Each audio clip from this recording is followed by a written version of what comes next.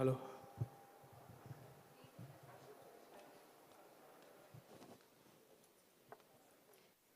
Good morning, everyone. I can see quite a huge crowd, beautiful women, and a lot of handsome men as well.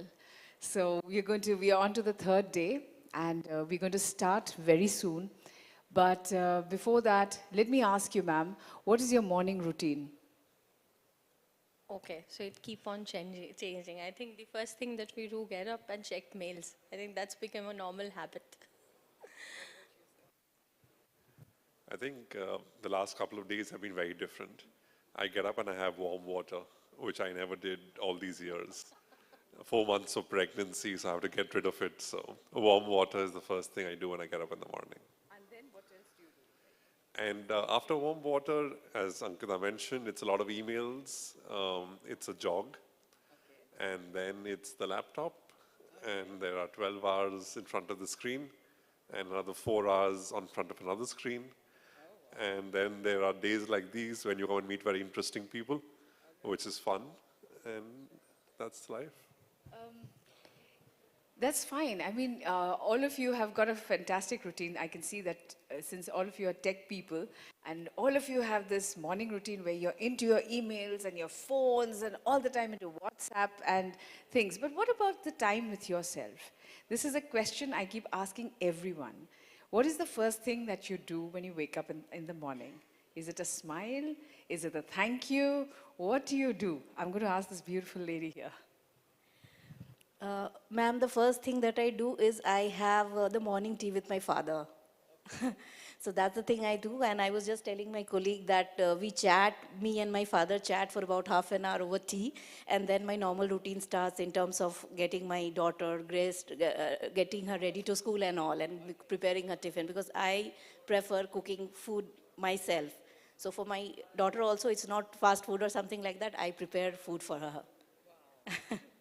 And then, of course, the morning chores and all. So yes, everybody has a superb morning, we are all very busy. But the thing is that the one question which I love asking is, what is the time that you give yourself? What is the time that you give yourself? How much time do you give yourself? What about you, sir? Normally, I didn't find that much time for myself itself. But I'm very fond of music. So end of the day, very late in the evening. So I keep listening and keep humming.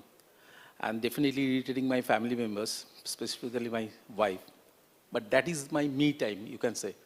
Very late in the evening, I keep listening songs, old songs. I do some, I humming myself. I keep tuning myself. That's the way these are my me time. That is the most important part. Superb, sir. That's really nice. Again, we are all talking about morning routines. I see some young girls here. What about your morning routine? Actually, my morning routine starts with a prayer, and then with a glass of warm water, and then with the daily course it starts. What about meditation? Do you go for meditation? What about you, ma'am? Any meditation? Meditation? All right. How many of you meditate here? How many of you meditate here? Wonderful, ma'am. How many? Let me see a show of hands. Superb, superb. I can see that. I can see that. Now, for the young people here and everyone alike, let me tell you one thing. The 5 things that you can think of doing for yourself. I always tell my students one thing. I tell them never, ever to look into their phones. My young students, sometimes what they do, the first thing they wake up is they go into WhatsApp and then they look at what's happening on Instagram, the pictures that they have put up, whether somebody has liked them or not, on Facebook. Apart from that, the one thing that I love doing is, even before I get off the bed, is to look at the universe and say, thank you, universe, you've given me a new day. It's a beautiful new day where I'm breathing, where I'm energized to do the work. And then I get on. Then the next thing I do is, how many of you have done that? I'm the best. How many of you have done that? One sec.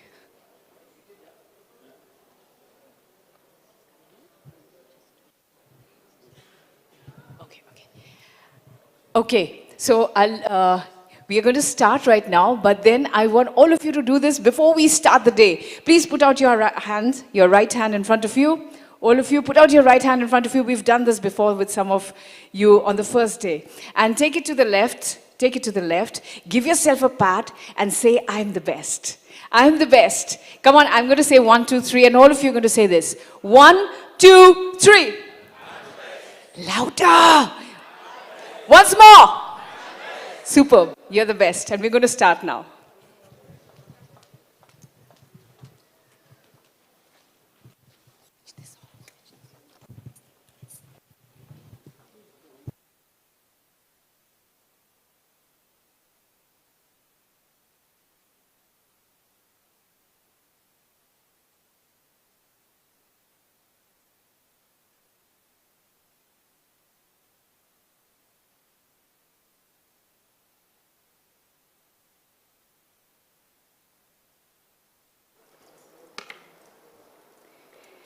Good morning, ladies and gentlemen. We are in the Government and HR Forum, and welcome to the third day of Infocom 2022. I will now request Mr. Rao Sahib Kangane, Senior Vice President, Human Resource, Kotak Mahindra Bank, and President, HRFI, to kindly come on to the dais and take his seat. And a big round of applause to Mr. Rao Sahib Kangane as we call him onto the stage to give the opening address. Warm welcome to you, sir. May I request Professor Dr. Samit Roy, Chairman, Rice Group and Chancellor, Adamas University. A huge welcome to you, sir, and a round of applause for Professor Dr. Samit Roy. Good morning to both our speakers here. And I will request Mr. Rao Sahib Kangane to give the opening address, sir.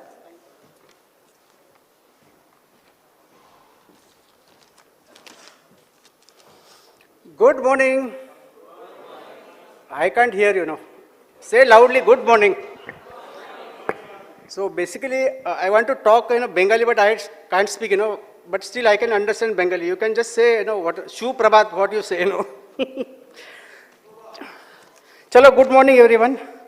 So first, I would like to thank, ABP HR Mancom, for hosting this event. They are acting just like God, And fortunately, we are meeting after 3 years.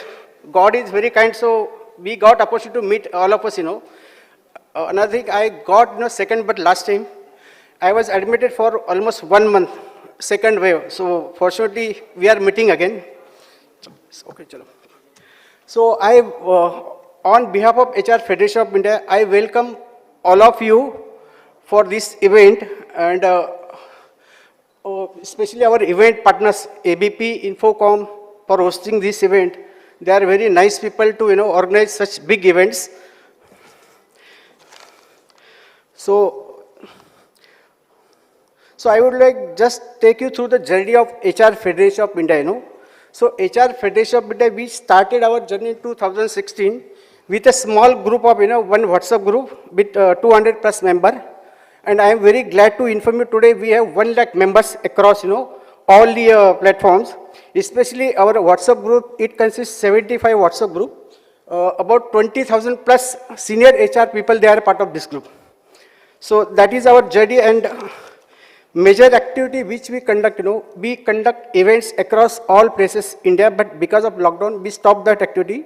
So from last month, we started, conducting events. Last month, we had in Mumbai, 2 weeks back, it was in Pune, and today we are in Calcutta. So that is the journey of HRFI. So I will just, before conclude this thing, so every, all HR people, they are facing common problem today, high attrition. So all of you witness every day, So we have to find out why these people, they are quitting, every day. So you know the, answer, but you don't want to open up. So I will just, tell you the what happened after COVID impact, So there is, employee value proposition, it has changed. Everybody wants, flexible working, hybrid working. So if you ask me personally, I don't want to go to office. I'm very comfortable to work from home. So that is a big mindset change, across the world. again, there is no shortage of critical talent. So everybody is searching for critical talent. Where should I get good talent? And the people they are joining within 9 days. Half of the people they are just leaving. So that is a major concern. Well-being, again, it's a big issue, across we are facing, because psychology of all people, it is changed. Everybody wants, to be at comfort zone. Then you got role of manager is changing every day. So we have to look into that aspect also. Younger generation, they want, they want to go to office and have personal experience. But most of people like us, we don't want to go to office. That is a big challenge. So my, major concern across which we are facing across, toxic behavior, Toxic behavior is the main cause for attrition, And a lot of people, they are not understanding. If you see, if you ask 10 people, they will tell, 8 people, they will tell, my manager is not behaving properly. That is why I'm just quitting. So it's not question of company or, money, title. People, they are just looking for toxic behavior. So that is a big concern for us. We have to address, as HR fraternity, And lastly, I will tell you this. People, they are leaving the job, but I will say, you can leave the job, but, you don't stop learning, So with this, I'll sum up this speech, and wish you happy learning. Thank you.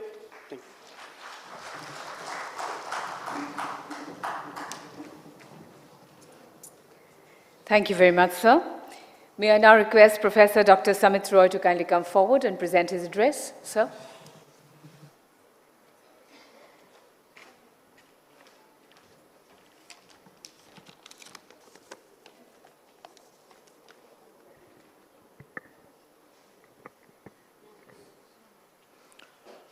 Good morning to all the dignitaries present on dais as well as out of dais, the other officials present here, ladies and gentlemen. In today's world, businesses are becoming more people-centric than the perhaps 20 years ago. Therefore, it has become an imperative for all the business leaders to rethink their HR mantras. COVID-19 has forced us to take a different look at life and the way we go about our work. This has forced all of us to evaluate the immediate and longer terms impact COVID-19 and face a holistic challenge of how to energize the workforce both physically and mentally. Actually, during the last 35 years, I am in the educations. 1985, when I have started the professional institute, and then the international schools, and then the engineering college, and then the university. During the last 35 years, I noticed an abrupt change, especially when at the time of the recruitment of any employees as an academician, there's a huge change. 1995, there's one basic quality at the time of the recruitment of the faculty as a teachers was the knowledge depth and the, especially how he or she can control the classrooms, loud voice. After 2000 to 2010, another one extra skills added. Yes, you should have the knowledge on that subject and you have to control the classrooms. Then at the same time, you have to know how you control the smart board. But after COVID, another skills is added. You have to knowledge and then the loud voice. You have to know the control the smart board technique, and then also how you will make the video for the YouTube. So during the last 35 years, the skills required for a particular people's abruptly change. So as a HR manager, it is too difficult to recruit any people having the 4, 5, 6 spatial skills. And that is the main challenge, I think, nowadays. The life expectancy of an average human being has increased across the world. Today's children can expect to live on even up to 100 years. Anyone who is physically fit would wish to work beyond the so-called retirement age. Along with this, skill set, requirements and technology is changing by the day. Therefore, in today's work, a single skill or the specialization will not help you all your working life. Every employee has to reskill and upskill. Yes, after the independence of the 70 years, one special skill helped to continue you the work at least 30 years. But after 1970, the period reduced to 20 years and the 15 years. But I think after 2010, the period reduced 5 to 10 years. That means the new skill which will be required, it will be changed interval of 5 years and 10 years. The development of that skills is very challenging for an employee, at the same time for the organization. And that is the main challenge of the HR managers. There is also a shortage of the critical talent. HR leaders are under more pressure than even to fill roles and those with critical skills to meet market needs. Thus, in order to fill skill needs both effectively and efficiently, HR departments will have to broaden the range of talent, strategic and development processes, norms, and the infrastructure, and facilitate the mobility of the employees from their current roles to other existing or newly created roles within the organization. And that is the main challenge to the HR managers. The perpetual problems for HR managers has always been on how to retain valuable employees.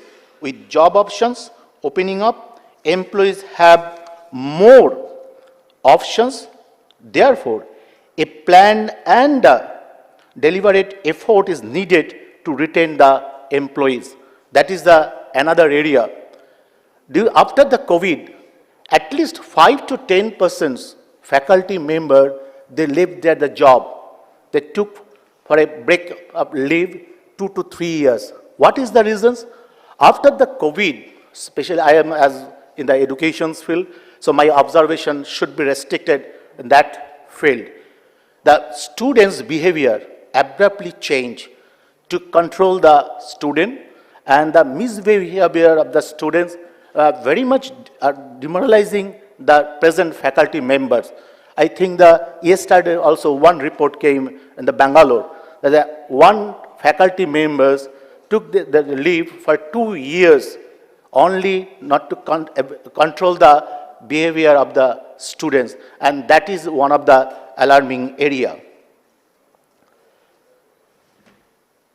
So as we head into the 2023 workplace, how we work, where we work, and the technologies we use to stay connected to teams members and the customers will have the maximum say on our balance sheets. Let us really and truly consider all human as resource and not just a labor. I would also like to take this opportunity to congratulate the ABP Group as they celebrate their centenary. Anandabazar Putrika, born in the year 1922, has traveled hundreds glorious and eventful years and is a part and the parcels of the life of 3 generations of Bengali readers, including me. May you remain in our lives forever. Thank you.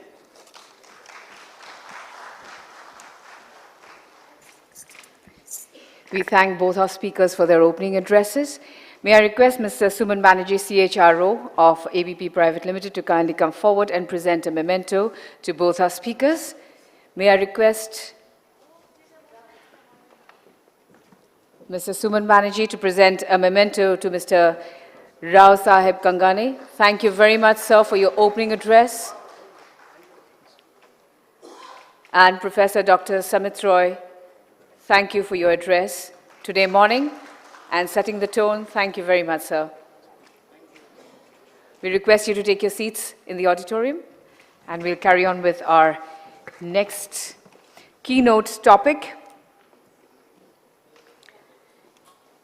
This is identifying opportunity in a reshaped market, and today's keynote speaker is Mr. Harjeet Khanduja, SVP HR, Reliance Jio. We're just taking a few seconds to do the setup, and I'm going to request Mr. Harjeet Khanduja to kindly come on stage and to give his deliberations. Mr. Harjeet Khanduja, please put your hands together for the speaker who's going to speak on identifying opportunity in a reshaped market.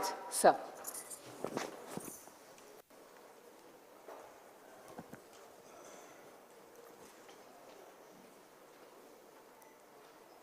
All my friends who are at the back, may I request them to come in the first 7 rows?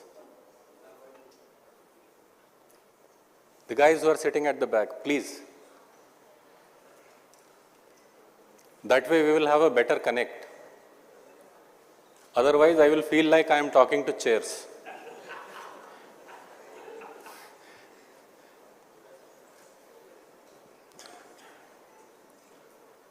I know the advantages of being a backbencher, but I don't want you to avail those advantages in my session at least.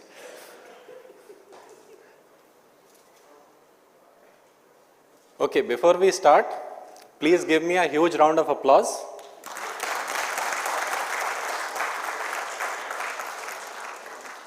Arey boss, you did not have breakfast?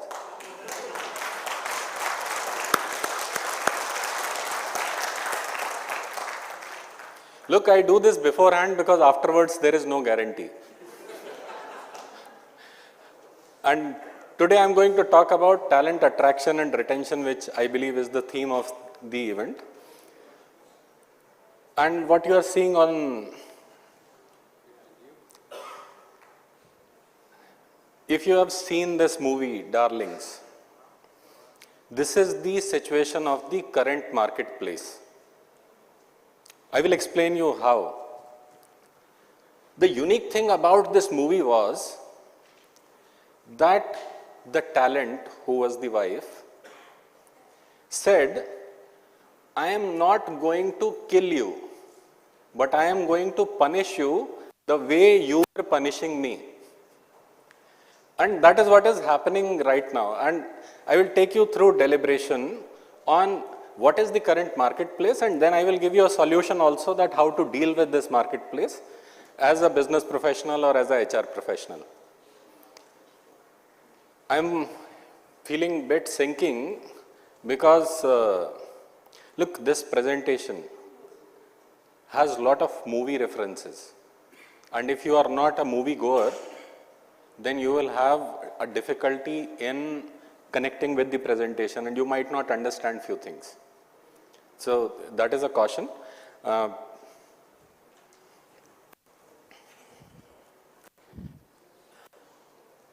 you able to see this picture?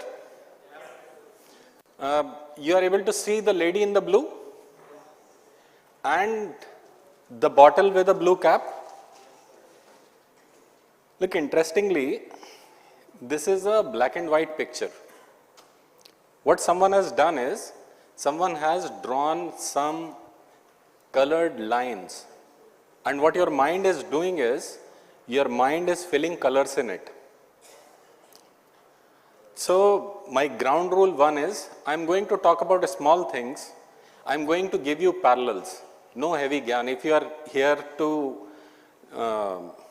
if you're thinking that I'm going to tell you something in the consultant language, I'm not going to do that. This is a very light session, morning session. So, and I'm going to talk about small things. if at the end of the session, if you are able to take at least one thing with you, then half an hour which we are spending together is worth it.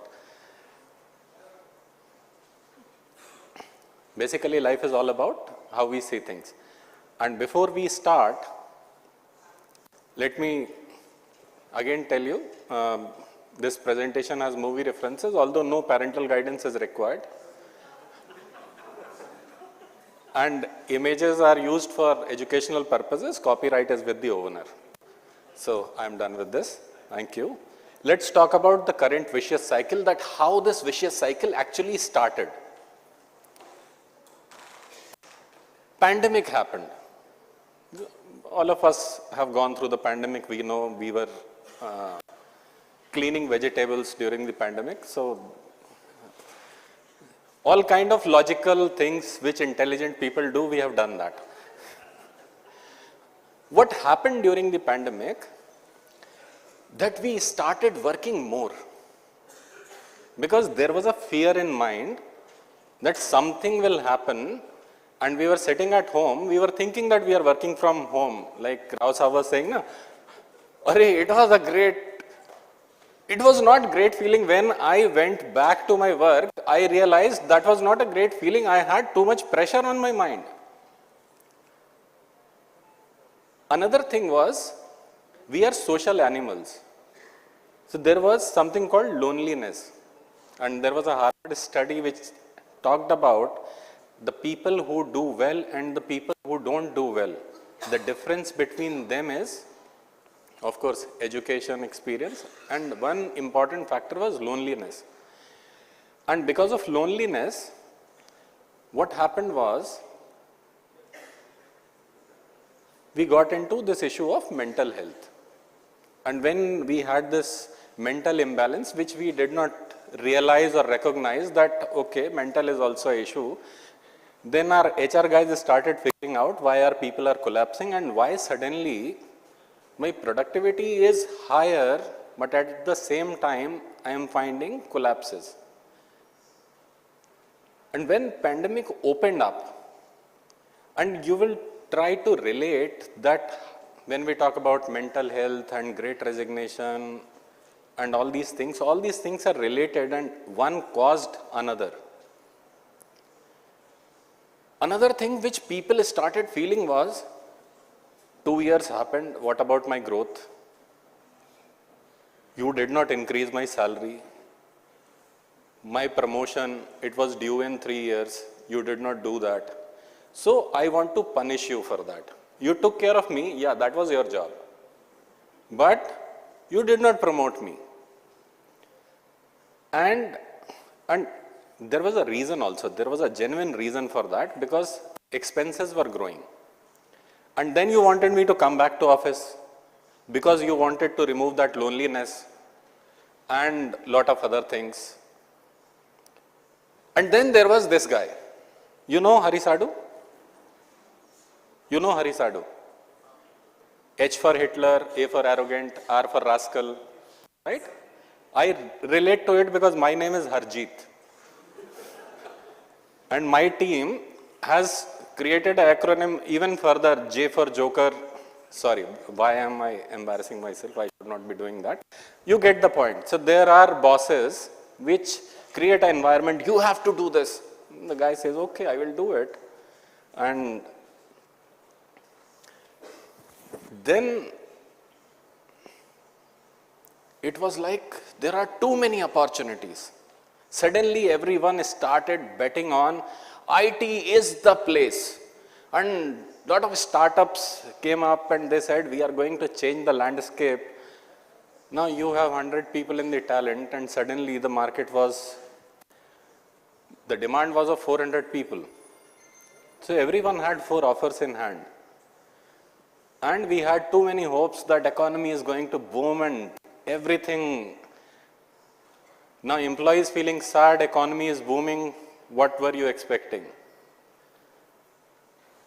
Great resignation. My belief is that whenever any of this phenomena happens, whatever is happening in the social life, same gets converted into corporate life. The divorce rates during pandemic, I was thinking that when people are living together, there will be love. It was quite opposite of that. The divorce rate was up by 60%. And same way, your resignation rate was also up by 60% or even more.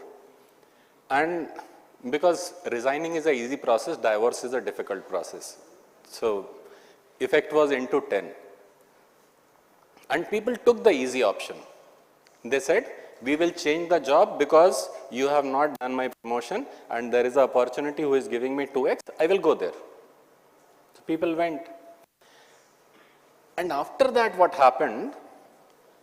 That remarriage happened. People went to the new company and they found this is just the same, like the old marriage. There at least, I knew the person, here I don't even know the person. So there was anxiety, and you would have seen the people who changed the job during the pandemic, there was huge turnover in the first 90 days. That was the exact point which Rao Saab was also making, that people are not able to, because people are not able to connect. And then there were new habits. So you can see how the person is holding a laptop. In fact, I wanted to put a different image where a pilot is saying, I was imagining Rao Saab when I was putting this image.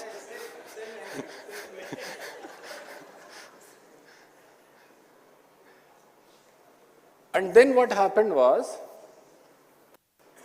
they figured out that ROI is very low. The entire industry was expecting RRR is going to be a huge opportunity and a lot of money we will make in the IT business. It did not happen. Most of the people started closing down their shops because we are social animals. That is why we are sitting there in a room now. And many of us have traveled from across India. The reason is we want to connect socially. So the assumption which was true in the pandemic, as the pandemic went out, people are traveling, people want to connect, people want to be with people rather than be with technology. So we don't want dating with computer, we want dating with people. Look, these are parallels. Don't quote me that he was talking about dating. I am not talking about dating. And final is, that is the outcome, great layoffs. So opportunities came down. Now in this situation, if you have to retain your talent, how you are going to retain your talent? I have a formula which I called STEP. And if you remember this formula, even 3 months back, this was something which was the best thing. I used it myself. I found it effective. I have seen other people also using it without giving this name. So first S is safety. If you are there with a gun and saying, Tera kya hoga Kalia, your psychological safety is gone. The most important thing you have to ensure for an employee is that there is psychological safety. हाँ, ठीक से खींचना. Now, how do you, why are you getting embarrassed? Take a photo, na? उसने खींचा ही नहीं, मैंने pose दिया तो. Thank you. So how do you ensure psychological safety? So it is not always you have to behave like Gabbar, or if you don't behave like Gabbar, will everything be okay? Look, psychological safety means that you are giving somebody meaningful work. And it is not only about giving meaningful work, it is about explaining. So I have a colleague of mine, she yesterday gave me a good gyan on. She told me that if you explain people how important their work is, then people relate to it and then your productivity is 10x. Right, ma'am? So if you put somebody on a job called Naam Shabana. You have seen this movie? How many of you have seen this movie? Okay, good.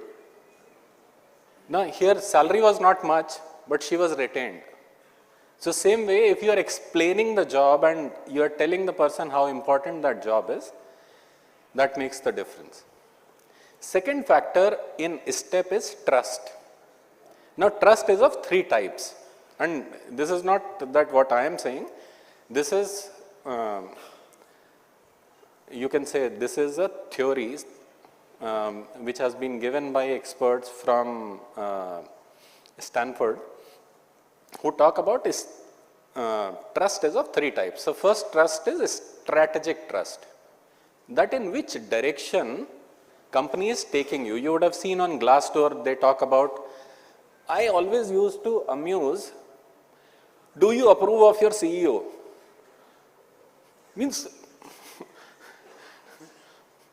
CEO, you have to approve CEO. And after reading this, I realized, yes, what people feel is whether the CEO is taking us in the right direction. If people feel that my organization or my leadership is taking me in the right direction, that is strategic trust, which you have to place. So communicating vision, mission, values, and what are our future plans to employees is something which is very important, which we many a times undervalue. Another part of trust is, which we called organization trust. And you must be thinking, organization trust and runway 34, how does it connect? Now this pilot, what he did was, he landed on a runway 34, which he should not have done. And what airport authority did was, although he saved lives, they had put him into question that why did you do that? That is organizational trust, that nobody is above law. If you are doing anything beyond something which is defined, then you can be questioned. And it is not about questioning, it is about fairness. Whether I will be treated fairly, the way CEO will be treated, same way I will be treated.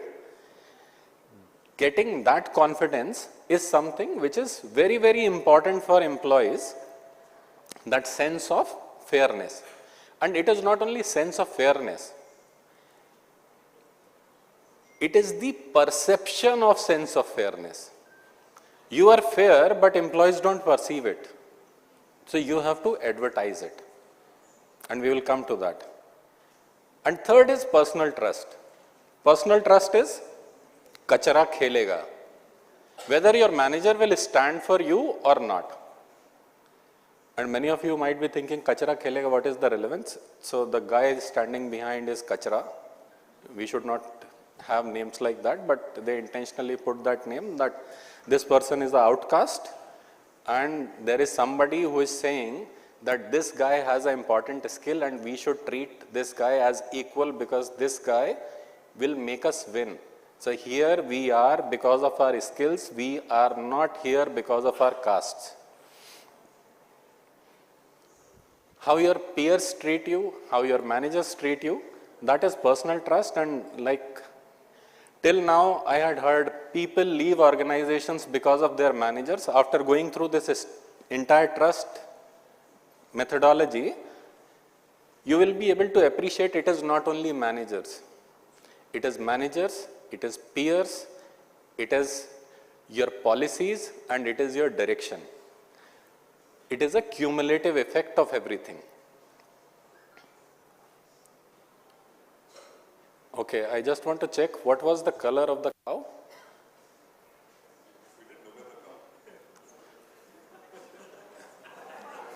What was the color of the cow? My God, who said black? Whosoever said black, maybe you are focusing on wrong things.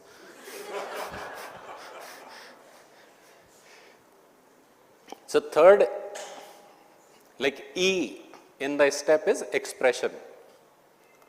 So you love your employees, you have very good policies, but if you don't express it, you need to express it like Kabir Singh, "Tu meri bandi hai." Until unless you give that feeling that you are my employee, you are my person. Moment you say that you are my person, why are you making fun of me?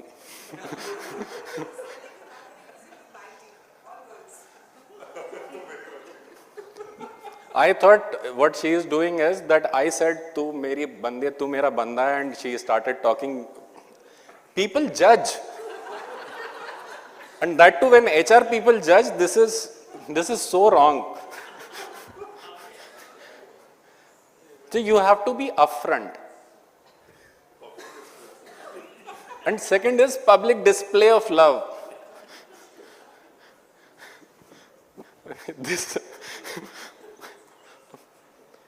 Now, public display of love, why it is important, and you might be thinking, "Oh, no, this is not the right thing."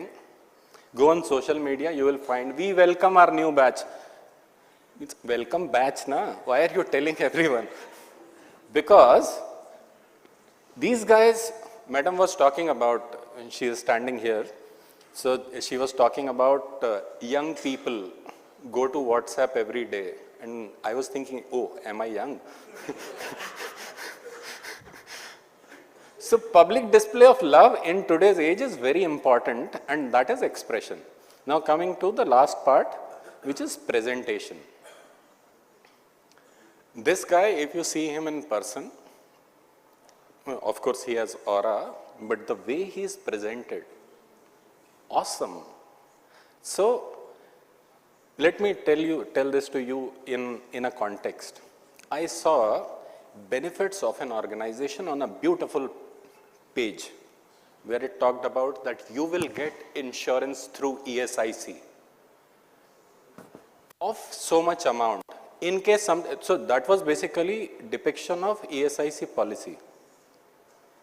But we don't explain ESIC in the manner that the person can understand that, okay, these are the benefits which are available to me. And things which we do but we don't recognize are important. What they did was they glorified that whole piece, and they had put it into a piece of paper and gave it to their employees. Their retention was, and they were into ITE as a space, their retention was 10% better than their competitors. So this is the methodology, how to retain.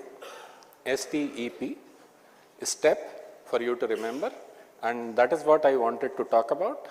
These are tough times, and like nowadays, there are going to be tough times, but if you are good inside, things will fall in place. So you need to dam laga ke haisha, and that's it. Thank you, thanks a lot. Before I leave the stage, I want you to do something for me.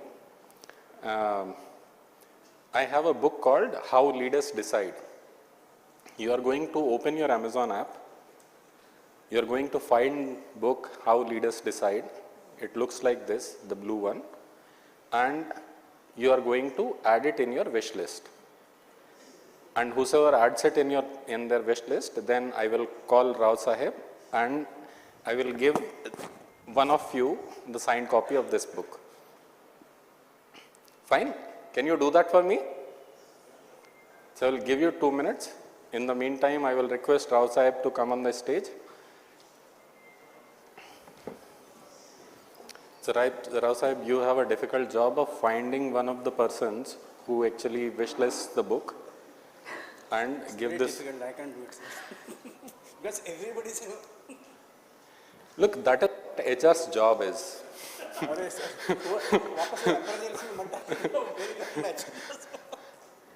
Look, that is what we do. No, that Sahil can, I think he's the right person who will decide.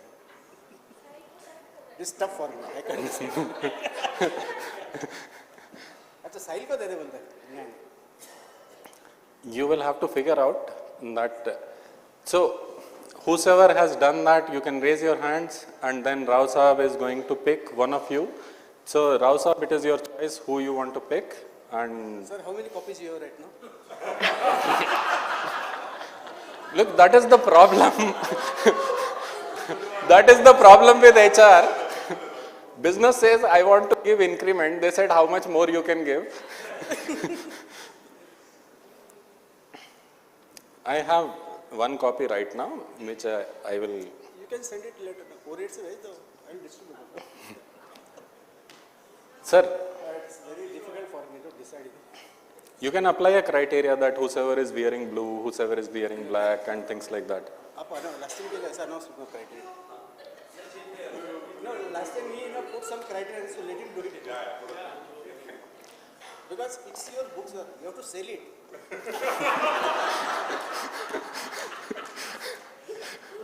Look, that's great. Look, this entire piece is also a demonstration of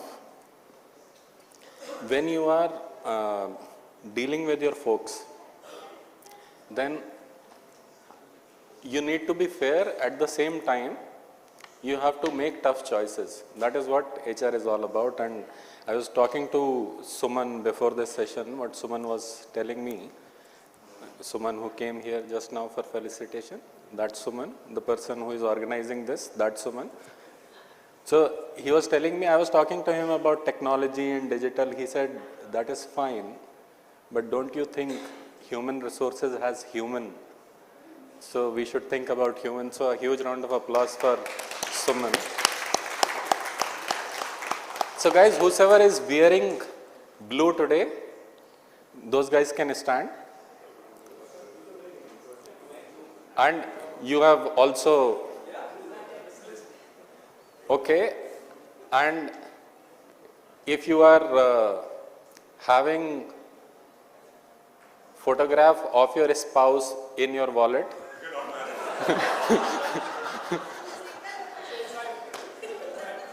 so others can sit down, the photographs with the spouse, okay.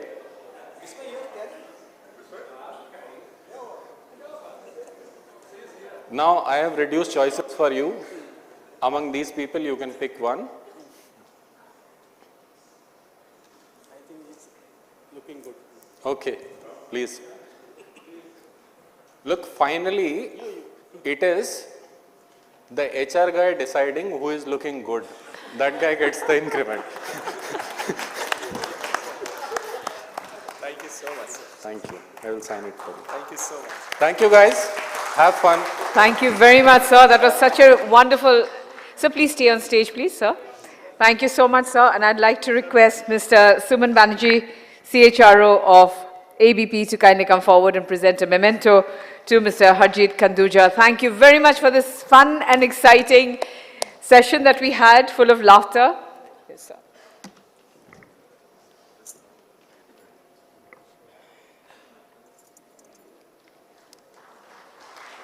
So if you could just pose for the photograph, yes.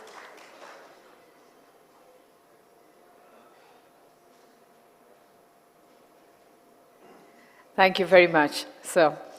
How leaders decide. So I've already wishlisted it, and I'm going to go buy it, of course. We're going to go on to this next session again, which is Innovation Through Talent.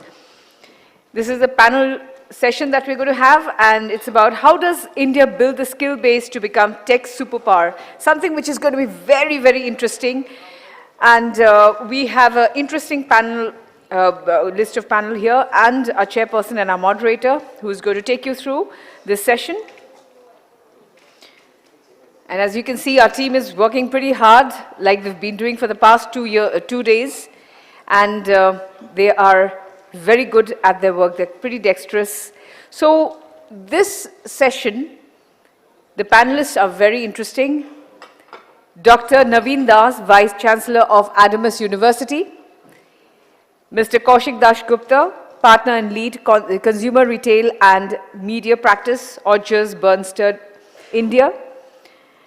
Mr. S. Janardhan, VP and CLO, Global Head, Talent Development. Here are our panelists, and our chairperson and moderator is Mr. Tanmay Chakravarti, ex-Group Government Affairs Officer, Tata Sons. I will request the chairperson, the moderator, and our panelists to kindly come on stage with a huge round of applause from the audience here. Chairperson and moderator, Mr. Tanmay Chakravarti, panelists, Dr. Naveen Das, Mr. Kaushik Das Gupta, and Mr. S. Janardhan. Huge welcome to each one of you. Good morning, and this is going to be a very interesting session. I will hand over the session to our chairperson and moderator, Mr. Tanmay Chakravarti. Thank you very much, and it's always a pleasure to be back in Calcutta and to be a part of physical Infocom. I have been associated, thanks to Kali Babu's graciousness, several ABP Infocoms, not only in Calcutta, but in other parts of the eastern part of the country, and it's always been a delight for me to see the fervor and the enthusiasm, and most importantly, the discussions around the tech world, governance transformation, the issue of talent and skills, and most importantly, the fact that this industry has put India on a pedestal globally as well as domestically, sustaining so many lives, including the extended support system of this industry across the length and breadth of the country. West Bengal, Calcutta, I think there are over more than 200,000 IT professionals silently working, sustaining. And the reputation that West Bengal has in the IT community is that the longevity of tenure of the resources is absolutely phenomenal. So people work diligently, they stay in organizations longer. There is good sense of stability, unlike many other parts of the country where there is tremendous nebulous kind of an environment when it comes to people moving around companies. So this is a real compliment, and I think the discussion that we have today, and I have the good task of being just the moderator, so the real work will be done by eminent panelists who are here along with me from the academia, from the talent searching community.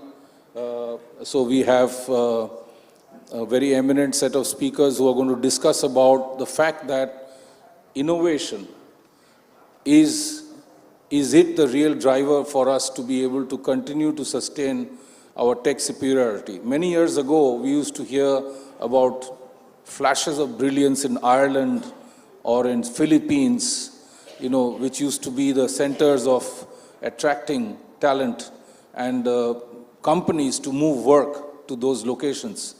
But I think over the years, India has completely surpassed those other alternatives and has really created a bedrock of an industry that is fueled by the basic raw material, which is human talent. The number of engineers that we churn every year from universities, and we will have some of the facets discussed by the Vice Chancellor of Adamas, Dr. Naveen Das. I'm sure he will have something to talk about. Unlike the other general graduates, where there is a high degree of issues of employability, the ability for Indian engineers to be able to be connected to jobs almost immediately after their education is a much higher probability, which is always the indicator that one looks at. We have a real problem in India of employable graduates. There is a big gap and a delta between the education and employability. And for example, where I used to be working TCS for 14 years of my life, 7 weeks to 10 weeks of investment was made for every individual taken on board after their BTech to be able to mold them to be getting onto the road of employability, professional employability. So that was the kind of gap and delta, and investments had to be made. So therefore, that tells upon the fact that there is a need for us to rehash and make more concurrent our curriculum, for example. There is a big gap between the technologies emerging versus the technologies taught. in universities. And some of the real-life case studies, which are jaded, outdated, need to be refreshed. So there's a whole degree of churn that is required to be able to make talent more employable in the country. But India, the other day, I was very interested to see a 6-seater, what we call in India, the Jugaad vehicle. That's the level of innovation to which we are moving. The attributes about the cost of recharge, the cost per kilometer, I think would put many of the Elon Musks of the world to shame with the kind of innovation that a small-time, small-city entrepreneur has been able to do with the minimum cost of investment in R&D to be able to come up with that vehicle. So I think there is a tremendous amount of Jugaad innovation mindset. Jugaad, we call it in India. And Jugaad is in a very positive way, I mean it. Because this is the way in which we will not only do it for ourselves, but we will also pave the way to take it to the rest of the countries. We now have the G20 regime in the country, and it is the time of India to share what we've been there, we've done that, we've been able to bring outcome and transformation for our own people. The time has come for us to not only exponentially take it to rest of the country as a replicable best business practice, but also to indeed take it to the rest of the friendly world. In this whole regime of G20, the leadership of the country is intending to really bring to bear some of these competencies. Look, for example, what the German ambassador had to talk about our digitization and IT absorption within the country, and compared it to his own country in Germany, where it is taking them 18 months to reconcile between a national ID card and their bank accounts. Here we have it done real-time online on a real-time basis. And we are now moving towards not only digital currency, but also, the e-rupee. So we have taken quantum leaps in some of these areas. What happened to us during COVID and how it changed the entire environment of e-education. In fact, it really accelerated the whole concept of schools working from home.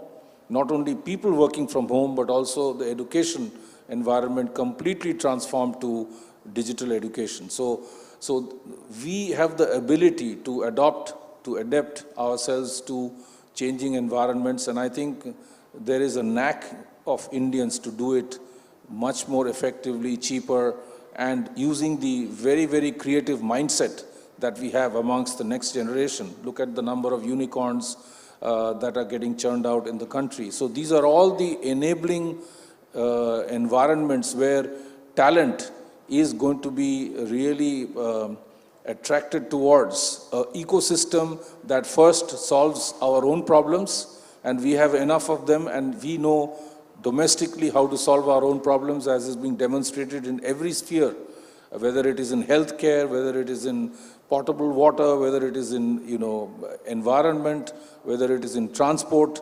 solutions, whether it is moving. A silent revolution is happening where we are moving more and more towards EV.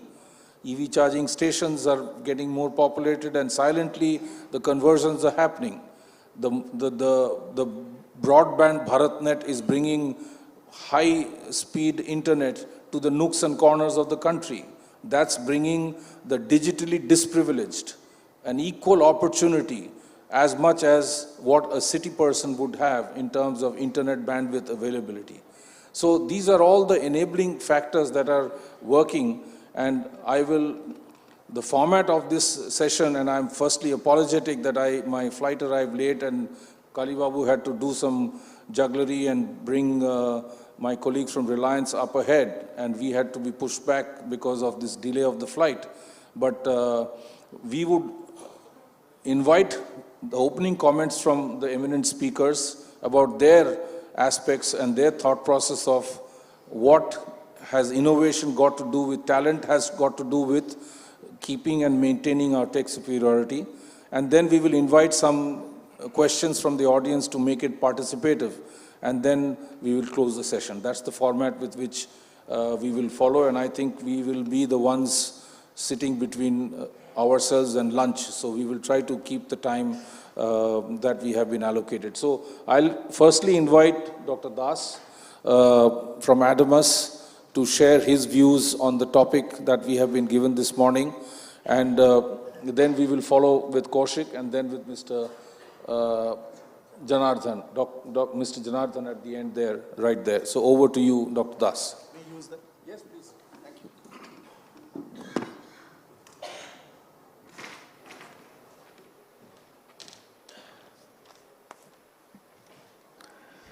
First and foremost, good morning, and thank you, Tanmay Babu, for setting the ground so well for all of us. I think the broad brush that you have painted makes my life easier, because I'm going to pick up only the education bit of it, and I would leave the other parts of the corporate to my fellow panelists. It's also nice that you mentioned about Ireland, the flashes of brilliance from Ireland and Philippines.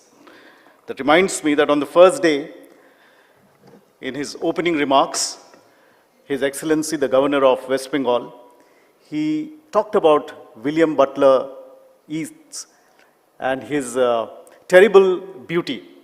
The apparently oxymoronic word, terrible beauty, actually has a sense of death and birth together. And though in education we believe that part of education is dying, the tip of the iceberg was the online classes. Faculty members, teachers across the country, in fact across the whole world, had to learn new skills. Students learned their new skills, how to bunk classes. All these happened, and this is, I would say, the tip of the iceberg.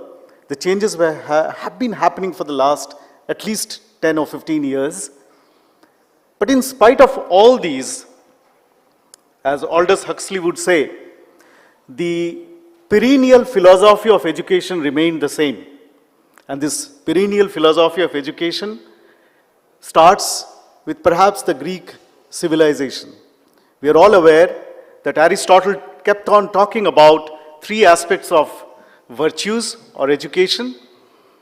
The Greek words were episteme, techne, and phronesis. Episteme, the basic domain knowledge in any field, and let it not be just IT. Even in history, there is a body of knowledge which you have to acquire to call yourself a historian. An engineer similarly has a body of knowledge that he or she has to acquire to be called an engineer. But that was not enough. Aristotle said that you have to also know how to apply this knowledge, and therefore came the importance of technique. Now Hitler, just to give you a very stark example, knew all about physiology. He knew all about the human body. And I hope some of you know what I'm hinting at. His doctor, his scientist doctor, his partner in arm, Joseph Mengele, also knew everything about medicine, also knew everything about physiology. So they had the body of knowledge, the episteme. They also knew the applications as to how to maim a patient, how to put a pair of twins in ice cubes to see who is dying first. Application was there, but what was missing was perhaps the phronesis. The practical wisdom of where to apply, how to apply, and whom to apply. In this part of the country, in Bengali, we often use this phrase called sthan kal patro. If we do not know how to apply our knowledge in the right and appropriate manner, to the appropriate situation and to the appropriate subject, I think episteme and techne fails. Now that perennial philosophy of education, as Aldous Huxley would have told us, remained even now. It remains even now. All the crying about our engineers not being fit to the world, or perhaps the corporates spending yet another 6 months. I was talking to my fellow panelist. Even now, a few months are being devoted to their training. Is it a failure of the education system? Are we not supposed to make the graduates, whether it is engineering or any field whatsoever, to be ready to be worthwhile citizens right from day one? I think that's a question, and that's also a debatable question. Academics, the whole world would say that, well, you as my partner, if you are willing to take my graduates, please take them with phronesis, because phronesis has been there right from childhood. Our parents have told us that honesty is the best policy. The truth upholds. And when we go to the school, we also know how to cheat. When we go to the corporate, we also know how to backstab and ensure that my promotion happens before my colleagues. Where did this phronesis go off? Schools, homes, they took care of the phronesis. We as teachers have taken care of the episteme. Now it is your job to ensure that you place the technique on top of this. Now, I might sound as if I am putting or pushing a part of my responsibility onto my corporate colleagues, but it is not so. Actually, I'm professing, in fact, most of the forward-looking universities nowadays are professing that these three should go parallelly. The phronesis from childhood changes with time, though partly, the basic things remain the same. Technique keeps changing with time, with technology, but the body of knowledge also should change. The antediluvian curriculum that Tanmay Babu was referring to needs to be changed. And we are all aware of these. What we need is a real partnership of academia and the corporate to ensure that we revisit episteme, technique, phronesis from time to time, and ensure that our citizens are engaged. They are not only educated, but they are also engaged. Aldous Huxley's half-brother, Andrew Huxley, he got the Nobel. Aldous was nominated some 8 or 9 times, but he didn't get the Nobel. But his brother, half-brother, Andrew, got the Nobel for discovering that the nerves that we have, the stimuli go as electric pulse. Talking about nerves, our very own from this part of the land, the wandering monk of India, Swami Vivekananda, used to say that education should be man-making. He said that education is the manifestation of perfection already in man. And if we all, academics as well as corporate, if we ensure that the students that churn out from the universities are real man and woman of substance, whose muscles are made of iron and nerves are made of steel, and inside the mind there is a material which is made out of thunderbolt. As Vivekananda exhorted the nation, I think we would have chasm. There might be any amount of chasm, but we would be able to bridge the gap, bridge the chasm in this academic corporate partnership. Jeffrey Pfeffer, a US professor, he has coined a word called knowing-doing gap. Think about it. All along in these last 3 to 4 minutes, I was actually hinting at a chasm of knowing-doing. The most brilliant minds know about things, but they don't know how to apply. Similarly, the worst of the minds, they only know how to apply, but they don't know the theory behind. Both are important, and that's why Jeffrey Pfeffer said that knowing-doing gap, if we want to bridge the gap, if we want to bridge the chasm, we need hand-holding of both knowing and doing. One alone will not do. And above all, the phronesis or the practical wisdom of applying should also be guiding principle in our lives. Thank you very much. Thank you very much, Dr. Das. I think I firstly must applaud his forthright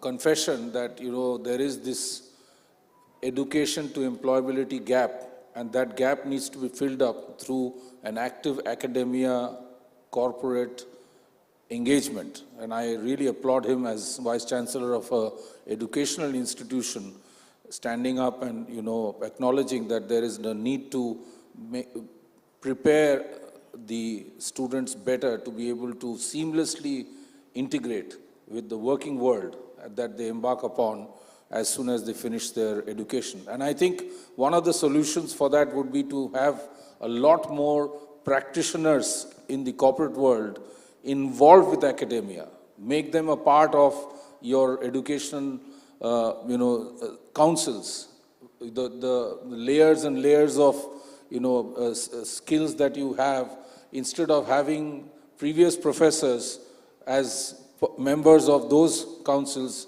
maybe have some practitioners who will bring in the concurrent real life on the ground experience rather than the old academic domain skills that we are actually wanting to refine as a part of the transformation process. So thank you very much, Mr. Das. I'll turn to Kaushik. Kaushik does executive headhunting all over the country. So he will give us his perspective of how and what's his viewpoint vis-a-vis talent and innovation, and how we can keep our country ahead concurrently, and what are the steps that we need to take. So over to Kaushik. Thank you, Tanmay. Thank you, ABP, for inviting me to speak on this. Shumon and Drobo, thank you very much. Good morning, everybody. My whole perspective, is based on the body of work that I've been a leadership recruiter for the last 18 years. And I've seen various changes, how recruiting used to happen, say, in 2004. Interestingly, I have a background in computing, but I moved into a totally different world. And I quite enjoy what I do.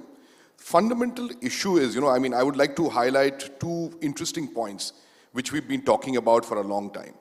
I'd like to talk about what McKinsey's global CEO recently talked about us as a country. It's not India's decade, it's India's century. And I totally believe that, number one. Number two, also we are always, for the last few years, we are talking about the Industrial Revolution 4.0. And I think we are all at the cusp of that. The conversations that I have, and some of them, I'll share some of those things with you all today, is basis of talking to our global clients who are looking at India, Indian clients who are grappling with, the skill gap, the other, as well as other issues which are what we were in the olden days called soft skills. So fundamentally, I'd like to start with, how the world is looking at India from a talent perspective. So we do, just to give you all a context, we are a leadership recruiting company headquartered out of London, and we've been in India for about 12 years, and overall in business since 1966. So our largest concentrations are technology, consumer goods, retail, and digital, and the third piece is industrial. So I play in the consumer goods, retail, digital, and a bit in the consumer tech space. So I can see things not only from a technology angle, but how, technology has merged, or the other industries have merged into technology. Fundamentally, two or three things, I think everybody is bullish about our country, and hence, the way we are looking at this decade or next decade and beyond, I think, there's no doubt that by 2030 we'll be the third largest economy. There's no doubt. See, some people might say it's geopolitics that is playing out why India is gaining, but we have an inherent advantage. Like, if you ask a lot of people, why have Indians been successful? I'll take it at a global level, We look at, often in the media, you'll see, the, photographs of Sundar Pichai and Satya Nadella and a whole lot of others. But you are looking only at the tech sector. There are Indians who are successful across. The fundamental root of all this is, we Indians, and this is what I strongly believe, and my experience, and is, we Indians grew up in a very, very diverse environment. Today, you could be sitting in a school in a district town in India, and you'll have a representation of 5 languages, 4 religious groups, and all kinds. So I think, that is the fundamental advantage that an young Indian child brings to the table. And which has manifested, you talk about, executives. See, sometimes we also face the brunt of it, because there are too many Indians in some companies, and which, sort of impacts us negatively. The point that I'm trying to make is, what are we talking about skills? Obviously, you have academic skills, you learn certain, technologies, you learn, concepts, etc. I think the fundamental thing, I think where India needs to move, and I think we all need to work together, is talking about leadership attributes in employees. Whether they're, and I think it starts, I would go 2 steps behind. I would go to, school. I would go to high school, middle school, what is the kind of character are we building? Like you all have all heard of the famous saying, the Battle of Waterloo was won on the playing fields of Eton. Why do they talk about it? The fundamental, things about teamwork, standing up for your colleagues. I think the Indian defense establishment is a fantastic example. Nobody talks about them in the corporate world too much, but I think the Indian defense establishment is a fantastic example. And I'll also draw upon parallels for what Harjeet said, I think a lot of it has to do with character building. Before you talk about skills, you talk about a whole bunch of other things. And character gets built at home, in school, and what you see around. I think that's number one. Number two, I think academics and the corporate world and the government all need to work together. I think there's a lot of collaboration that's been happening over the last 15 years or so, and I think in the last 10 years, there's even more collaboration between academics and the professional sector, where we also get invited in curriculum design, inputs, etc. Maybe from a recruiter's perspective. Having said that, the fundamental change that needs to happen is, I am joining so-and-so university to get an education, not to get a job. Because the whole thing, you walk into any university, the first thing that you see is, the placements. Rather than, we've got so many places at TCS, we've got so many places at Infosys, Reliance, what have you. But I think the fundamental thing should be, what are the skills, what are the competencies that we are building in our students? And that, after school, you choose a profession. I think where India was lacking, but we are progressing well, are some of the new universities. I think it's a welcome relief, where you can do interdisciplinary studies, you can do adjacencies. Like, for example, you could study computer science major, say with a history or a economics minor. I think these are the things, which are fundamentally important. Otherwise, we'll have a lot of bright, technically qualified people who understand technologies, etc., but horses with blinkers. They can't grow beyond, they can't see beyond that frame. That's number one. And number two, in the same continuum, which I'd also like to mention, is what are we building? Are we building leadership agility? Are we building, thinking dexterity? How do we build these attributes? Like we do something, and it's available in the public domain. Every 2 years, we do something called the Leadership Confidence Index. So the last one, was done in 2019, the second last one, sorry, which we did with Harvard Business Review. And in LCI, we talk to leaders all over the world. And because we are a talent company, the focus is on talent. What are the issues with talent, etc. I think the fundamental thing that got reflected was twofold. One is 2019, December, 2020, Jan, pre-pandemic. People did not have faith in their leaders, number one. And secondly, the leaders felt that people, they are technically strong, but the other skills are lacking. Both ways, that's the feedback they had. And then the pandemic changed everything. A lot of things which were being discussed, remote working, ability to manage remote teams, all came true, not by design, but the situation we all got into. Having said that, this year when we did the same survey, I think we must be very, very happy that on both counts, whether it's the development of skills, people learning how to adapt, how to, mix with other people, how to work remotely, how to solve problems has increased. So I would rest my sort of case with 2 points. One is, academics, government, and the corporate world working together closely. Second is the need for a lot of interdisciplinary studies at universities. And the last but not the least, what I spoke about, I think a lot, it's very good to get a great class 12 CBSE result. But, the deeper I dig, when I meet candidates, and we do a lot of chief executive searches, when you get to know a person over a 2-hour, 2.5-hour face-to-face discussion, you get to know he might be a boy from Karnal in Haryana, not from a public school in Calcutta or in Delhi, or he'll be a boy from Bhopal or Indore, or a lady from, Coimbatore. Why are they successful? I think a lot has to do with character building, and a lot, I think, I would urge everybody to view it holistically. And I think that is what is going to make India the third largest economy by 2030. And the opportunities are, limitless for India as a country, with not only our domestic companies, but more and more global companies coming to India. I think that's an excellent viewpoint. Kaushik has really brought about the fact that there is a need for us as we move up the ladder to have a much more well-rounded, holistic, 360-degree kind of vision-based the youth force coming up, rather than, as he talks about and describes them, horses with blinkers. I think that's a very, very relevant point that you raised, Kaushik. And, you know, some of us who've had the benefit of this kind of exposure have indeed, you know, over the years in our careers benefited because of the sheer fact that there was this exposure which rounded us much more holistically than a very academic-oriented kind of focus of upbringing. So I think that's a very moot point that you raised. How are we doing on time? We have one speaker left.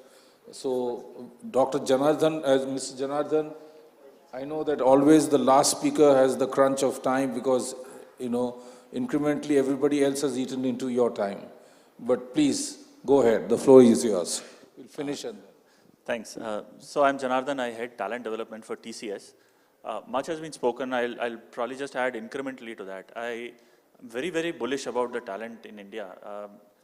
I feel, and we as a company feel, that there is raw talent in abundance, and the work that is to be done is primarily in being able to detect it in a very democratic and scaled way, and then being able to mold it jointly, like they said, corporates contributing, government contributing, the schools and universities contributing. People talk a lot about skills these days. What I have seen is that skills are very fungible and they are dynamic. You bring in someone and you spend 7 to 10 weeks teaching them Java, Unix, SQL, a couple of technologies, and then 3 months down the line something else is required. The biggest investment I think we all need to do is in building learning agility amongst every individual. And like Kaushik said, a lot of the softer traits, like the moment a person makes a transition from a university to a corporate atmosphere, traits like very good communication, good collaborative skills, courage, keeping commitments, working within a global culture and then a setup where you're interacting with many, many people. Those kinds of traits become extremely important. And we generally think, okay, it's something they will pick up on the job. The more we can do shift left, our industry is a lot about shift left, right? Shift left everything to make it happen earlier. The more we can shift left it from corporate to universities, from universities down to K-12, the better individual comes out, better prepared, and then be able to tackle it in the corporate atmosphere. And I believe in our entire country, we have the right setup, the right policies in place. The new education policy has many of these things already built in. It has vocational education, arts plus science, academic bank of credit. A lot of good things are built in there.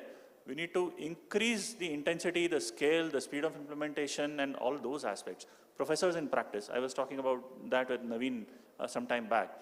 It's a small percentage of the total educational contribution that a corporate can do. But if it becomes a larger contribution of the total academic efforts, it brings the student much closer to industry preparedness. That's my first point. Second, when we say India is a tech superpower, it also includes research, intellectual property, and product focus. And we are seeing that emerge extremely well in the entire startup ecosystem in India. And I believe the roots of that need to be set way back in the K-12 phase also. And we have very good evidence of schools investing towards things like robotic clubs and so on. And there is so much potential to do so much more on that.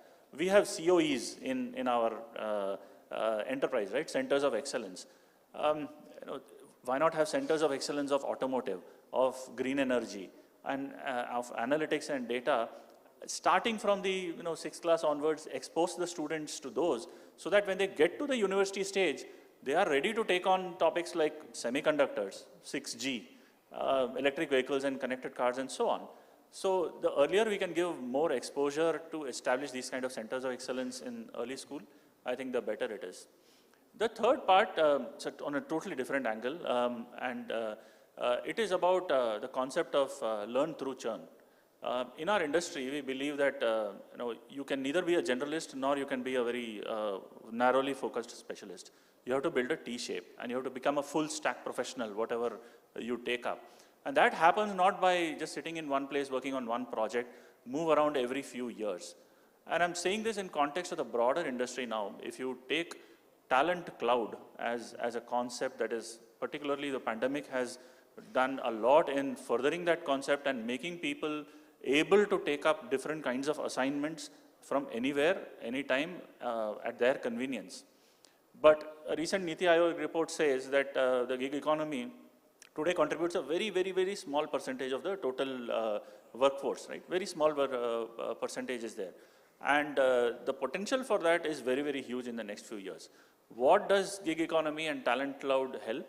It helps with an individual getting different experiences and then becoming a full stack specialist more than just working on one area in one project or in one domain. The more they work across healthcare, retail, manufacturing, and banking, the more they can reimagine new business models and create intellectual property and products for our country.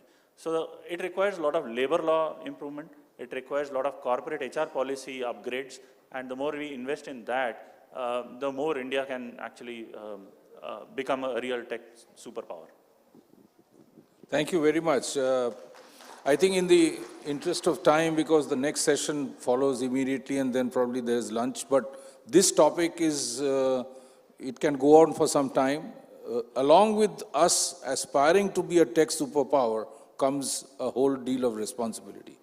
And I think what the speakers articulated was some of those elements of some of the to-dos that have to actually happen as we go up the notches over time. So I think I want to thank the speakers. I want to thank ABP, Infocom.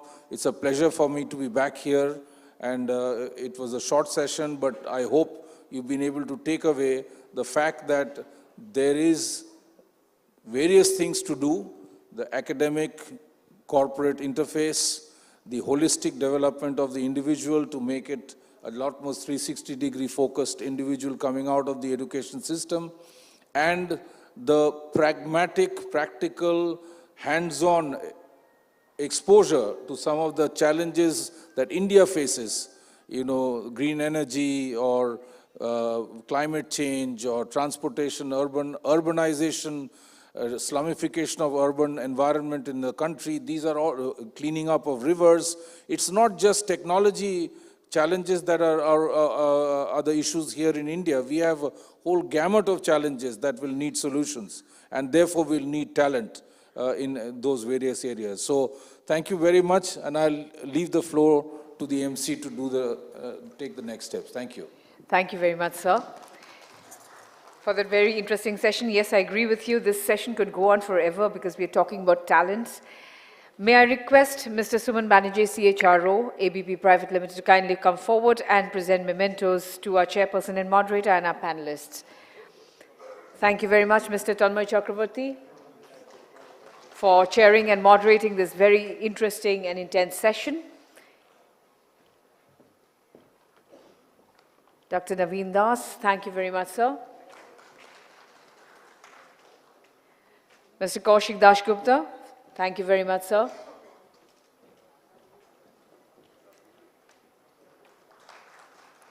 And Mr. S. Janardhan, thank you very much, sir, for your inputs and for sharing your views. We'll request everyone to kindly come forward for a photo opportunity.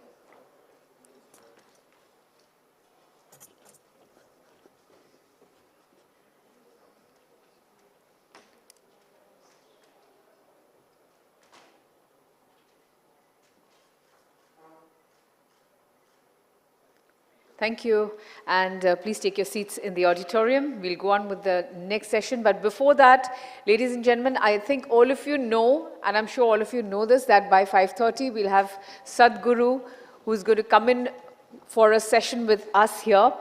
And for your questions, he's going to pick up the top 3, but you need to put in the hashtag #AskSadhguru and put it on our social media timelines, and of course the other hashtags, Infocom 2022, and put it onto our social media timelines. So your first 3, the best 3 questions are going to be picked up by Sadhguru himself and will be answered during the session.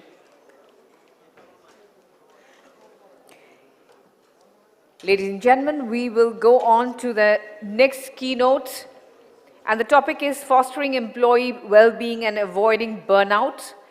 Our keynote speaker for the session is Mr. Gautam Ray, ED, HR and Admin, CESC Limited. May I request Mr. Gautam Ray to kindly come onto the dais and give his keynote presentation.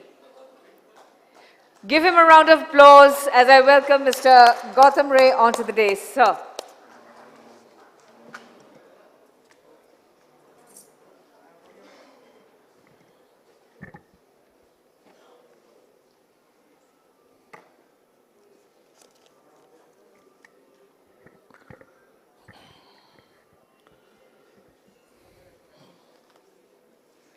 It's yet good morning. The topic today is very contextual, what has been requested, that well-being and the burnout.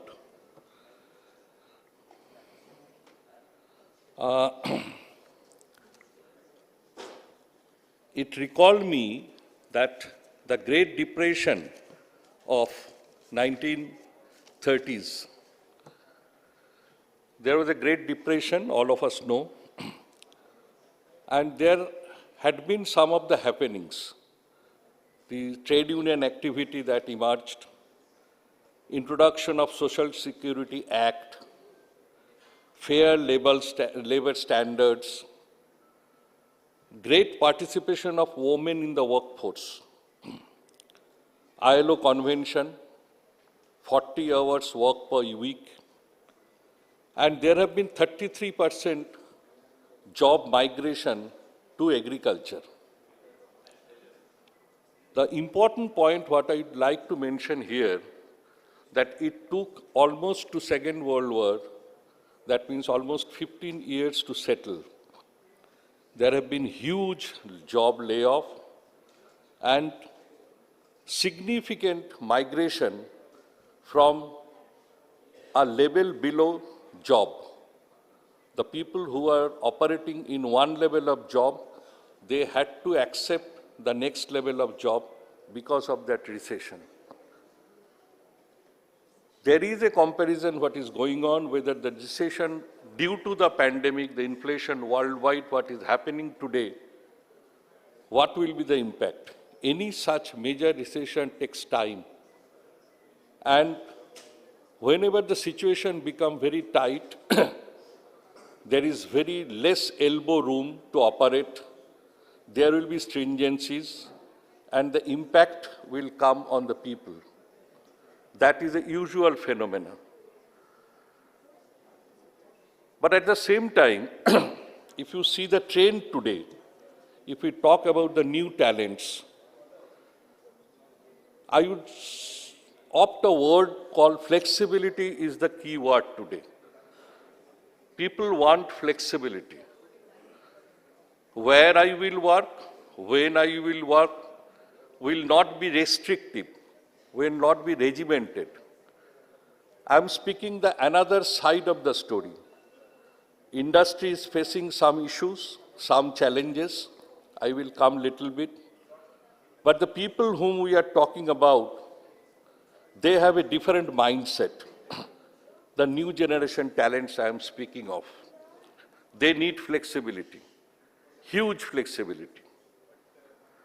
Now, typically this pandemic, what has affected, in many of the industries, particularly the IT industries, I am not an expert, I do not have much of an experience on it, but I can little bit share about our industry. But generally what has happened, there have been a reversal trend also. 56% people considered for job change. And that's basically under pressure. And immediate effect of industry, what I was speaking, more than 40% decrease in well-being. Well-being, I am telling wellness in a larger sense. And that has impacted in migration of people from one job to another, even going for a flexible way of working. 75% people face the burnout. These are the figures Why I am mentioning? To draw the picture of how the impact is very much serious on nature. In our industry, incidentally, I belong to an industry, utility sector, electricity, which could not be stopped for a second, even during the period of deep pandemic, with whole lot of anxiety, whole lot of uncertainty, but we could not stop the ball rolling. And because we believe in the emotional connect, generally we do not face the problem of attrition. Most of the people you will find the lifetime engagement. And I have seen there is no resistance, no absolutely people were eager rather to participate in the job when they worked in the roadside or in the shop floor, because this is an industry where you have to make your own hand dirty. It's not paperwork, it can't be work from home.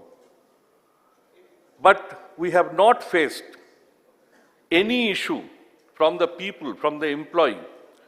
In spite of we lost more than 25 of our employees, there have been more than 1,000 of our employees have been affected. But the whole of the employee, the talent pool, they have participated with eagerness. And why? Why it happened? Because of the emotional connect with the organization. Because of the trust with the organization. These are extremely important today. On the question of well-being, yes, we offer 100% medical support. In fact, during that period of time, I am not going into the history, but we had to open our own centers. So many number of people were getting affected. We are not getting any space to get them admitted. So we have to create our own system, own facility. When I talk about my own medical department, sometimes I come into tears, the way they have really contributed. But these are some of the issues, probably because of a legacy-driven organization of more than 125 years, we have been able to institutionalize this in the DNA of our organization. But if we see worldwide, this is not the real picture, and this is not possible also. Now, if we talk about the well-being or wellness, this is primarily not related to only health or mental health. It's all encompassing. Wellness is a word, if we can take in a much larger perspective, then only we can address the issue. What are the issues? One is, of course, reward. Today's reward system has to again be flexible. It's not very structured way what we have designed earlier.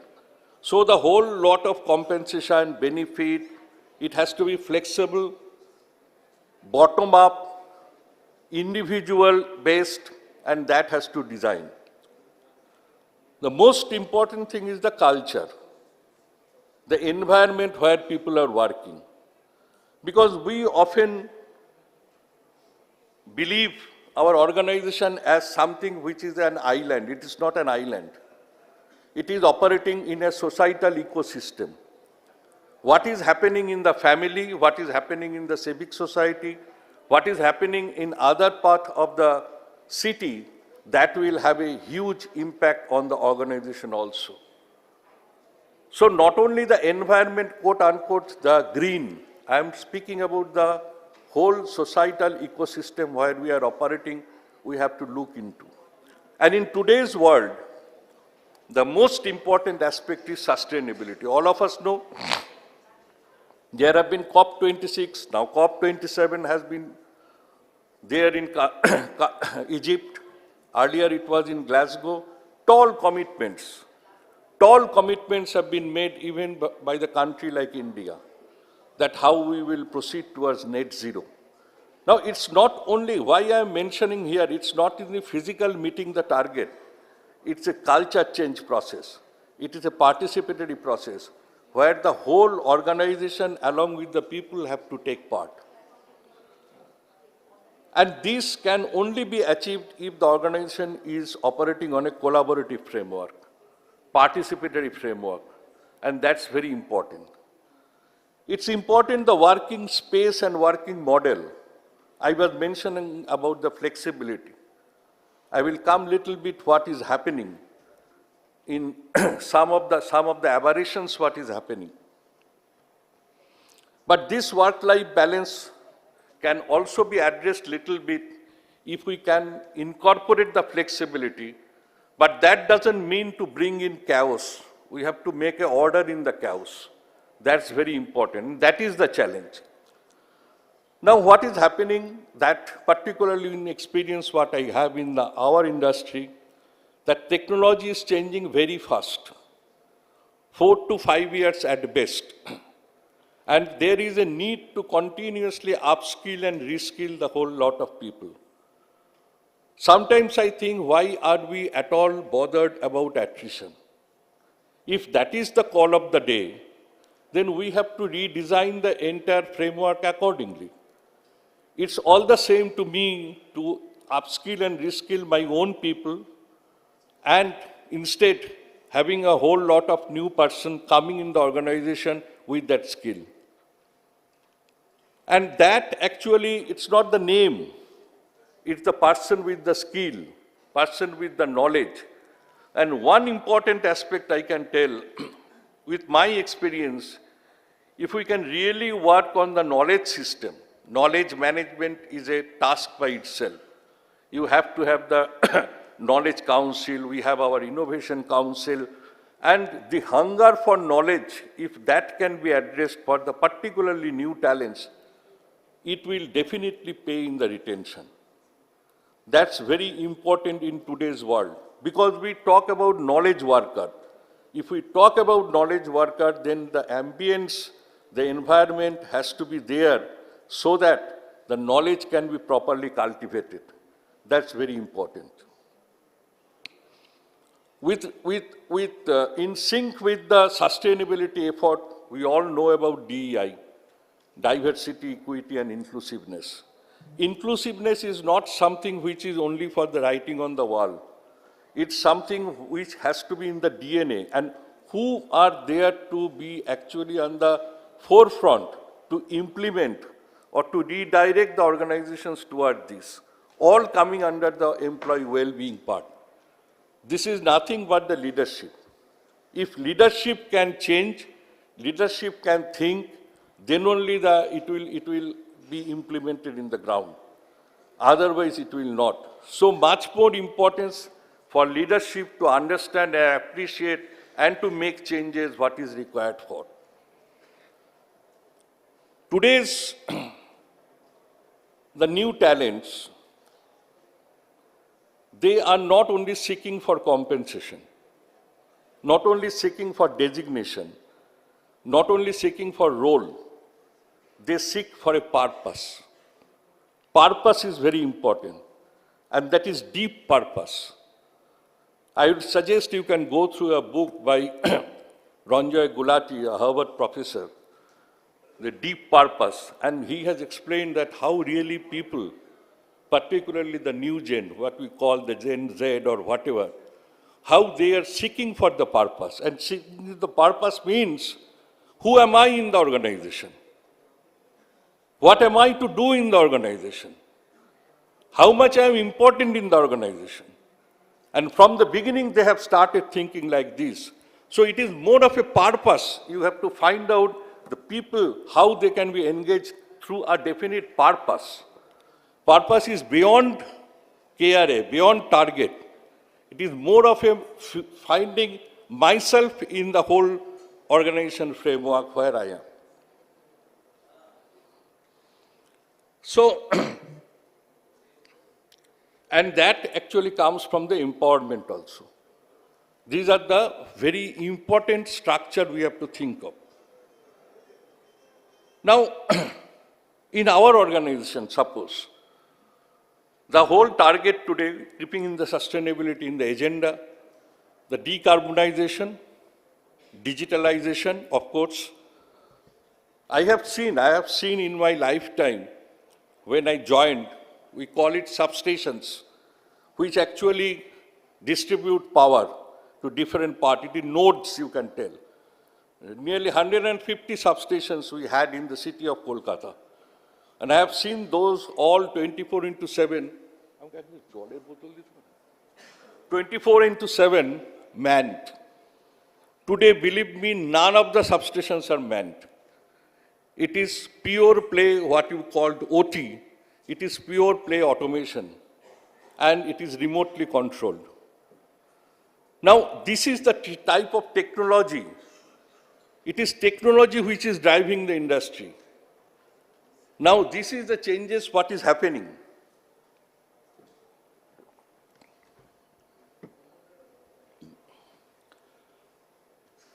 So one side, there is a 4 to 5 years time frame for an organization to make it ready, competitive with the latest form of technology and the productive system.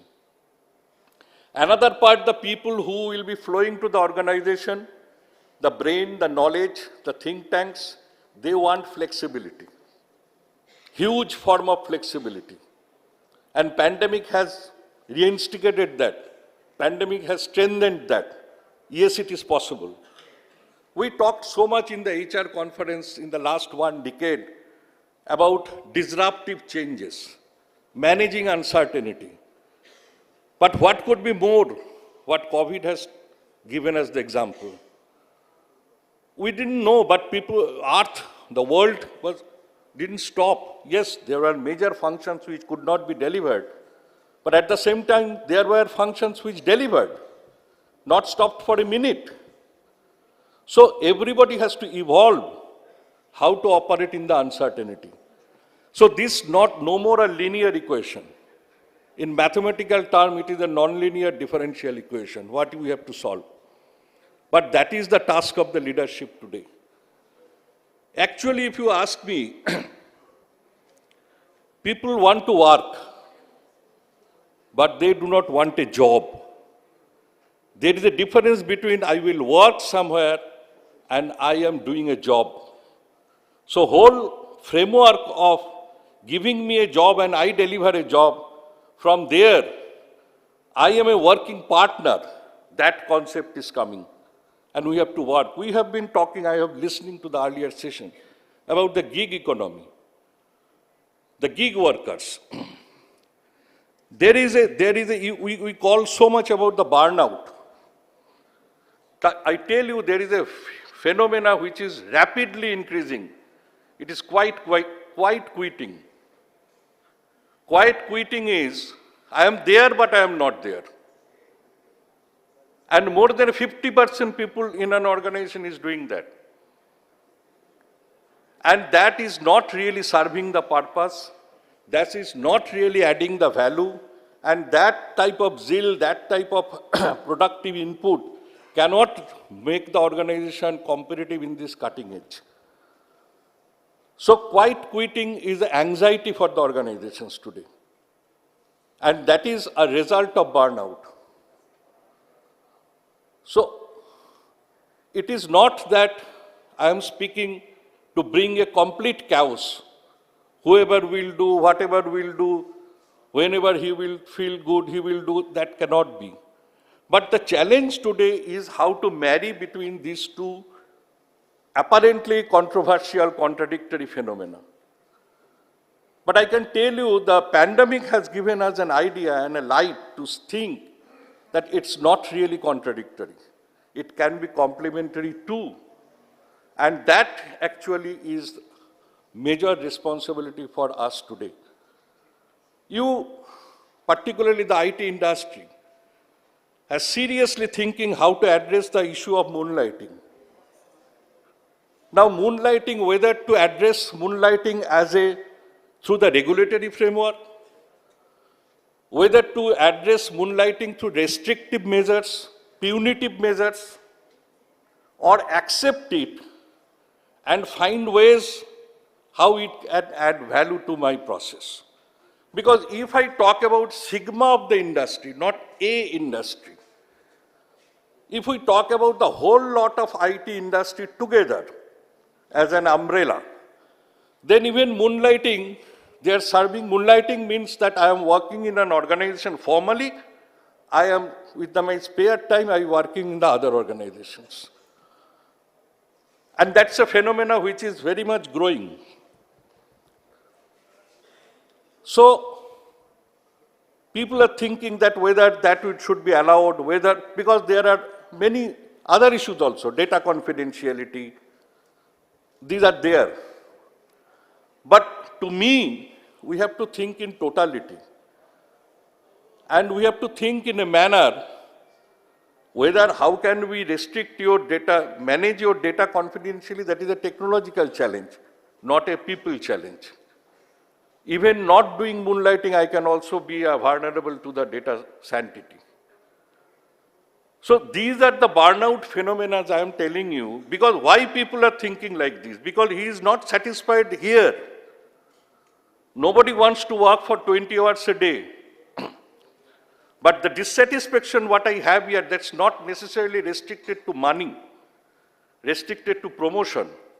That's more of a purpose. I am finding myself, who am I, where I am. And from there, this migration is coming. This free-flowingness is coming. Quiet quitting is coming. Moonlighting is a phenomena which is happening today. And that we have to address.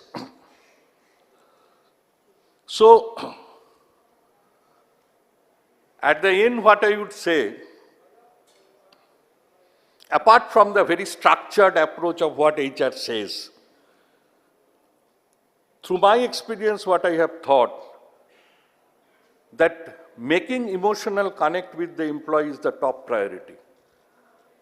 Address their moral and ethical issues. Build up the trust in the organization.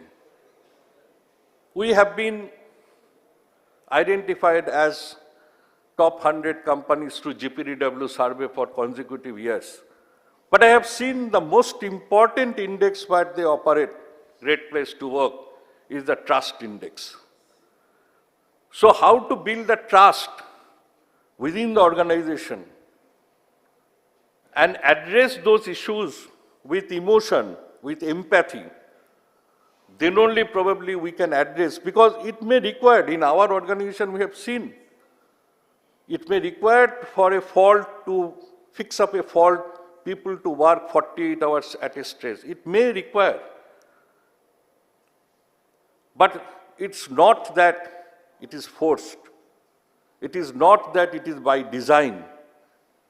So any eventuality, employee, like what we have seen in the pandemic for our company, any eventuality, healthcare industry, any eventuality can be, the challenge can be met up by the employees together if he can find a deep purpose in it. Thank you.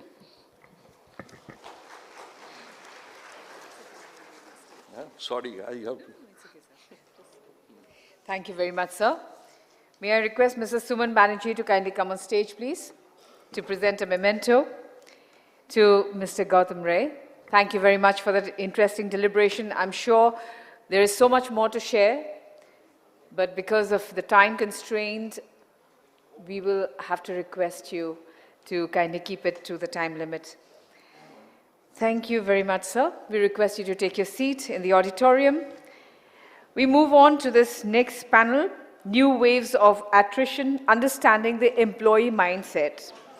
And this, I promise you, is going to be a very interesting session. The chairperson and moderator is Mr. Sahil Nair, Senior Associate Director of KPMG.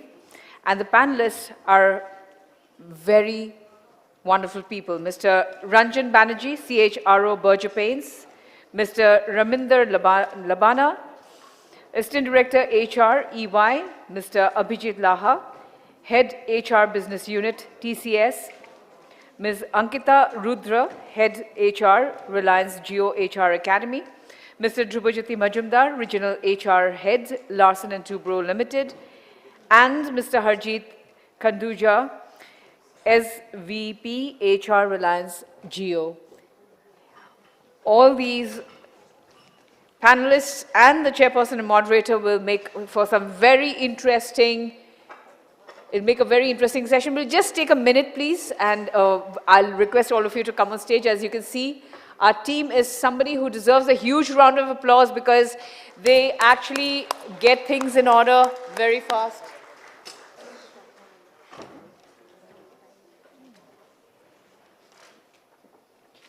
So you can see that they are very, very meticulous about their work. They know what they're doing and they know exactly, because this is teamwork.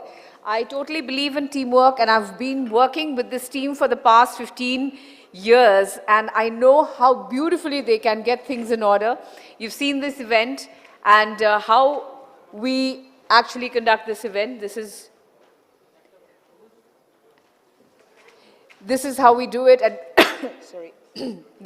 We have been doing this for the past 15 years, and we are in the centenary year now, and I have been doing it for 15 years, so it has been there even before me, and this is the centenary year, so you can imagine the kind of work, the kind of team that we have, and each person is connected to the other.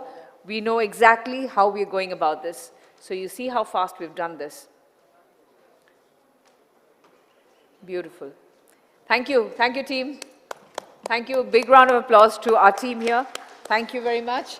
And I will now request our moderator and speaker and our panelists to come on stage. May I request Mr. Sahil Nair. Huge round of applause. Mr. Sahil Nair onto the stage.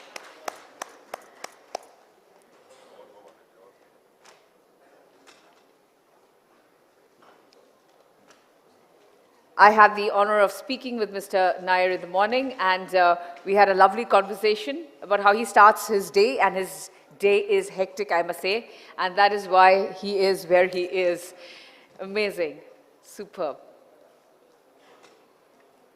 So the chairperson and moderator, Mr. Sahil Nair, is here already, and I will request the panelists, Mr. Ranjan Banerjee, Mr. Raminder Labana, Mr. Avijit Laha, Ms. Ankita Rudra, Mr. Dhrubajyoti Majumdar, and Mr. Harjeet Khanduja to kindly come on stage and take their designated seats. This is going to be an intense session, so I request everyone to keep their eyes glued on the chairperson, moderator, and the panelists, because they will have some interesting things to share during this entire session. And I hand over this session to our chairperson and the moderator, Mr. Sahil Nair. Over to you, sir. All right. Thank you so much, ma'am. You've been really, really wonderful since morning. Half of us didn't go to sleep because of you. So a huge round of applause for her. I think she's been absolutely brilliant as an MC for the last couple of days. So a big, big, big thank you. All right, ladies and gentlemen, Calcutta, good morning. Dude, this is not the Calcutta I know. Calcutta, good afternoon. Calcutta, good evening. No, good evening, okay. Calcutta, are you awake? Yes, no? Okay. Are you hungry? No? Yes, no? No? Okay. So I'm going to behave like a moderator, which means I'm going to talk less and they're going to talk more. But there's a change in the entire game, okay? We're changing the rules of the game because we don't like cliche. You know, 5 people, 6 people sitting in a line feels like school. We've changed the format. We don't like the topic, we're changing the topic, okay? Because that's the way life is. Life is just so agile. Life is so dynamic. You get up in the morning with a to-do list, you reach office, and you start working on something else. Yeah, and that's the way life is. So before we get started, can you give all my panelists a huge round of applause, please? All right. So the topic that we're going to be discussing is a very interesting topic. And the reason why it's very interesting is because all my panelists have told me if they lose their job after this panel, I'm going to be the only person to blame. Okay? And therefore, like any typical consultant, let me get started by saying everything that is said here has no resemblance to any person living or dead. This is not going to be quoted outside this room, but this recording will go on YouTube. Whatever you say is not just in your personal capacity, but has nothing to do with your organization, your title, your previous organizations, or even your previous bosses, let alone your current boss. So please feel free, panelists, to relax a bit, sit back, and enjoy this conversation. And the topic for today, ladies and gentlemen, is moonlighting. I know you've heard a lot about moonlighting so far, but let me make it slightly interesting and fun for all of you. There's a guy and there's a girl. Both of them are single. Situation number one. Situation number two, there's a guy and there's a girl. Both work in the same office. Both have lunch together. Both have evening snacks together. Both go for sutta breaks together. They somewhat like each other, but they don't know whether they're in love. Situation number three, husband, wife, same company, same department, different bosses. Situation number four, hear me carefully, situation number four, guy is married, the girl's married, and both of them have a full-fledged affair in office. They call it de-stressing. Which out of this, if at all, is moonlighting? Harjeet spoke about love in the morning and said, oh, but my example has nothing to do with love. But that was his segue into the panel discussion. So you tell me, ladies and gentlemen, out of these 4 or 5 scenarios, is any of them moonlighting? Yes, no? Last one? Okay, brilliant. Anything else is moonlighting? Fourth one? Brilliant. Situation one, moonlighting, yes, no? No. Situation two, moonlighting, yes, no? Okay. What is moonlighting? Working with 2 organizations at the same time, is that moonlighting? How many say yes? Please raise your hands. Okay. Working with more than 2 organizations at the same time, is that moonlighting? 2 or more? Okay, brilliant. Given that our audience is so curious, let me go to my panelists and just ask them a very, very simple question. What, according to them, is moonlighting? Let's start with the lady first. Ma'am, what according to you is moonlighting? Good afternoon, everyone. Thanks, Sahil, for an amazing introduction and beginning of the session with such a great icebreaker about moonlighting. I think moonlighting, very simply explained, is when you're committed, and I'm going to answer in the same parlance. When you're committed to a certain entity, it could be human or an organization, or at least for now, human or an organization, and you're supposed to be 100% committed to it, whether it's in terms of the inputs that you put in or the output that you get. Moonlighting is when you breach that contract or agreement and step out and invest yourself, your time, energy, and your faculties into another human or organization in our corporate parlance. I think that would be moonlighting. And there's an additional factor that there is a return that you get. So if you would do it for an NGO, if it's a non-profit, that's probably the only scenario where it will not account to moonlighting. But yes, if you're getting a benefit in return, which could be financial, non-financial, the skills, anything. But yes, primarily financial benefit, I think that will come to moonlighting. And of course, when it comes to human, of course, it's financial and non-financial benefits. So I think that's so far to start off with, Sahil. Super, thank you so much. You know, the beauty of the game is, I can see some of my co-panelists opening up Google and figuring out the definition of moonlighting. But you know, the best part is, it gets better because as we move from that side to this side, my panelists, you can't repeat what's already said. because the game has just begun. So Ranjan, over to you. What's moonlighting without repetition? Correct, without a Google. Without repetition, without Google. So moonlighting to my mind is doing more than one job in parallel for remuneration. So when that happens, then there is a case of moonlighting.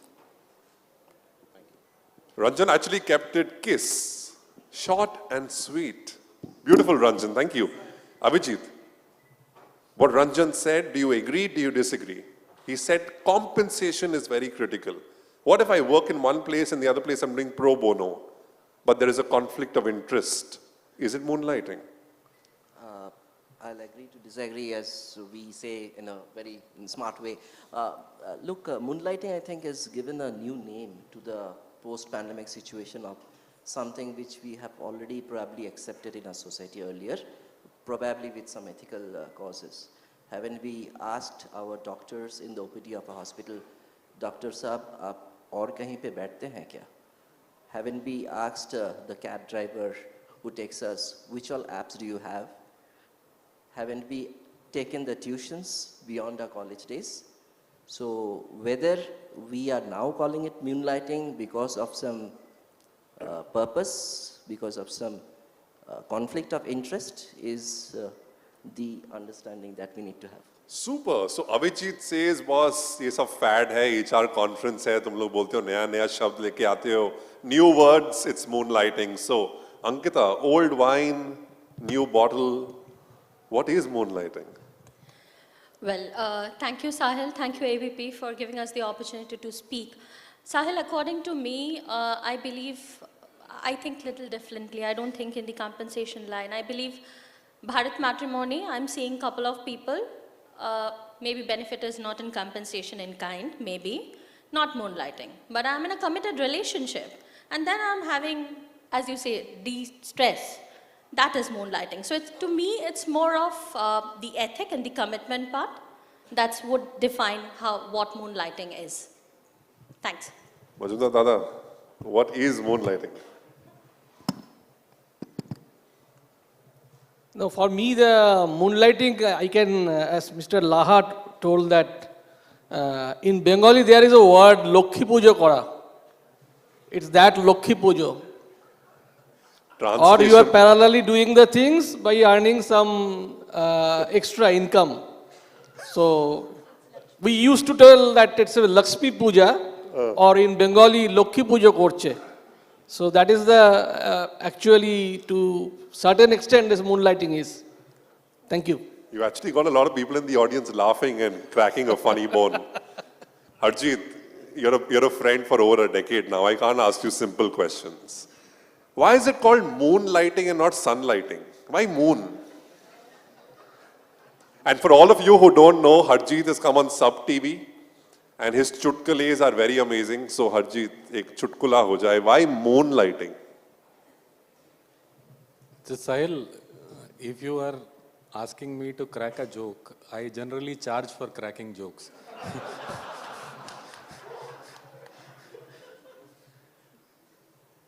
Now, I was also thinking and I was trying to Google.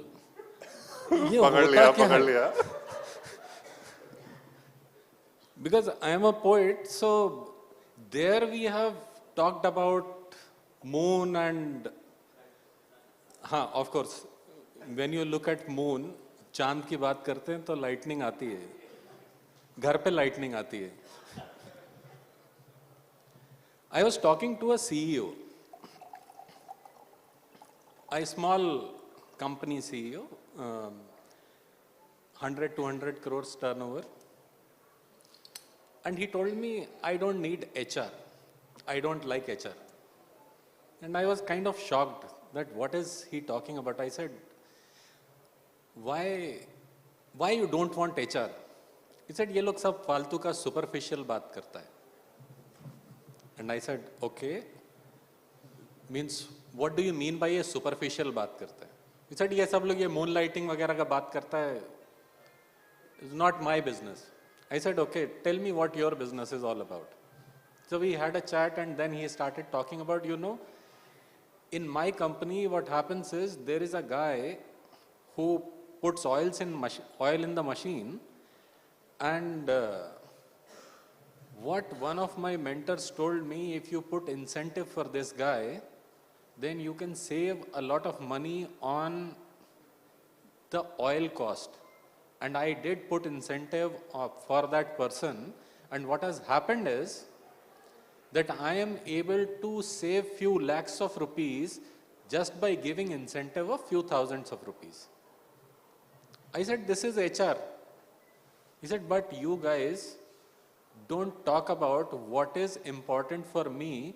You talk about something which is not even relevant to me. We divert from the core because, and that is why what business has started feeling is that these guys are going tangent. These guys are not focused on my business. Whenever you are interacting with your organization, see in your organization's context, is moonlighting relevant or is it not relevant? Is this something which is aligned with the strategy of your organization or it is not aligned with the strategy of your organization? And that will determine what is the definition of moonlighting for you and for your organization and how you are going to contribute to it. That is what my take on it is. ताली हो जाए, ताली हो जाए, वाह वाह वाह। दादा, आप क्या समझा आपको ये सब सुन के? इतने अच्छे से हरजीत ने पूरा समझाया, आपको क्या समझा? What did you understand from what Harjeet said? वो थोड़ा इसके बाद डिस्कस कर लेंगे। मतलब जो मुझे समझ आया कि then you are asking that why it is not sunlighting or moonlighting, maybe तेज धूप में वो काम करने का मजा नहीं है जो मून लाइटिंग में अच्छा लगता है। दैट इज कुछ चीज छुपाना चाहिए। What an interesting point, right? What you do in the daytime under the sun is very different from what you do at the night time under the moon. And therefore it's called moonlighting. Wonderful, very nice. Ankita, why is it called moonlighting? No right or wrong definition, don't feel the pressure. आपके हिसाब से? Well, I do agree with the fact that there is a lot of air around this word moonlighting and, you know, like maybe why not sunlight, moonlight is, yeah, there are certain things which you wish to advocate for, but then you hide for different reasons. Maybe you just can't just come in front and say that, okay, this is what I'm doing, though you want to do that. So maybe that's why it's moonlighting and not sunlighting, that you don't want to come up front and talk about it, that yes, boss, this is what I'm doing. Beautiful. I think, Avijit, we spoke about psychologically safe workplaces earlier in the day. Now, if you have to, and we're just trying to change gears, so I'm raising the conversation. Psychologically safe workplaces in the day, psychologically safe workplaces when the moon is out. What if a manager said, Avijit, तेरा मन है ना ये करने को, कर ले, कोई problem नहीं है. Our organization supports it, I support it, हमारा काम disturb नहीं होना चाहिए. What you signed up for with company A should not suffer.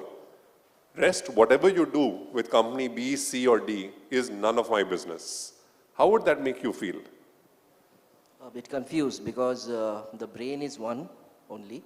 So even if you say this in a very noble way, the company which is offering a moonlighting opportunity at night, that you do whatever you like at morning and you do for me at night, are they being ethically correct? Because then they're putting a stress on the associate and will compel the associate to copy the same format, the same model from which he might be using in the previous or the sunlight company.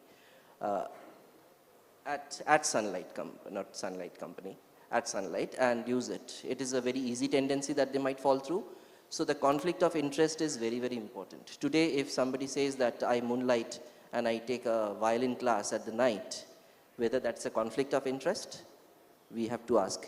If a moonlight, somebody, and Gautam sir talked about the purpose of life. If somebody is going for NGOs, will that be defined as moonlight or serving the society? If somebody is an actor and does something and probably earn something from there, is it so? Or if a person who is working in an company A, or maybe make it more specific, IT company A versus to an IT company B at the night, isn't it risky in terms of the copyrights, the models, either way? So the brain is one. So the brain is one, but Ranjan, we spoke about the moon and we spoke about the sun. Avijit also spoke about doctors, right? And doctors spend time at various hospitals, jumping from one hospital to another, from their private consulting to the government hospital to doing work at multiple private hospitals during the day, right? It's during the sun, when the sun is out. Now, is that moonlighting or is that service to the nation? See, first of all, I think I'd like to question this very word moonlighting, because there's an inherent bias. We are trying to presume that we need to do something in the shadows of the darkness when the moon is up, and therefore we are finding our way into things that we should not be. That's a presumed bias. Now that we need to really look at, because, see, I'll tell you, the problem is that we employers believe that because we have employed somebody, we own that person. And I think it's time we get away from this whole stuff of believing that we own our employees. You know, so the very simple answer is that whether it's a doctor moving from one hospital to the other, and then move on during the daylight, whether it's during daylight or during moonlight, it doesn't matter. It's just that you're using his talent and knowledge across organizations which benefits society at large and the economy. And I think there's nothing wrong in that. Beautiful, very well said. I think while we spoke about the shadows of the dark, there are opportunities where in broad daylight robberies also happen. Madam, what do you think? Robberies in broad daylight or hiding in the shadows of the dark? What would be a preferred option? I'm so glad you asked me that question, because I related to your first question, moonlighting. Now, moonlighting will have multiple interpretations depending on the intent I have as an individual. One intent is that when, the days when I work, I invest myself intellectually and physically and emotionally into doing some fantastic work. In the evening, I'd like to do something that I enjoy. It could be welfare work for animals. It could be just making a YouTube video of new skills that I've acquired. Now, the intent there is not to violate the values, the ethics, and my agreement with the organization that I have during the daytime. Now, if that entire, what you do in the evening, or let's say the moonlighting part, duration or period, if the intent is correct, if your ethics are in place, if you're adhering to your core values which are aligned between you and your organization, then that has a positive impact. Maybe I'll learn something new, maybe I'll build something for myself, my future career. It could also be just a recreational activity. Maybe it's something that I didn't get to pursue as a career, but I love doing it. On the other spectrum will be that set where I know that I have an organization I'm committed to. And again, from the perspective of my values, my ethics, my own integrity, when I violate that, and if I violate that, let's say during my daytime, I'm not working too much, okay, during the sunlight, I'm not investing my faculties, intellectual faculties with that organization, then regardless of whether I'm doing moonlighting or not, I basically am not being loyal to my organization, right? So again, and if I add to that yes, during the day I'm not with my organization, I'm not invested completely. And when I'm done with my duration with the organization during the daytime, I'm investing myself in getting another financial remuneration through another activity, which may also have other concerns like data privacy, IPR, conflict of interest, multiple regulatory frameworks guided around multiple regulatory frameworks and controls. Then it's a complete violation. So I think the filtering criteria should be your intent, your ethics, your integrity, and your loyalty towards your organization.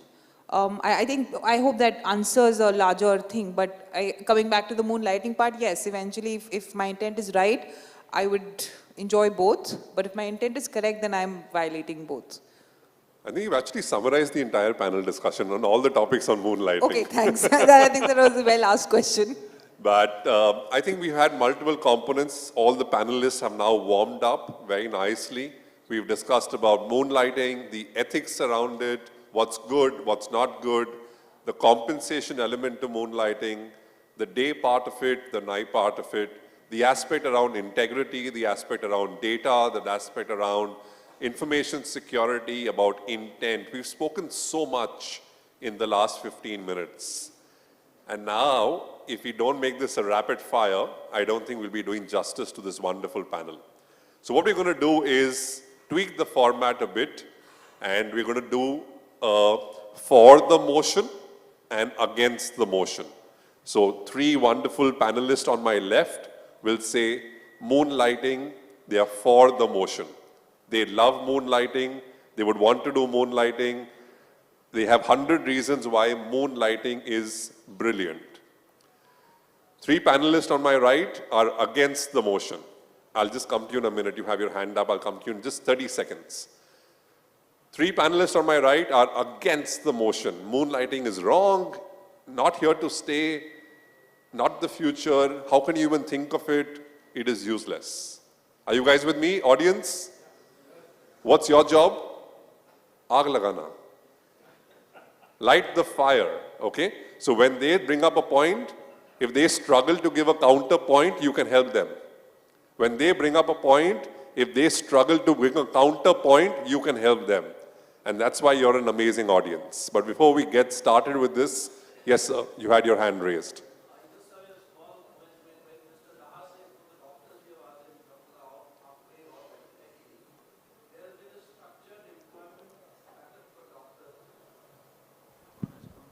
Yeah, the mic's working. Is that, for doctors, there have been always as a provision of practicing and non-practicing doctors. So let's not make a mistake about that. You have an option to be a full-time doctor, non-practicing doctor as well as a practicing doctor. Absolutely true. My intention is to... Can you hear me out, please? Yeah. Can you hear me out, please?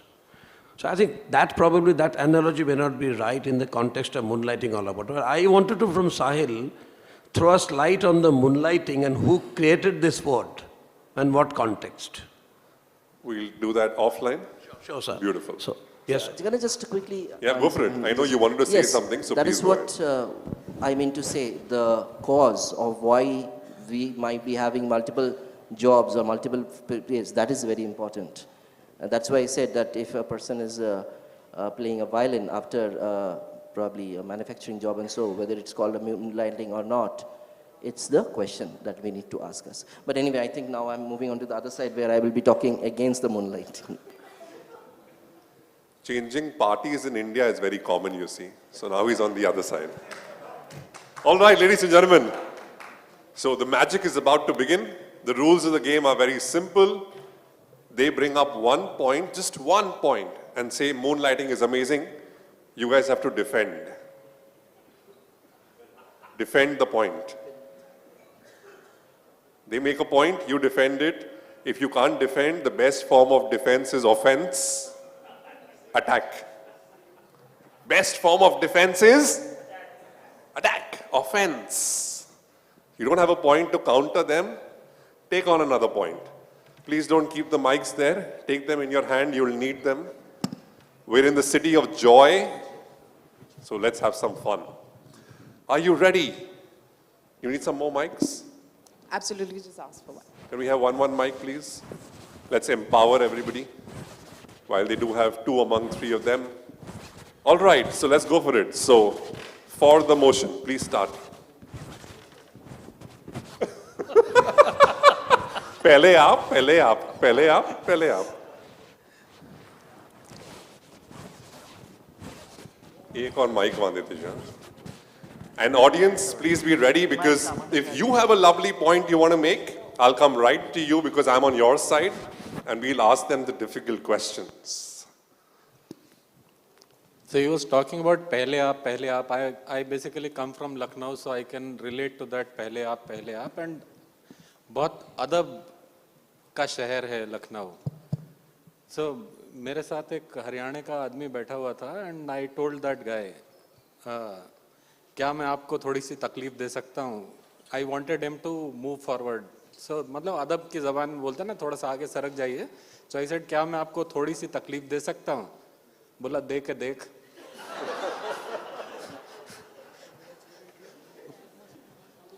So अभी I want to be that Haryana का guy.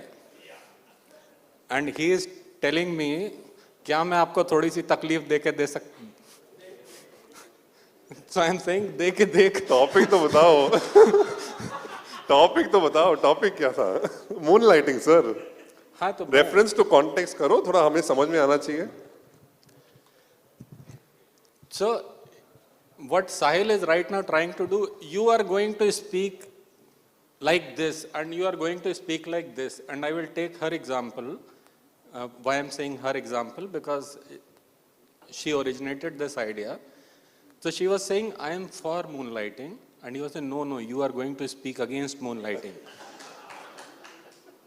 And he said, then I will talk like Amitabh Bachchan in Sholay. लड़का तो अच्छा है, बस थोड़ा जुआ खेल लेता है. So moonlighting में for बोलना वैसा ही है. The way she was talking about, लड़का तो अच्छा है, पर थोड़ा जुआ खेल लेता है. जुआ वाला लड़का अच्छा लगेगा आपको? If he makes money from the jua, up for it. Oh, if he makes money from the jua, I'm up for it. क्या आप वो लड़के हो?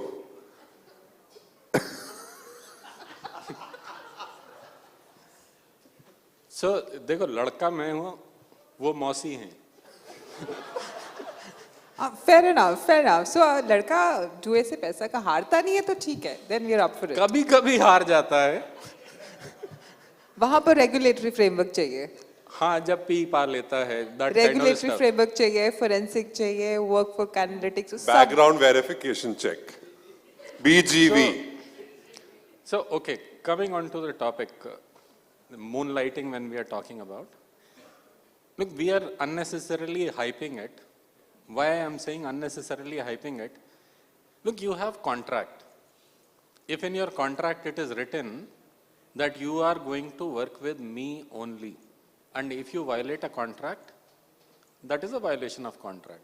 In case it is not mentioned in your contract, then, or in case, like in most of the contracts it is written that you will take permission from us before doing something like this. So if you are working with permission, then it is perfectly fine. Sir, ये big debate है, big debate. Big debate में आपका मुद्दा क्या है? You are for moonlighting. नहीं तो you can't put words in my mouth, na? You can't say I like pasta when I like khichdi. So then come here if you like khichdi. या तो pasta या खिचड़ी. Look, this is something which is black and white. राजी आप हो किस तरफ?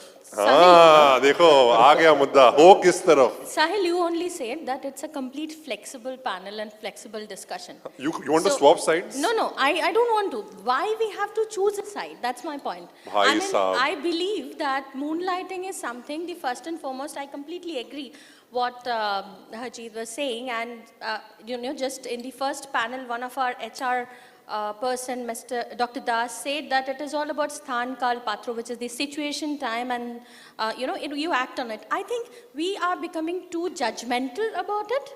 So it is, first and foremost, I believe what is missing is the awareness.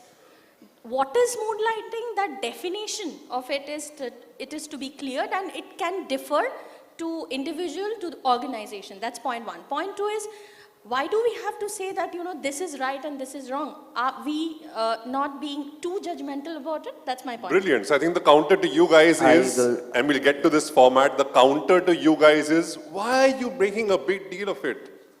Yeah, Why we are you making a big deal of moonlighting? Just of normalize because, it. I'll tell you, as Indusar has said, that there is a contract, so why you're making a big deal of it? Contract actually doesn't prevent the person to break the contract, but it talks about there's a punitive action, but crime gets committed as such. So of late, because of probably the improvement of analytics or so, we are able to find out that these crimes are being committed, which are against the conflict of the interest and not for the purposes of the nation or the services. So hence, this trend of moonlighting is bad. Absolutely. Look, if someone violates your contract, what do? You take action. So, is this not defined? This is something which is very clearly defined. Suppose I do a contract with you, I say that I will deliver certain services, and I don't deliver those services, you will not pay me for that contract. Very true. But then in that case, do we say that, look, we have penal codes for our criminal offenses? If there is a criminal offense, the punishment will be there. But don't we need to stop the criminals or the crimes rate lesser? The question is, how do you get to know an offense is committed? Because you're not a criminal unless you're convicted. So let me yes, but are we improving the society to go for less convictions? No, it is Are not we about improving the conviction. society? Look, where we are missing the point. Suddenly the job market started changing. Earlier it was like you were having one single relationship, one wife, one life and one job. Then you started moving to multiple jobs. And then now at the same time, you want to have multiple girlfriends or multiple jobs. And like if you look at any Uber driver or Ola driver, they drive Uber, Ola, whosoever is giving opportunity. This is the surge of gig economy. Now, when there are multiple options available and you are trying to make the best use of your time, at that point in time, somebody who is in a committed relationship that says, oh, this is lucrative. Along with this, I also start doing this. That is where, so it is not about a moral judgment. It is about a contractual language. If contracts are not written properly, it is for corporates to decide for themselves and write those contracts properly. I think Ranjan has a point to make. Ranjan, come in. Yeah, so there are a couple of things that come to my mind. One, let's forget this issue of contract. Let's say the contract allows you to moonlight, right? Now, how will you execute it? How will you manage the consequences? If there are more than 2 employers that one works for, if there is competition data sharing that happens, how do you manage the consequences of that? How do you look at the framework? What about employee burnout because of excessive work? Yeah, across the week, across the work week, or across the day. So these are issues. I think so many points Ranjan raised, so many points. Dhruva, very simply put. One more. One more point. I want to add on. पहले तो बोला नहीं अभी इतने सारे points आ गए. I want to add one thing. And when we moonlighting, again the basic filter, whom does it benefit? Individualism or collectivism? If it benefits only that one employee and the other stakeholders in that ecosystem, whether it's the organization, peers, reporting managers, team members, your customer, your client, if everybody else stands to not benefit or disadvantage, and there are multiple ways where that can happen, right? Vis-a-vis individualistic approach wherein I benefit but everybody else is suffering, I think that is a bigger problem. Right? If it's a win-win situation that everybody benefits, maybe moonlighting would have been, I mean, it would have then just come on. सबका साथ, सबका विकास, सबका विश्वास. क्या बोलते हो आप? No, actually, some of the industries, which are more employed by the Gen Z particularly. During the pandemic, we have seen that there is a lot of expectations mismatch from the organization. So, though at the time all are working from the work from home, and at the same time lot of expectation mismatch. As the study also shows, they are unable to find the purpose in their work.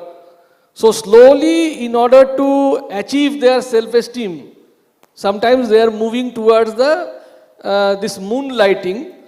But sometimes it may happen that it is maybe in the pro bono basis as well. Not always it's a remunerative or only for the remuneration people are going for that. Maybe some extent it is going for the CSR or NGO activities. So in that case, I think that it's not that deplorable things at all. Ankita, you have a point?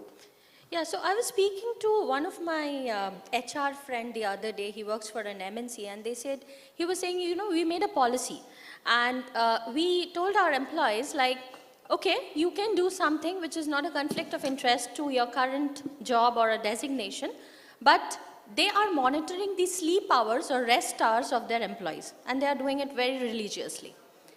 So I see a good part here.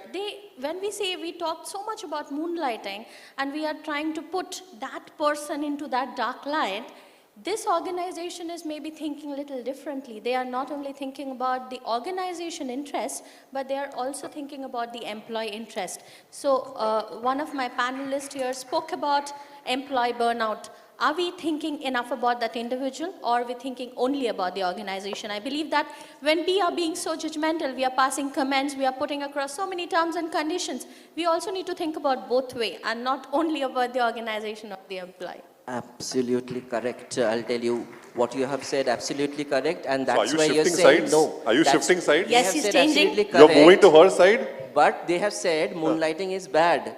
Because then moonlighting is probably the failure of the organization to give the associates a purpose and to prevent them What from a being an comeback. out. What a comeback. So Avijit, in one of my session, I was conducting a training program, and I asked all my participants to send out a I love you message to their wife. They sent it, and believe me, 60% of the reply came, kisko bhejna tha? So the thing is that it is also the kind of belongingness that you create with your employee. तो जाएगा ही नहीं ना. Maybe organization failed to appreciate. Okay, so Maybe organization failed to appreciate that employees and his or her The employees competence. or the employee's wife? Employees. Sahil. So answering your question, look, it is not about, let's not make this issue a moral issue. It is not a moral issue. It is a contractual issue. And since our contracts are not mature and our organizational policies are not in that stage where, so this debate is all about how we mature our processes. We were talking about doctors, we were talking about lawyers. So when you have a proper format that this is allowed, this is not allowed, and these are the consequences. If this is properly laid out, then it is not a matter of debate. You have consultants right now. Consultants work with multiple clients, even competitors. You don't have a problem there because there is somebody taking responsibility of data. And you are assured that if you are working with us, your data is not going anywhere. Here, that is a question mark. And that is why people are coming out. That's a very, very interesting point. When it comes to organizations, and one organization or one consultant works with multiple MNCs, we feel comfortable because there's an NDA. But when it comes to individuals, we don't feel comfortable. And these are the same individuals that work in those same organizations. What a paradox. So let me just come in here. One is, it's not a moral issue and neither is it a contract issue.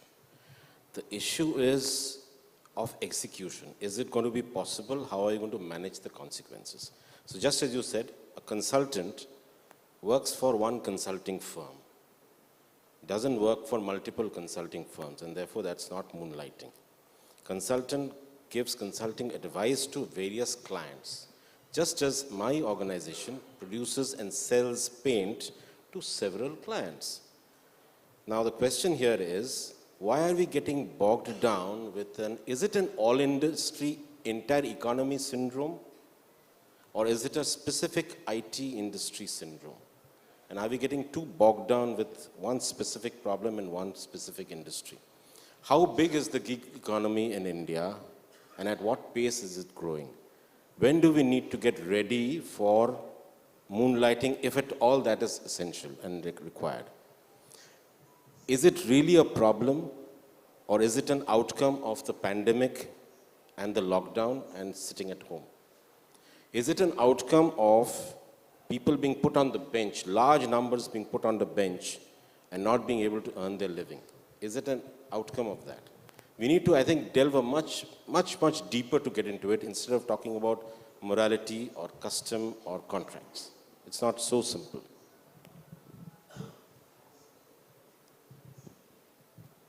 Look, we decide whether we want to complicate issue or we want to simplify the issue. Life is simple. We complicate it. So, like the point which you're making, you are saying that one consultant doesn't work for other consultant. What I would like to clarify that when consultant consults multiple companies in the, say, manufacturing industry, those are competitors. And that is what Sahil was also trying to put forward, that if that is not a problem, then when it comes to an individual, that quality control is a problem, that your data will not go anywhere. No, but Harjeet, Ranjan made an even better point. He countered that point to say it is not just about a consultant working for 10 clients. It's about that one consultant working for 4 consulting organizations. That doesn't happen. No. Look, how you want to view it. There are consultants who work for multiple consultants, also individual consultants who consult through multiple consulting agencies, whosoever gives them contract. That is. Do you want to answer that now? That's an oversimplification. You know? So when we lead to oversimplification, we forget that there are various nuances and various factors which come in. The question here is, how will you manage the consequences of a person if he or she were to work for more than 2 organizations at a point in time? Is it really required? Does it extract from the quality of inputs, knowledge and talent that an employee gives to the organization? Yes, you want to check something? As Harjeet said, there's no check here, it's only cash. So let's continue. Thank you. Okay, I think let me come to the audience here. Catalyze the point here. We have been talking about what company benefits out of it or what the associates gaining as in terms of financials out of it and so forth. We are probably not talking of the health and mental wellness of that person. So it's more important that if a person is 8 hours, we have to work for the office, 8 hours we actually need to sleep, probably, or proper sleep. And we have to give some time to a family. That takes, say, at least 8 hours. Then if it's been crunched out by what we are now saying, moonlighting, I'm talking about, and today we have jurisdictions on the extent of overnights, but then no jurisdictions on moonlighting with the respect to the employee or the associate wealth and wellness. Let me just help my colleagues on the other side with an argument in favor of them, in favor of moonlighting, though reluctantly. The question is, we all are waxing eloquent about the gig economy. But when it comes to moonlighting and experimenting a nuance of the gig economy here and now, we seem to be stepping back. Right? I think we'll need to look at that. Yeah, just one point. I mean, are we sure that moonlighting or whatever this concept is was not happening pre-pandemic? So what is that magic, the vaccination done to all of us that all of a sudden we started making so much of hype and talking so much about the moonlighting? But that we are known for it, right? We pick up one topic, we discuss it in every conference for 2-3 years, it gets die in a new topic. Okay, let's move to the audience. We have a question here. You need to first tell us your name, which organization you're from, whether you support moonlighting or not, and only then ask your question to whichever side you want to ask. So my name is Vandana Teji, and the name of my company is the Unicorn People. And I am, of course, in the favor of moonlighting. My only question to people who are talking against moonlighting is, when you remember when the dress code policy used to be all formals? There was am I not audible? Okay. Okay. So, okay. So, am I audible now? Yeah. So, if we all remember clearly, we all started with that dress code policy which said all formals, strictly all formals, and anybody who doesn't follow dress code policy would be terminated. Yeah, we started from there.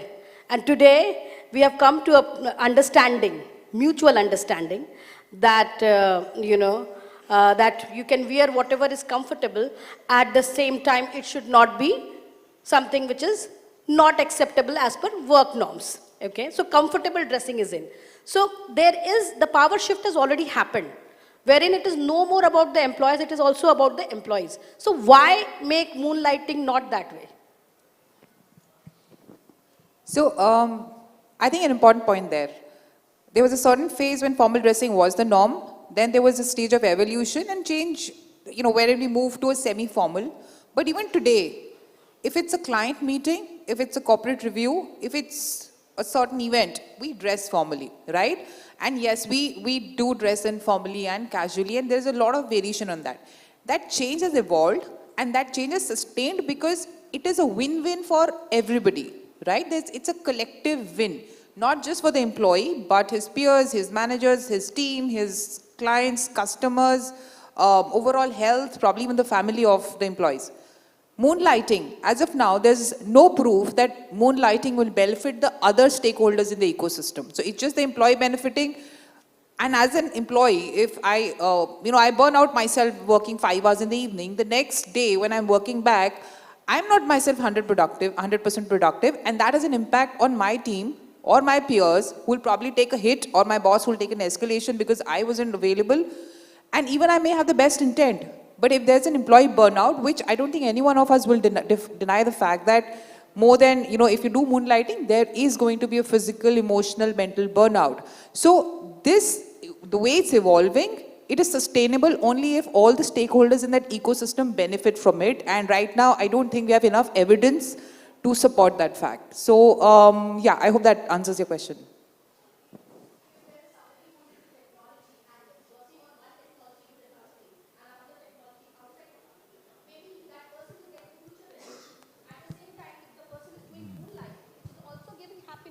End of the day, happy employees is all we want. My only question is that only employee the only happy person, or are the other people around him in that organization, are they going to benefit from it or not? The only change that will sustain is which is a collective change and not an individual benefit change. I think that should be the important criteria there.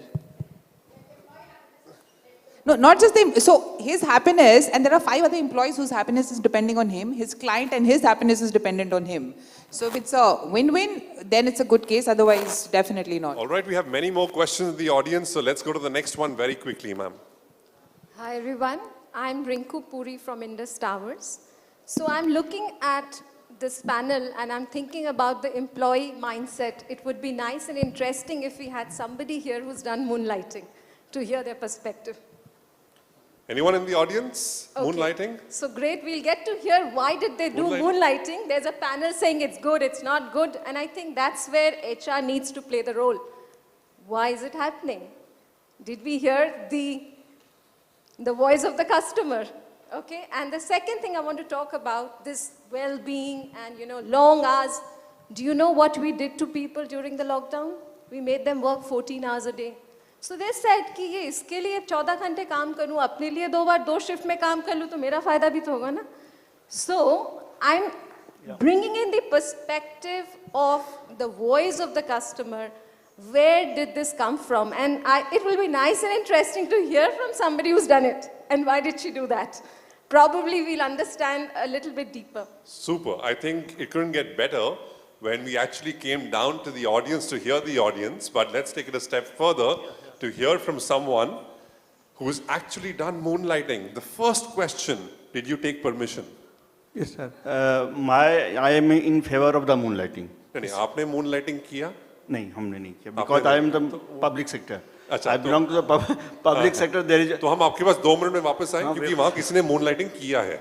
We'll just come back to you. So we have a millennial here who's done moonlighting. Question still remains, did you take permission? I did. I actually started moonlighting working with a non-profit organization, but what I realized why I did it was because I thought I couldn't grow at the pace that I wanted to at the organization that I was working with.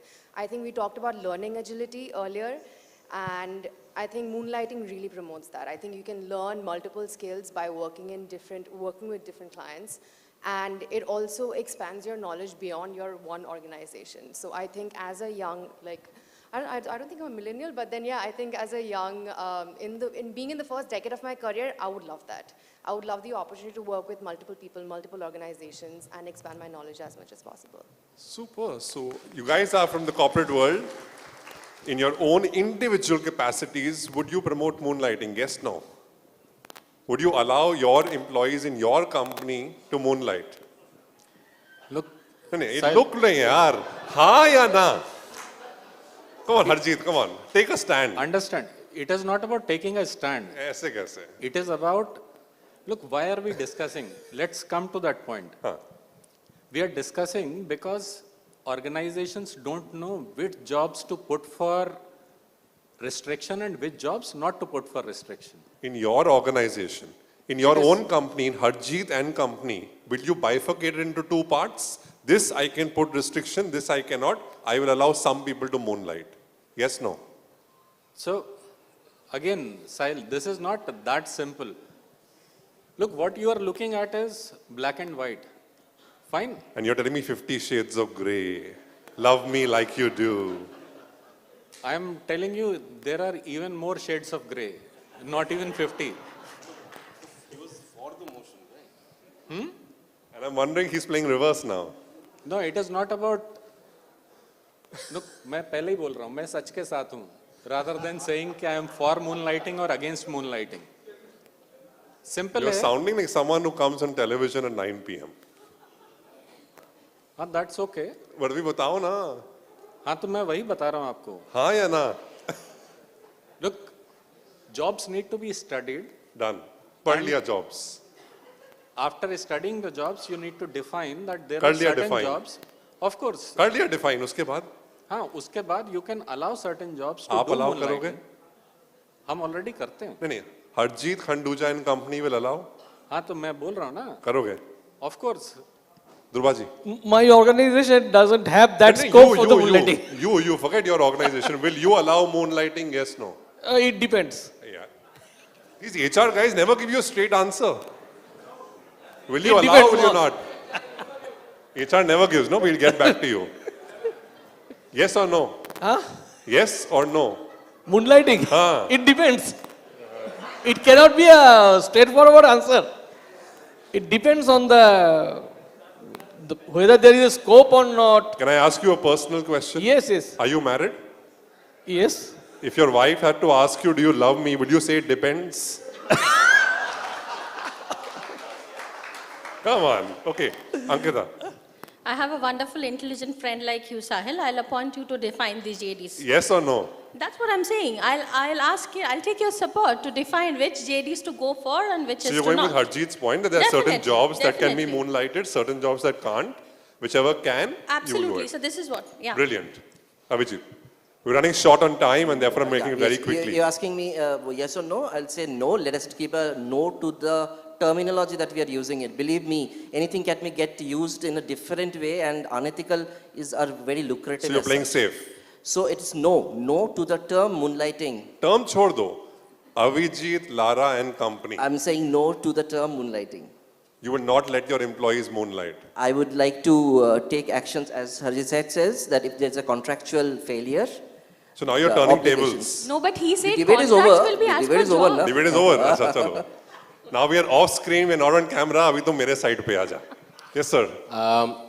Depending on confidentiality of data and proprietary information, I am going to allow moonlighting, and I'm going to actively propose moonlighting even in my current organization if they A need it. huge round of applause. Lovely.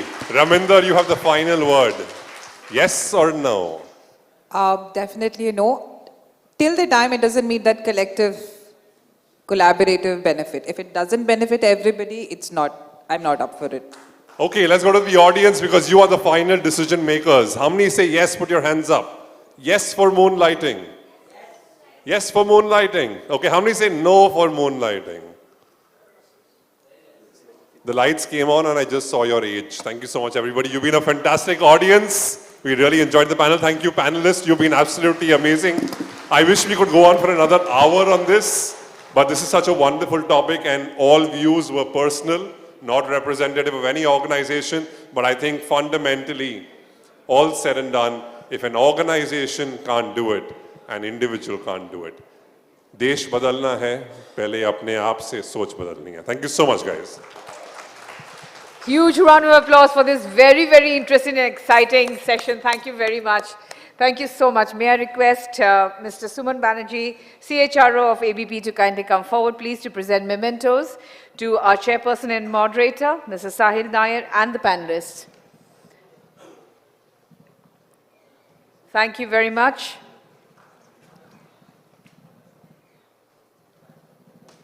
We thank each and every one of our panelists here, Mr. Ranjan Banerjee, Mr. Rabinder Labana, Mr. Abhijit Laha, Ms. Ankita Rudra, Mr. Dhrubajyoti Majumdar, Mr. Harjeet Kandija, and our chairperson and moderator, Mr. Sahil Nair.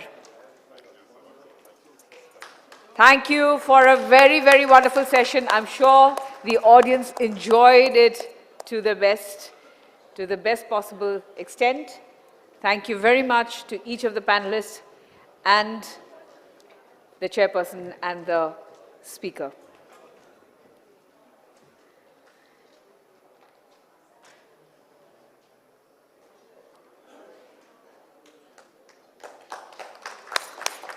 I'll request the chairperson, speaker, and the panelists to kindly come forward, please, for a photo opportunity.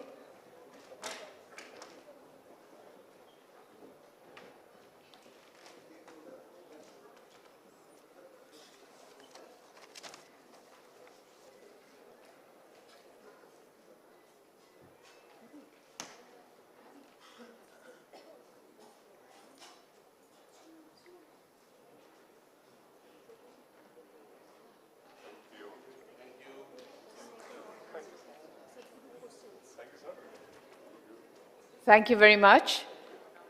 Well, ladies and gentlemen, I'm sure you know about the spotlight session that we're going to have at 5:30 with the yogic mystic, Sadhguru. So I request everyone to kindly send in their questions, hashtag Ask Sadhguru, and put it on to our different social media handles.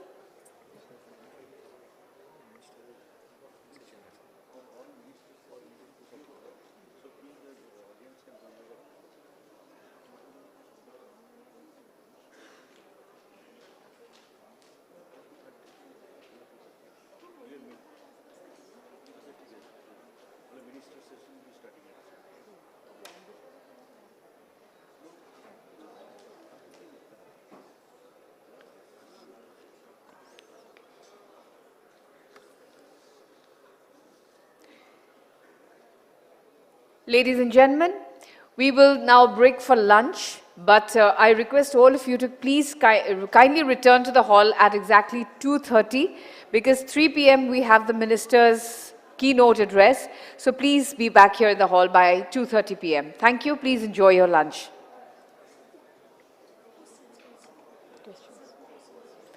And of course, don't forget to send your very, very interesting questions to Ask Sadhguru, because 3 of your questions will be answered here during the session at 5:30.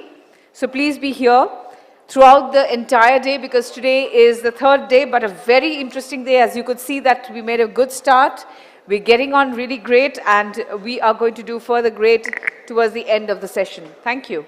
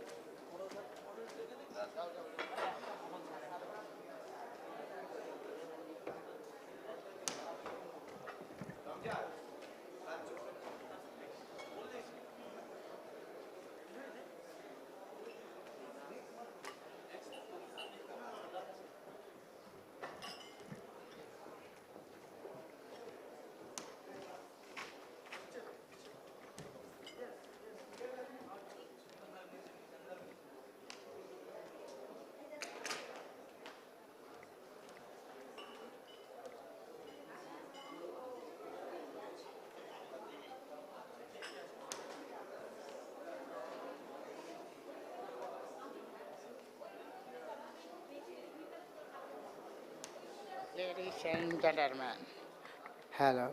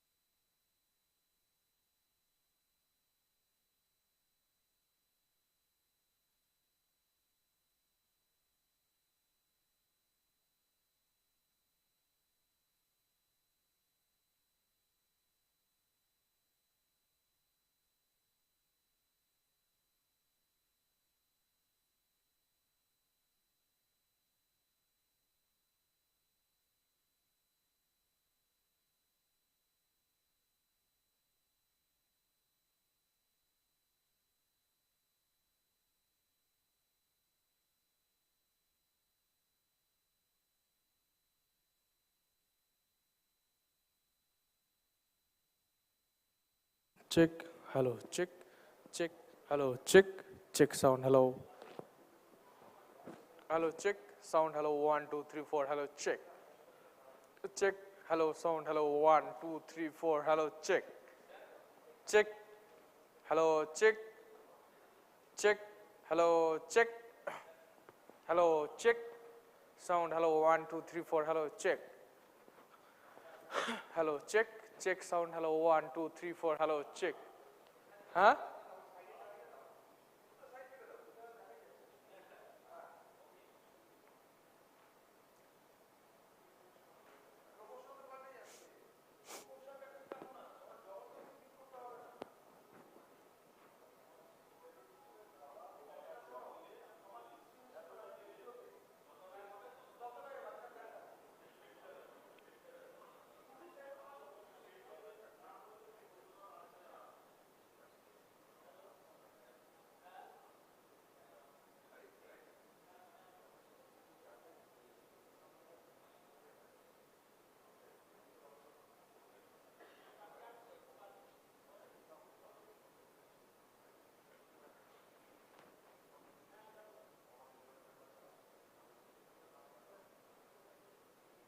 India and indeed around the world. While yoga, and in the next half hour you're going to meet a man who has a devoted following across India and indeed around the world. While yoga and meditation are at the core of his teachings to promote individual growth, the work of the foundation covers conservation, education and health, and you'll find him astonishingly pragmatic on a range of very modern day problems. Let's meet Sadhguru.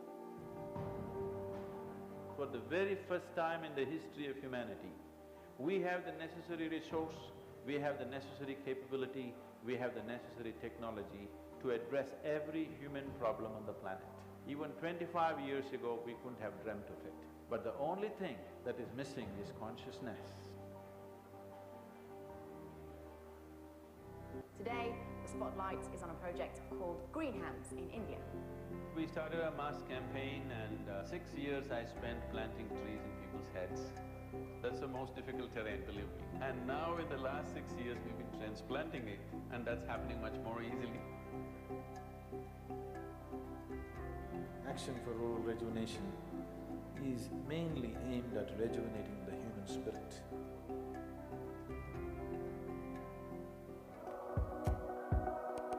This is an incredible movement that is started in Tamil Nadu.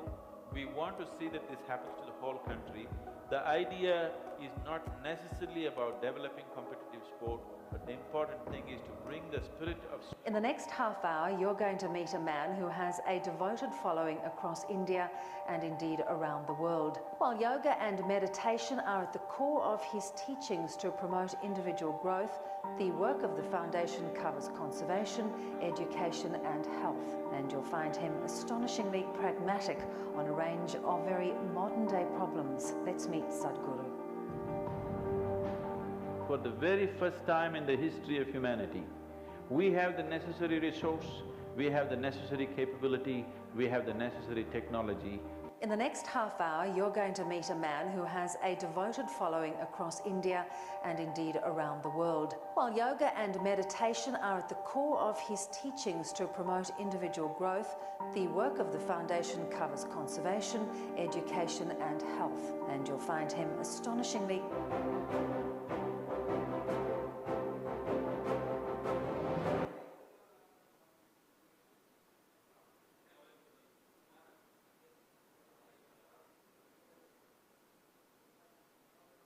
In the next half hour, you're going to meet a man who has a devoted following across India and indeed around the world. While yoga and meditation are at the core of his teachings to promote individual growth, the work of the foundation covers conservation, education and health, and you'll find him astonishingly pragmatic on a range of very modern-day problems. Let's meet Sadhguru.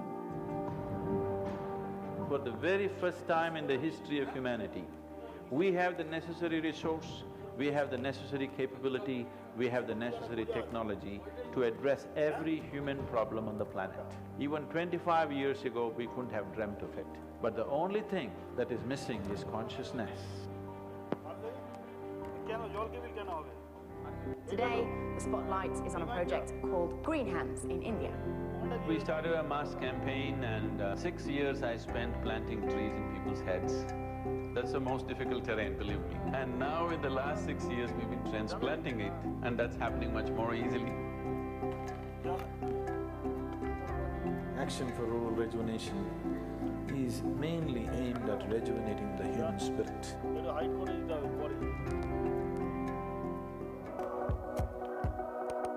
This is an incredible movement that has started in Tamil Nadu. We want to see that this happens to the whole country. The idea is not necessarily about developing competitive sport, but the important thing is to bring the spirit of sport and revitalizing rural society. Hello, check. Isha outreach को वर्ष 2018 के लिए राष्ट्रीय खेल प्रोत्साहन पुरस्कार से सम्मानित किया जाता है। सद्गुरु जगदीश वासुदेव, संस्थापक Isha outreach. English and computer skills are very essential to make these children come out of the hopeless economic and social pit they are in. If you could first tell our viewers, what is the idea behind it? Initiative, insight, which is more specific towards entrepreneurs. Whatever the nature of your business, ultimately, it is all about human well-being. Isha Foundation, a non-religious, non-profit public service organisation headquartered in southern India. We've engineered the outside world in so many ways, but we've done nothing about this one. If you want to know well-being, in is the only way out. This is what I want to teach you too. That is, you can be completely intoxicated without any drug, just on life. This is a shift from wine to divine. How can you love one and hate the other when the same divine exists in all? Spiritual process is not about looking up or looking down, it is about turning inward. See, the only thing that I'm really good at is just this. I can just make the air around me just crackle with energy.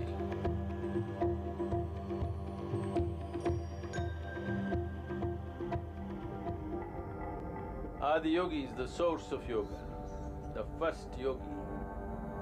Adiyogi will inspire many generations to take up yoga. One truly remarkable thing that Sadhguru has done is, he has made yogis out of ordinary common people. We're tracking a mammoth movement, an incredible rally starting from Kanyakumari, reaching up to the Himalayas, with the sole purpose of rejuvenating India's rivers. Every state is responding. This is concurrence and this is wonderful.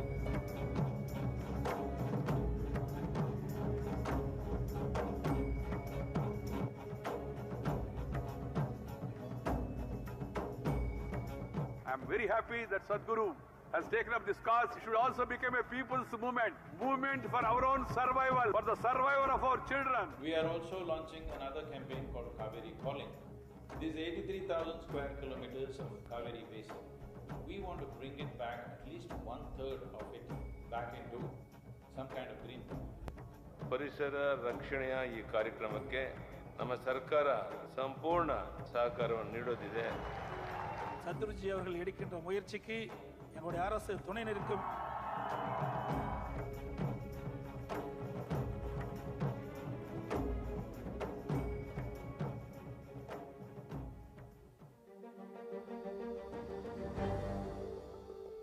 The whole purpose of this moment is to first to bring this home, that when you walk upon the soil, you know it is the source of your life. Keeping it alive is the most important thing.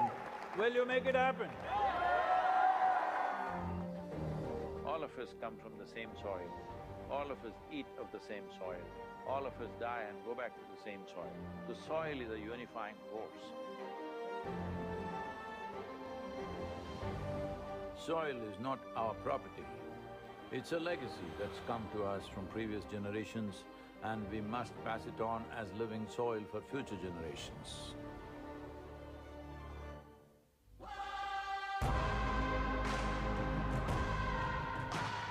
Dear Sadhguru, one of the world's voices and leaders on soil conservation and land. So it's extremely important. It must be a single point agenda, incentive-based agenda. I don't want this COP15 to end as one more convention with more paper and more paper. This must end with concrete action, and action in such a way that it's implementable.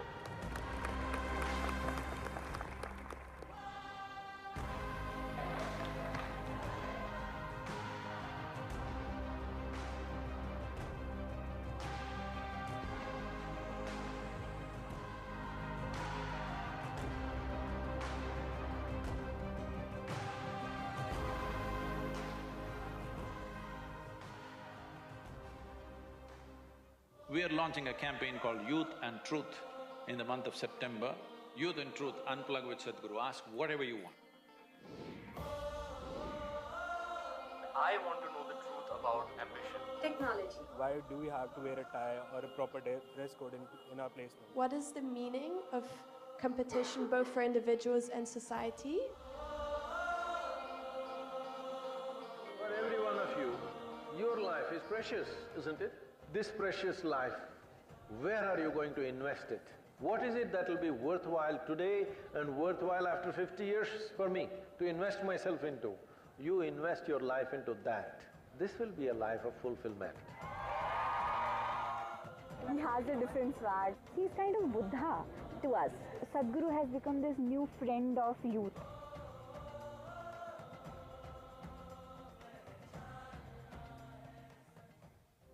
One important thing about Fashion for Peace is shifting back to natural fiber as much as possible. The way we dress is destroying the world. Textile has become the third largest polluter on the planet. The polyfiber, it has entered our bodies, it's entered our water, soil, our food cycle. This is not just about fashion, this is going to make millions of people's lives. If you have to describe yourself in one word, would you consider wildlife as two words or one word?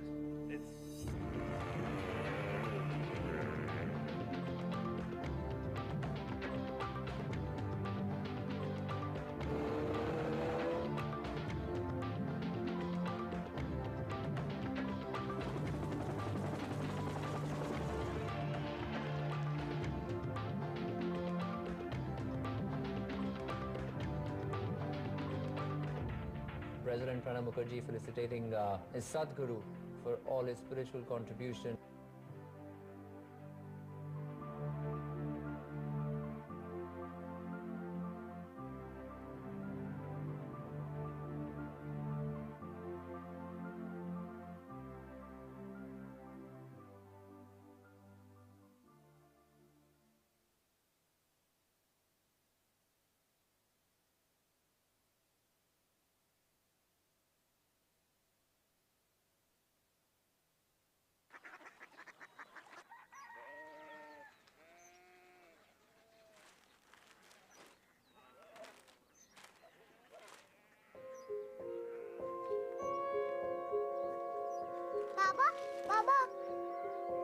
Korea city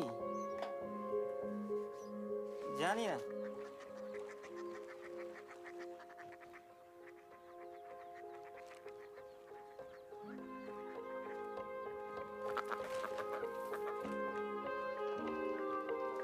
Korea city হ্যাঁ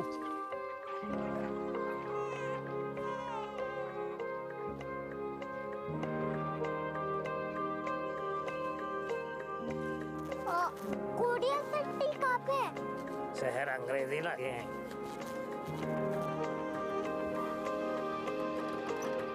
Korea city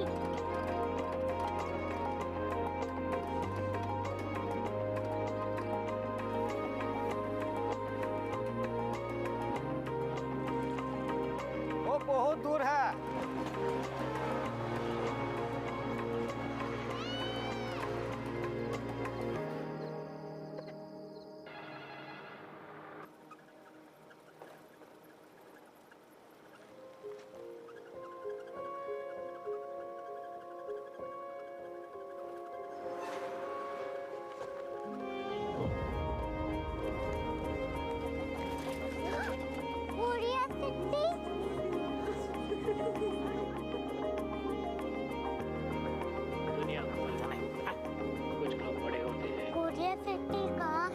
professor साहब को पता होगा। हो, ये छोटा वाला globe लगता है और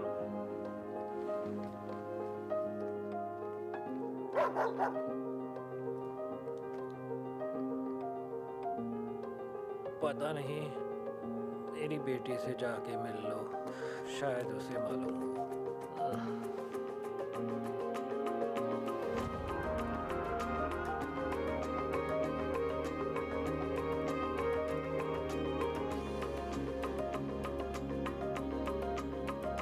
हाय, बाबा ने भेजा है। Come here. Korea city. Korea city नहीं, क्यूरियोसिटी। वो क्या? That's what brought you here?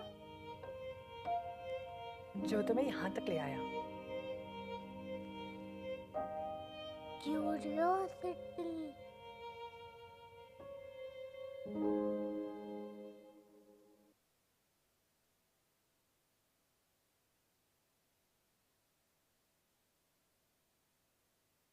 Check.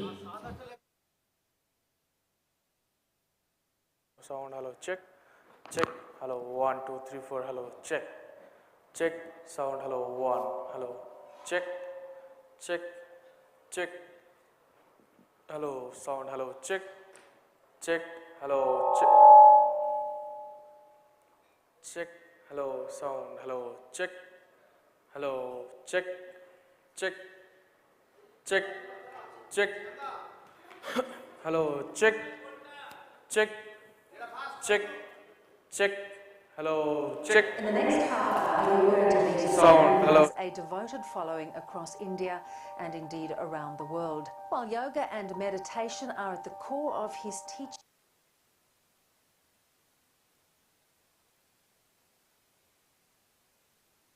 In the next half hour, you're going to meet a man who has a devoted following across India and indeed around the world. While yoga and meditation are at the core of his teachings to promote individual growth, the work of the foundation covers conservation, education and health. And you'll find him astonishingly pragmatic on a range of very modern-day problems. Let's meet Sadhguru. For the very first time in the history of humanity, we have the necessary resource, we have the necessary capability, we have the necessary technology.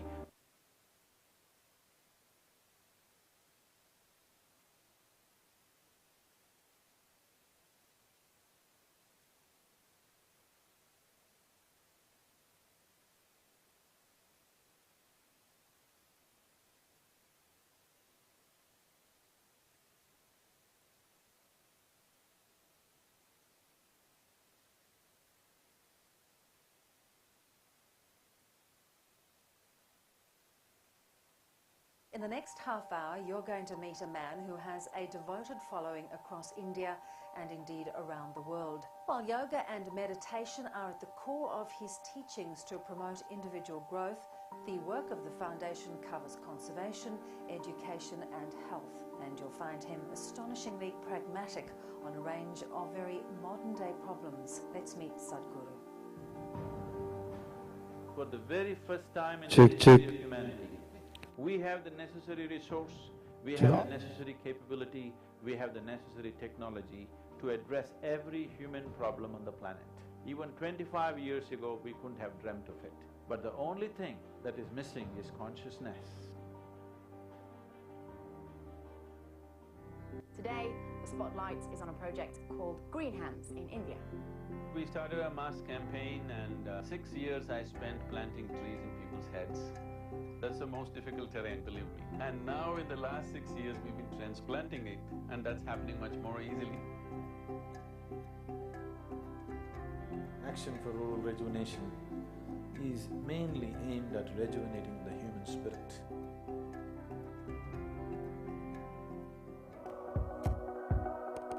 This is an incredible movement that is started in Tamil Nadu.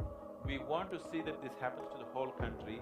The idea is not necessarily about developing competitive sport, but the important thing is to bring the spirit of sport and revitalizing rural societies. Isha outreach को वर्ष 2018 के लिए राष्ट्रीय खेल प्रोत्साहन पुरस्कार से सम्मानित किया जाता है। सद्गुरु जगदीश वासुदेव, संस्थापक Isha outreach.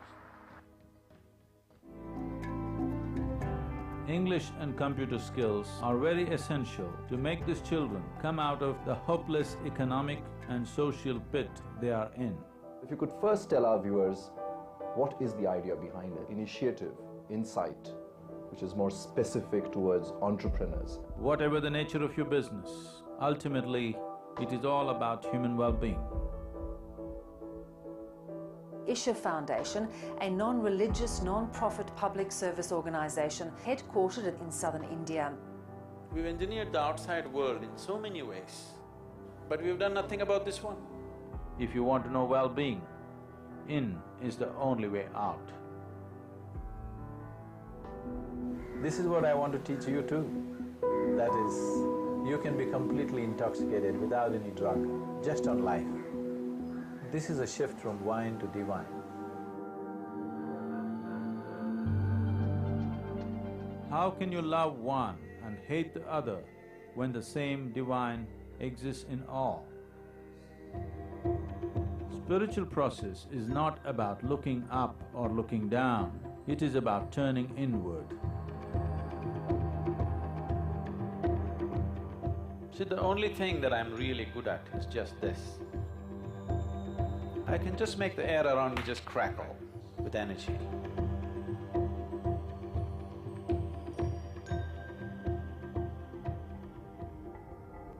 Adiyogi is the source of yoga, the first yogi. Adiyogi will inspire many generations to take up yoga.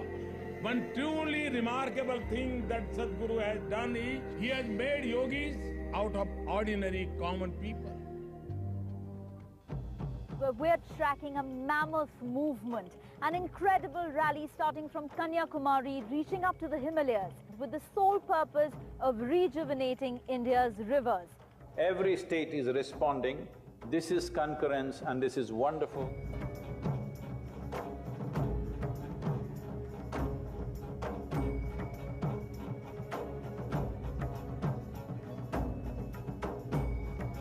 I'm very happy that Sadhguru has taken up this cause. It should also become a people's movement for our own survival, for the survival of our children. We are also launching another campaign called Kaveri Calling.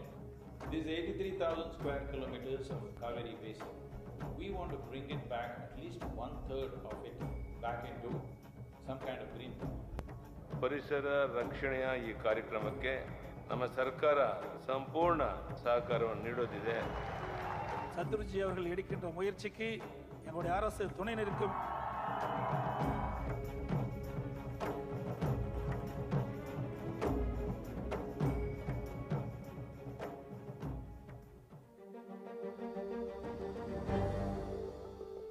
The whole purpose of this moment is to first bring this home, that when you walk up on the soil, you know it is the source of your life. Keeping it alive is the most important thing. Will you make it happen? All of us come from the same soil. All of us eat of the same soil. All of us die and go back to the same soil. The soil is a unifying force. Soil is not our property. It's a legacy that's come to us from previous generations, and we must pass it on as living soil for future generations.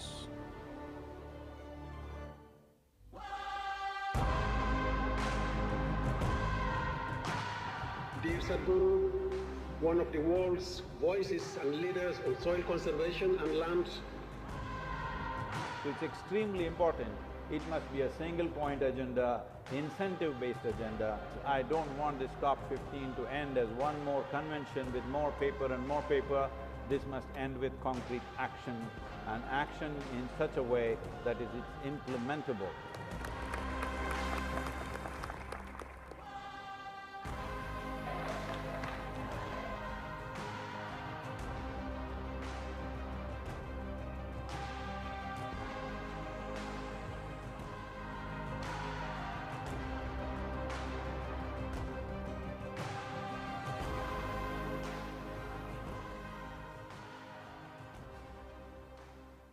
We are launching a campaign called Youth and Truth in the month of September.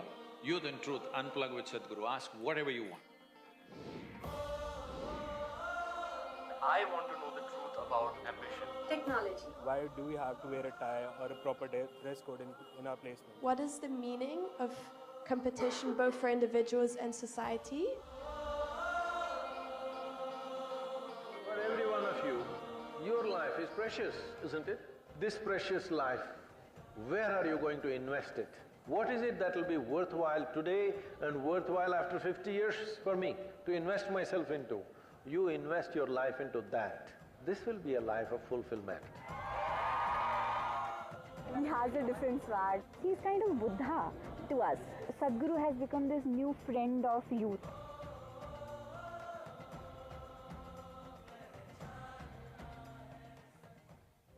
One important thing about Fashion for Peace is shifting back to natural fiber as much as possible. The way we dress is destroying the world. Textile has become the third largest polluter on the planet.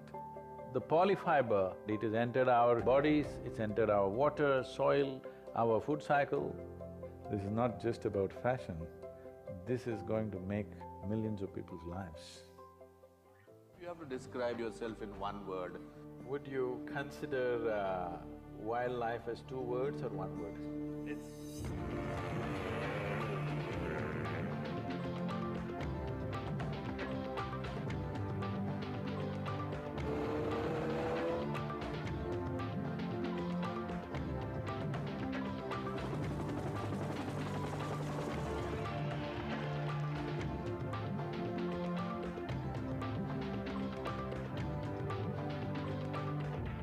President Pranab Mukherjee felicitating his Sadhguru for all his spiritual contribution.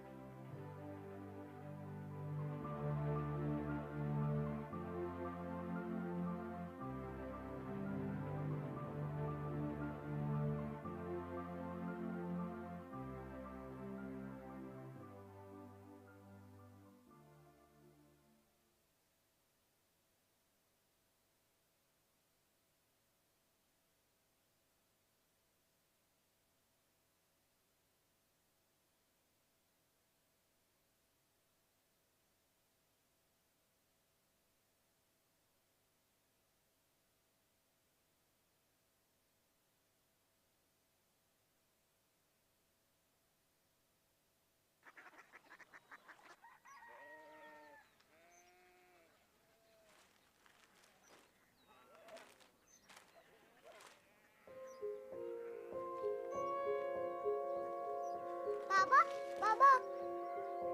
Korea City. জানি না।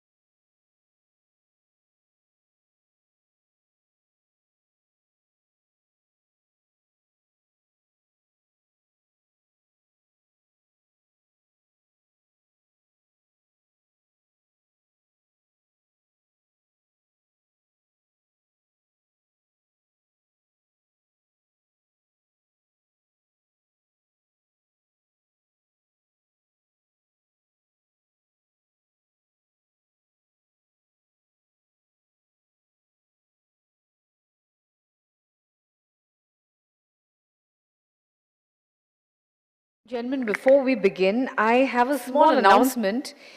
I'm not sure of the name of the gentleman who got the book from Mr. Harjeet Khanduja. If he's here, then there is a message from Mr. Dhrubajyoti Roy. I believe you had borrowed his pen from him, and that pen is very, very precious for him. So if you're in the hall, or if anybody can give him the message that the pen needs to be returned to him, he holds it very close to his heart because it was given to him by his sister, and he would really like to get it back. So if you're there, I don't have your name, so I only know that Mr. Dhrubajyoti Roy had given me this message where he would like that pen returned to him. Well, ladies and gentlemen, Mr. Arup Biswas from the Ministry of Sports and Youth Affairs, Power and Non-Conventional Energy, Government of West Bengal, will be here in a very short while from now. He's already in the hotel, and he's going to be with us shortly, and he's going to take this forward, the afternoon session, the keynote reforms in the power sector. So please just bear with us. We're just going to start in another maybe 3 minutes, in another 3 to 5 minutes.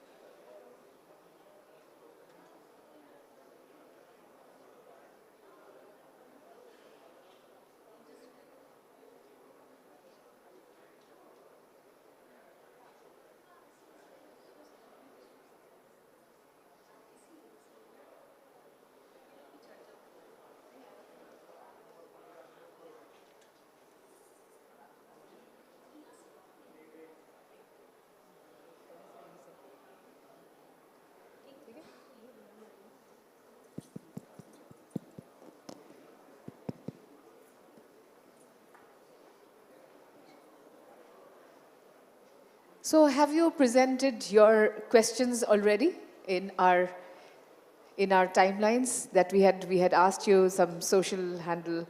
I mean, you've not done that? Ask Sadhguru? Yes. Yes, you can put it on Twitter. So our LinkedIn is there. Yes, LinkedIn is there. You can even put it up on LinkedIn as well. And you need to put up these questions. Those are the 3 best questions are going to be picked up by Sadhguru to be answered during the session. Yes. So if you've still not done your questions, if you've still not asked us those questions, ask Sadhguru. So please do that so that our team can pick it up. Sorry? Yes, I will ask somebody to display that. I'm just doing some interaction. Actually, listen. Everybody is asking, जो link है ना वो screen में डाल सकते हैं क्या? What are the links? वो जो ask Sadhguru and all those things, वो जो link लगाना है.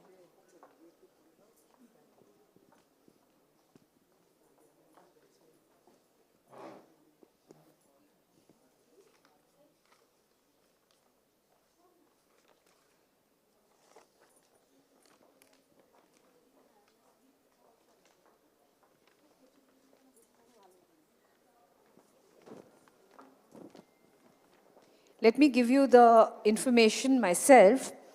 The hashtag will be Ask Sadhguru. Ask will be capital, S will be capital, and then the others, the rest is all in smalls. That's a hashtag. And then you also need to give the hashtag Infocom 22. And on Facebook, you need to put it up on Infocom Connect. And this is INFOCOMCONNECT with no space in between. And these are all in capitals. So that Infocom page is on Facebook. You can put it up there.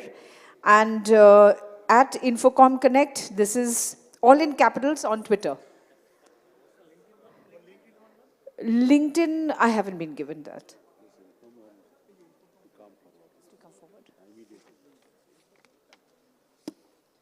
Everything is in, yes, Infocom Connect. Right. You just need to go to @Infocom Connect. Yes, and then after that you need to put in Ask Sadhguru. Ask will be ASK will be capital, S will be capital, and the rest of the name will be in smalls. So everyone who is sitting behind, can you all come forward, please? Is it possible for all of you to come forward? All of you, can you come forward, please? Please come forward. Can I request all the handsome men and the beautiful women out here? Ma'am, please. Everyone, please come forward.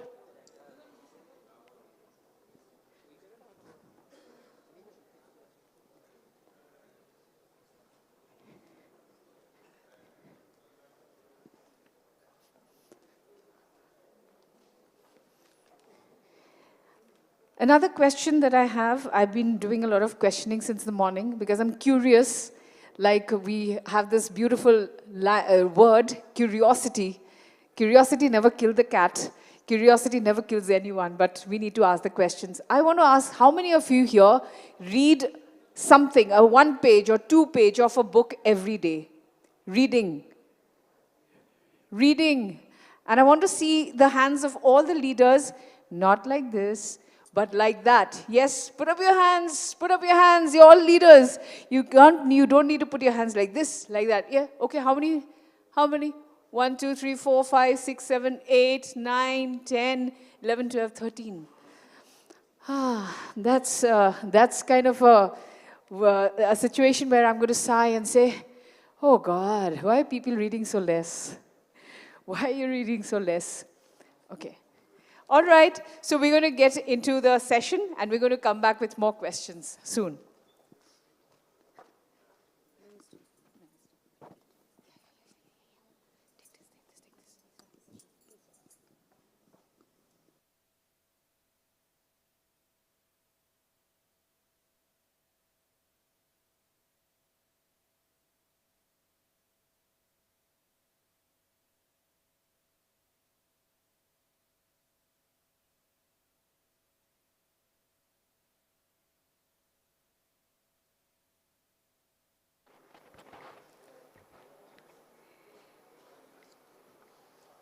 Good afternoon, ladies and gentlemen. We are back again, and I hope you had a hearty lunch. We'll start off with the keynote, Reforms in the Power Sector. And the keynote speaker is Mr. Arup Biswas, the Honorable Minister in the Ministry of Sports and Youth Affairs, Power and Non-Conventional Energy, Government of West Bengal. Put your hands together, ladies and gentlemen, for the Honorable Minister, Mr. Arup Biswas. A very warm welcome to you, sir. It is our privilege that you're here with us today, and I'll hand over the session to you, sir.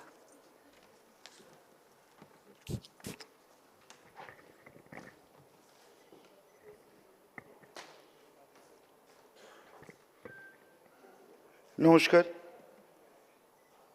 সবাইকে স্বাগত জানাই আমি অত্যন্ত আনন্দিত যে আজকে এবিপির এই ইনফোকমে আমাকে আমন্ত্রণ জানানো হয়েছে তার জন্য আমি এবিপি গ্রুপকে আন্তরিক অভিনন্দন জানাই আজকে আমার সাবজেক্ট হচ্ছে রিফর্ম ইন পাওয়ার সেক্টর তো যেহেতু অন্য রাজ্যের লোকেরাও আছেন ভারতবর্ষের বাইরের লোকেরাও আছেন তাই আমি বাংলায় নয় আমি ইংরেজিতে বলার চেষ্টা করছি good afternoon everybody I welcome you all in our Lighting Bengal. Distinguished guests, eminent personalities, speaker on dais, and all other dignitaries present here, ladies and gentlemen. I am happy to present today in the 21st edition of Infocom 2022, being held in the centenary year of ABP. My heartfelt appreciation to the ABP Group for consistently hosting the Leadership Summit for the last 2 decades. It has been recognized as the platform of industry leaders to share their experiences, their success stories and views. Today I am here to talk about the subject, reforms in power sector. Sectorial reforms in India have rarely been linear. The power sector is a good example of how they have been shaped by changing circumstances.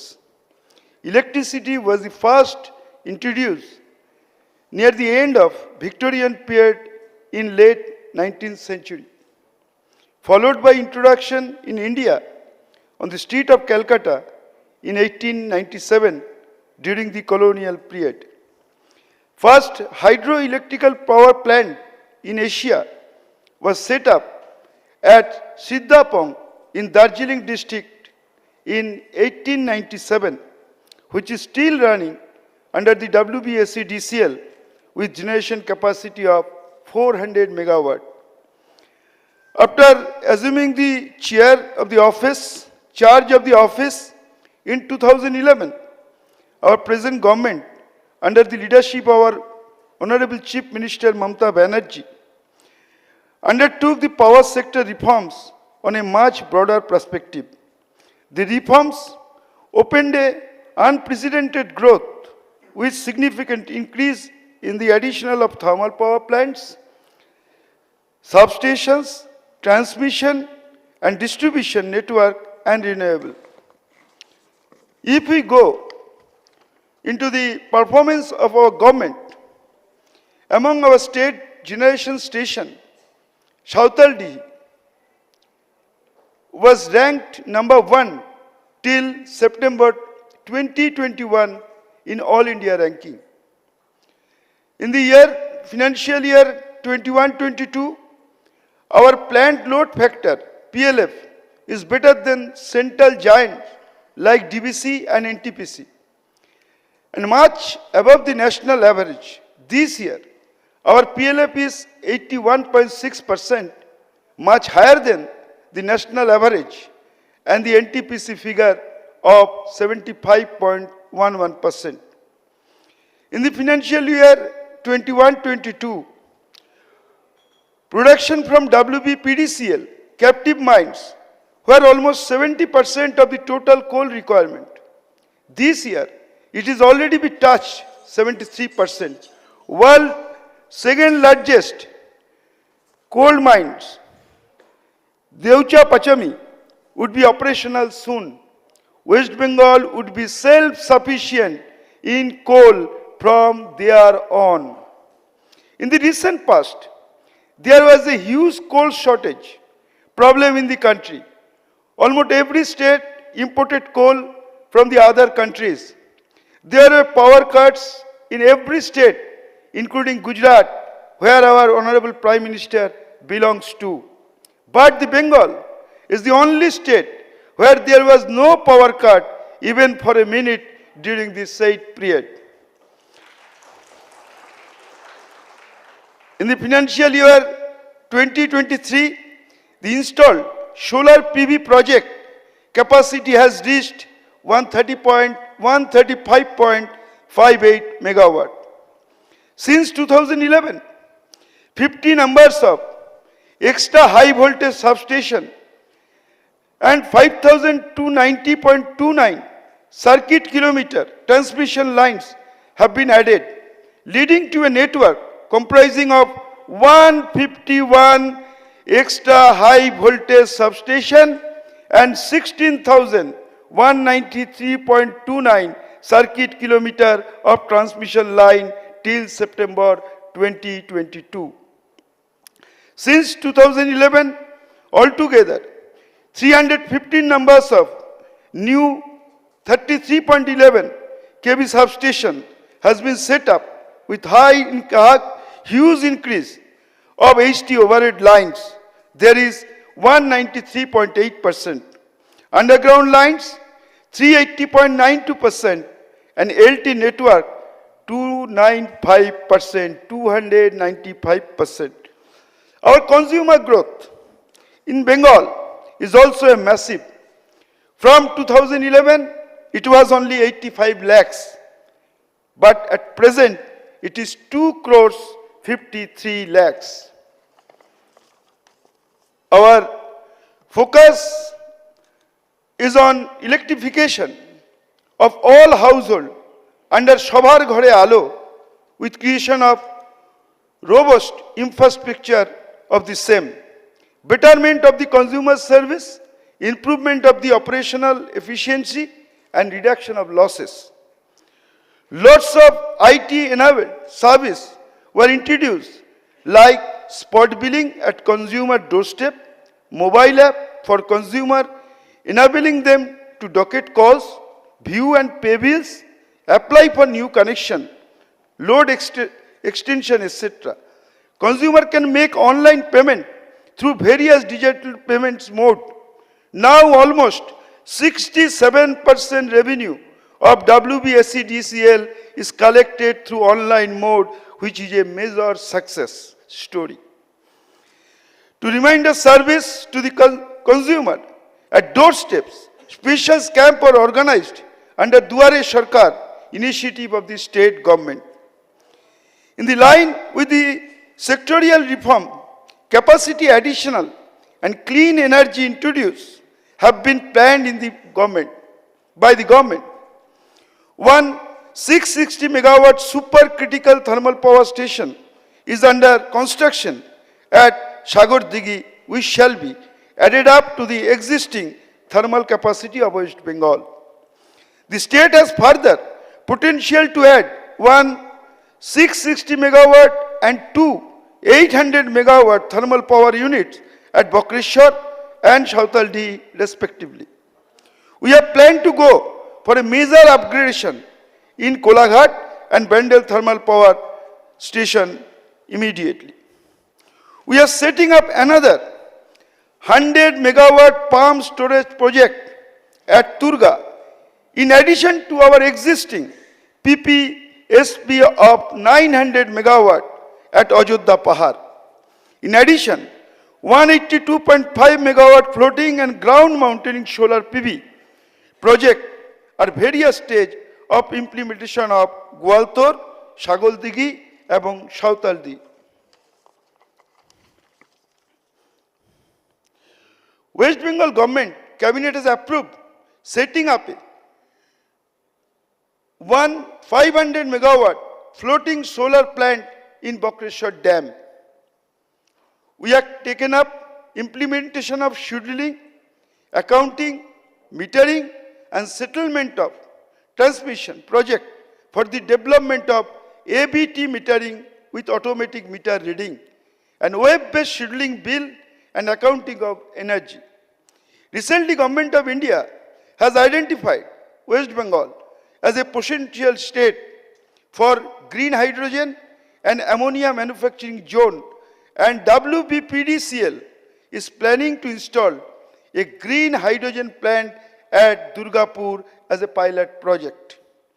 The pursuit of towards energy transition has got a major fillip through the RDSS program, through which 11,895 crores shall be invested. I repeat, 11,895 crores shall be invested for loss reducing, installation of smart meters, system modernization to drive the sector out of woods for the all time to come, and put up the sector on path sustained improvement trajectory. In the last 34 years of the rule of the left front government, English language was banned in the primary education. But one English word was popular among the all walk of life, from child to aged, literate to illiterate, poor to billionaires. Guess what is the word? This word was load shedding. In the presence of our government under the visionary leadership of our Honorable Chief Minister, Srimati Mamata Banerjee, made load shedding a thing of past and it out of dictionary of Bengal power map. Our hydel power station, which are dependent on the river water flow, are bleeding due to the lack of central government policies. I repeat, our hydel power station, which are dependent on the river water flow, are bleeding due to the lack of central government policies and carelessness to restore the river water flow by frequent desilting and digging. In the present, so many business and corporate houses present in the business conclave, we remind that Bengal is the destination of future business. We present our glorious Bengal before you for setting up a business where you have excess power, no power cut. The government of West Bengal is committed to provide steady power supply with affordable cost of all class of consumers with the objective of inclusive and sustainable growth. তাই রবি ঠাকুরের ভাষায় বলতে পারি, আলো আমার আলো গো, আলোয় ভুবন ভরা, আলোর নয়ন ধোয়াও আমার, আলোয় হৃদয় হরা. My appeal to all the business communities, please come forward to invest in Bengal. I repeat, the Bengal is the destination of business. আবারও রবি ঠাকুরের ভাষায় বলি, এসো আমার ঘরে এসো, এসো আমার ঘরে.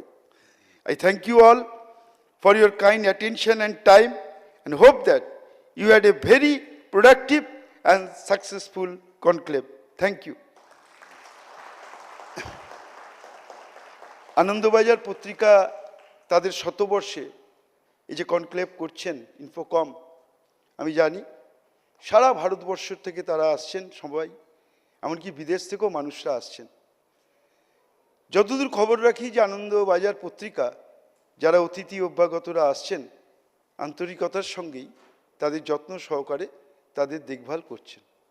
কিন্তু আমার একটা অনুরোধ আছে আনন্দবাজার পত্রিকার কর্তৃপক্ষের কাছে, বাংলায় যারা আসছেন তাদের যদি একটু বাংলার মাছ ভাত, বাংলার রসগোল্লা আর বাংলার মিষ্টি দই খাওয়াতে কিন্তু একদম ভুলবেন না। নমস্কার, ধন্যবাদ।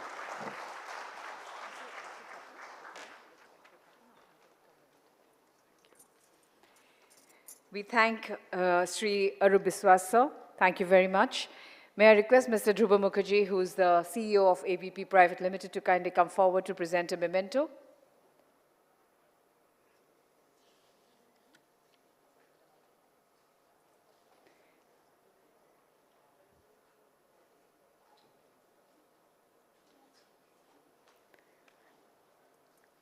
Just 1 minute, sir. We'll just wait for you.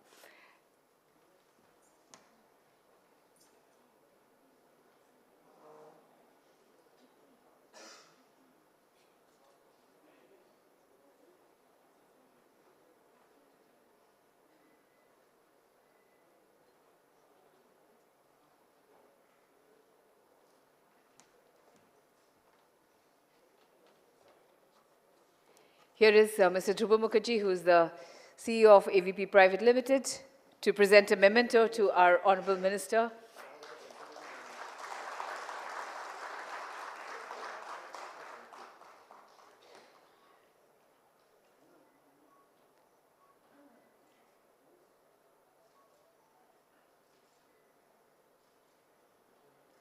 Thank you very much, sir. Thank you very much.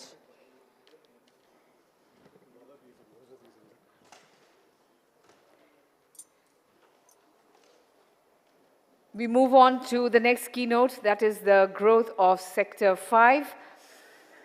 And our keynote speaker is Mr. S. Radhakrishnan, Executive Director and President, Infinity Group. May I request Mr. S. Radhakrishnan to kindly come onto the dais, please? And put your hands together, ladies and gentlemen, for Mr. S. Radhakrishnan as he speaks on growth of Sector V.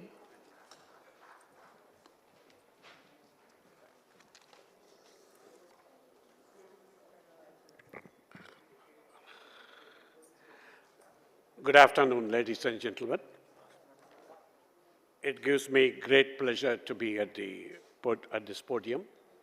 Infocom is a signature event of Calcutta, which all Calcuttans are proud of. Often I think that Infocom, Sector 5, and the organization I represent now, Infinity, are intertwined in their objectives and converge in passion. The common passion and objective are to facilitate the technology ecosystem in Calcutta and making it a preferred technology destination. Bengal, as you are all aware, is the 6th largest economy in India, and Calcutta, the state capital, is the 2nd largest city in India. It is demographically diverse city and vibrant cosmopolitan place. The state has excellent urban and social infrastructure and home to many multinational and large corporates. It also headquarters some of the oldest public sector companies and along with foreign missions.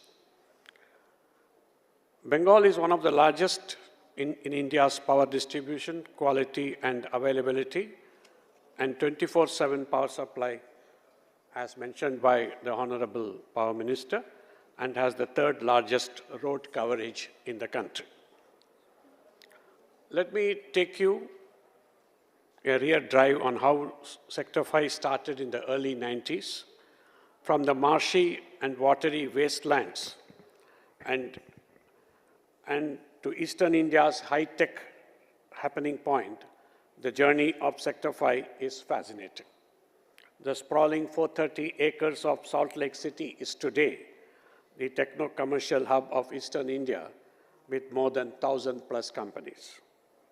The region contributes handsomely to the state's coffers and employs more than 2 lakh people directly and indirectly. Sector 5 is one of the biggest successes in the IT sector. An ecosystem grows with establishments and their engagements. Sector 5 is a beautiful example where government and private companies work in partnership. Navadiganta Industrial Township Authority has been formed by the government as an independent body to support the civic amenities in Sector 5. As one of the directors of the Navadiganta board of the Navadigantok, I can say that this may be the only authority where representatives from industries and stakeholders are also involved in the decision-making in supporting the civic amenities. As far as Infinity, which started the first IT park in the late 90s, it played the role of a catalyst to develop the sector, and it has 7 IT parks along with many other reputed organizations. And it also housing some of the renowned companies like HCL, KPMG, IBM, Mindtree, Larsen & Toubro Infotech, Zensar, E&Y, Deloitte, PwC, etc., and many other IT companies have their development centers in Sector 5. This sector is not just another business location. It's an economy driver. Small, medium enterprises are the growth accelerators of an economy, and Sector 5 ecosystem has helped many IT SMEs such as IndusNet, Web Spiders, Capital Numbers, Ideation Technology, ICRA Analytics, and many others grow exponentially in the last 20 years. To support the startup mission, there are incubators such as NASSCOM 10,000 Startups Warehouse and the Bengal Chamber Incubation Center, nurturing many innovative startups. In the US and Europe, startup accelerators have been the flavor of the day, whereas in Africa, Asia, and other emerging markets, entrepreneurial buzz was driven more by the rise of tech hubs. Infinity would like to play its role by working with the Bengal Chamber, CII, and other associations, providing the startups affordable, convenient, high-tech working infrastructure in their accelerating stage so that they are better positioned and confident with their setup while connecting with a larger ecosystem. The emergence of urban tech economies calls attention to the multidimensional speciality of the ecosystem made of people and organizations that produce new digital technology.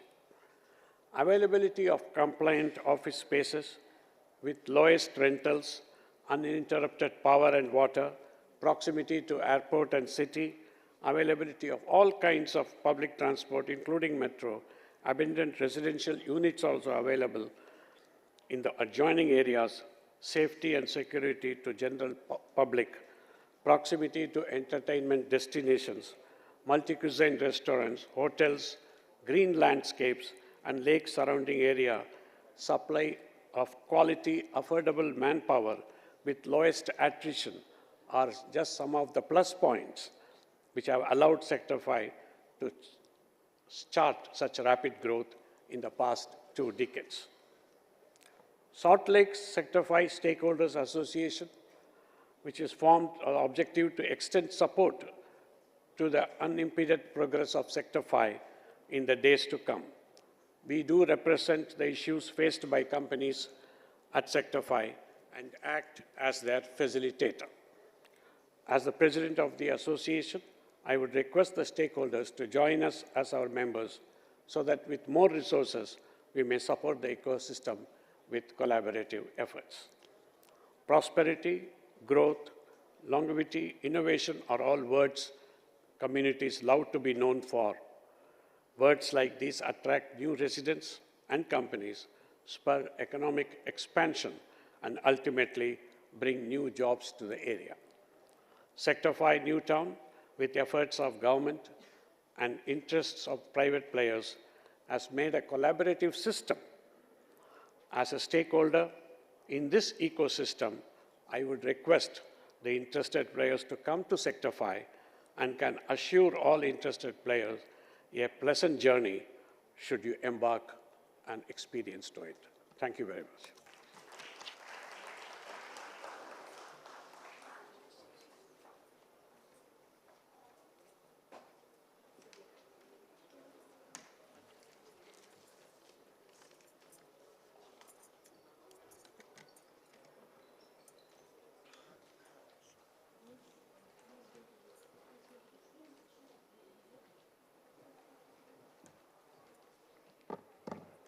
Thank you very much, sir. May I request Mrs. Suman Banerjee to kindly come forward, please, to give away the memento.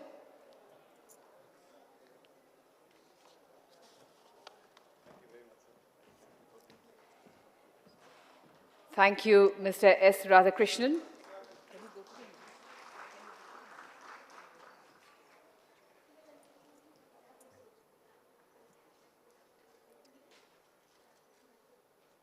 Thank you, sir.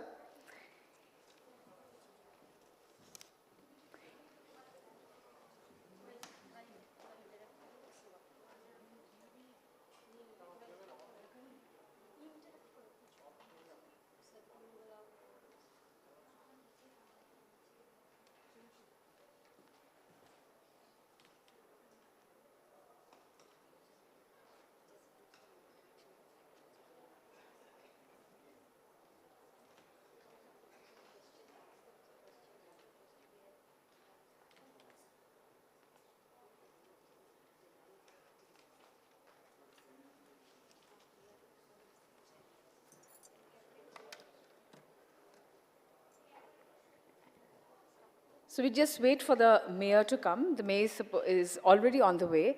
And then, of course, we're going to have the Sadhguru show, the event that is going to actually make us glued to the stage, and we're going to ask our questions. I hope all of you have put in your questions. How many of you have put in your questions? Can I see a raise of hands, please? Oh, you haven't. I can't see any of you from here. None of you have put in? Yeah, beautiful ladies out here that I'm looking at right now. You haven't put in your... You haven't put in the questions? Do I need to tell you how you need to do this? You need to put in a hashtag. We've got our Infocom Connect page on Facebook, and you need to put the hashtag Ask Sadhguru. Ask will be capital, S will be capital, and the others will all be in small. And then you need to say hashtag Infocom 22. You need to put this up also on Twitter at Infocom Connect, and these are all in capital.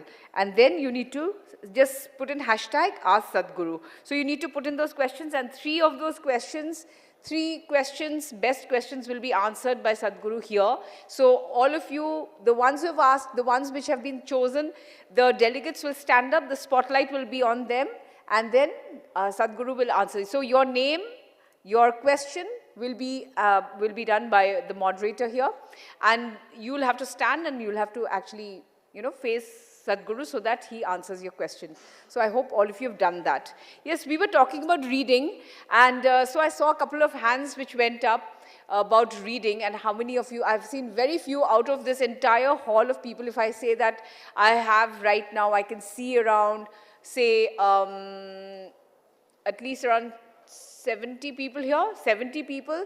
So out of 70 people, I just saw around 10 hands going up, and 10 of you actually read. But let me tell you one thing, all of you are leaders of this industry, all of you are such wonderful people doing such wonderful things. I will tell you what exactly happened to me in 2019 when I had the accident and I couldn't speak. I was stammering. So the first thing I did was I cried, and I asked my husband, and I said, I have been working on stage for the past 30 years. What happens to me when I stop? I'm not able to speak. And I cried because I was stammering, and my husband said, just go ahead and practice. Just go ahead and practice. Don't lose faith. Just keep on reading every morning. So every morning, if you have younger brothers and sisters, or you have your sons and daughters, please tell them one thing, that, readers are leaders. And every time they read, they will be learning new words. So for all the industry experts here, when you were 13, you probably had around 60,000 words inside your hard disk here. And now, you might be somewhere around your 30s, your 40s, 50s, 60s. So that number of words that you have collected might have gone up to maybe, I don't know how much. It must have gone up to lakhs. So every day, imagine if you were to add one new word to your vocabulary every day, so 365 words in a day, in a year, and again, if you double that, you're going to learn 2 new words, and imagine your rich vocabulary which comes on. So I teach public speaking to young people. So when I teach public speaking and they say, we want to come and speak on stage like you. And I say, that's what you need to do. You just need to read.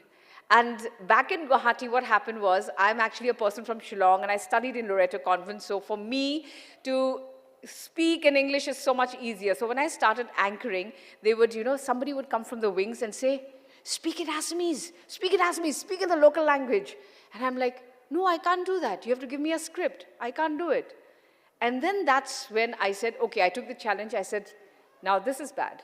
This is really bad, that I'm so terribly poor in my mother tongue that what I do now is with my son, I tell him that at home, no English. At home, it's going to be just the mother tongue you're going to speak, because wherever you go, if you are going to speak in English, they're not going to say, wow, you speak great English. And if you say, I can't speak in my mother tongue, they're going to say, my goodness, what a joke this is. You don't know how to speak in your mother tongue? So what I did was, I started looking at the local television channels. And of course, I got married to a Khas Ochomia, that Assamese guy who's from the village and who's like, he says that I'm this poor guy who doesn't have money, and so, but I love you a lot, so you have to marry me. So I married the man who actually loves me. But then he is somebody, yeah, it is true. For the ladies who are still not married, it's important to marry the man who loves you a lot, and not vice versa. So it's important that, because he will love your parents and he'll love your entire family. So he told me one thing when I got married to him. He told me that, yes, some of you are laughing, yes, this is like funny, but then he told me one thing, that I come from the village and I have studied in a very poor school. I have learnt only Assamese, so no English giri out here, okay?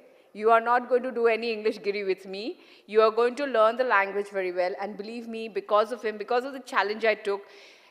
So now when somebody from the wings come in and tell me, I have done a lot of government shows. So when, yes, they would come and say, speak in Assamese. And I say, okay, hold on, I'll do that. I'll do that, don't worry, I'll do it. Just give me some time to gather my thoughts. So when I tell you that reading, I started reading a lot in Assamese. Initially, my thoughts were in English. If I have to think of anything, I want to write poetry or I want to write an article, it would be in English. Now I can think in Assamese. Now I can think in my mother tongue. So it is important that we read a lot, gather those vocabulary. And when I said that with my accident I was not able to speak, imagine I am known in my state as a miracle patient. Because they said that she will not be able to speak, she will not be able to walk, her memory will be gone because of the bad fall she had, that accident that I had. My skull cracked up, my left and right brain was separated, and they said she's going to be a vegetable for life.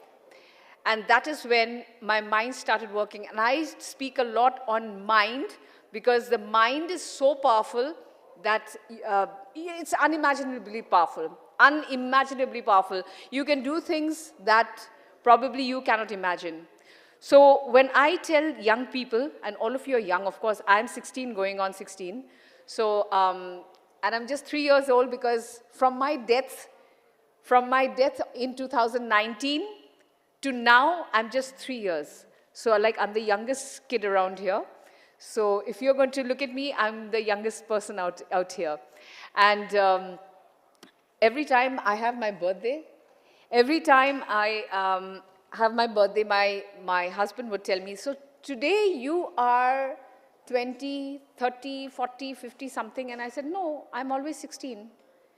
So the idea is that everyone's been saying that your age has reversed. How come? How come you have reversed your age? My age has actually reversed.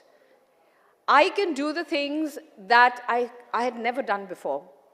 The doctor, when they asked me for a checkup, the doctor said, what is that one question you want to ask? And I said, I did a 3-kilometer run before I had my bad fall in the bathroom and I cracked my head and I couldn't walk. Now in 2020, I would like to do a 5-kilometer walk. And he just opened up my scan, my brain scan, and he showed me all the blood clots in my head. And I said, that's okay. I was stammering. I could not walk. I couldn't walk on a straight line. I was going to the left and the right. I had to take the help of my husband and my son, but I did not give up. I completely had belief in myself that I could do this, and in 2020, my first challenge was I took out my car and I did 1 kilometer of a ride. And that was my first challenge, that yes, I went for that 1 kilometer, got back, made a video, and I said, yes, I have done it. And that same year itself, I started reading.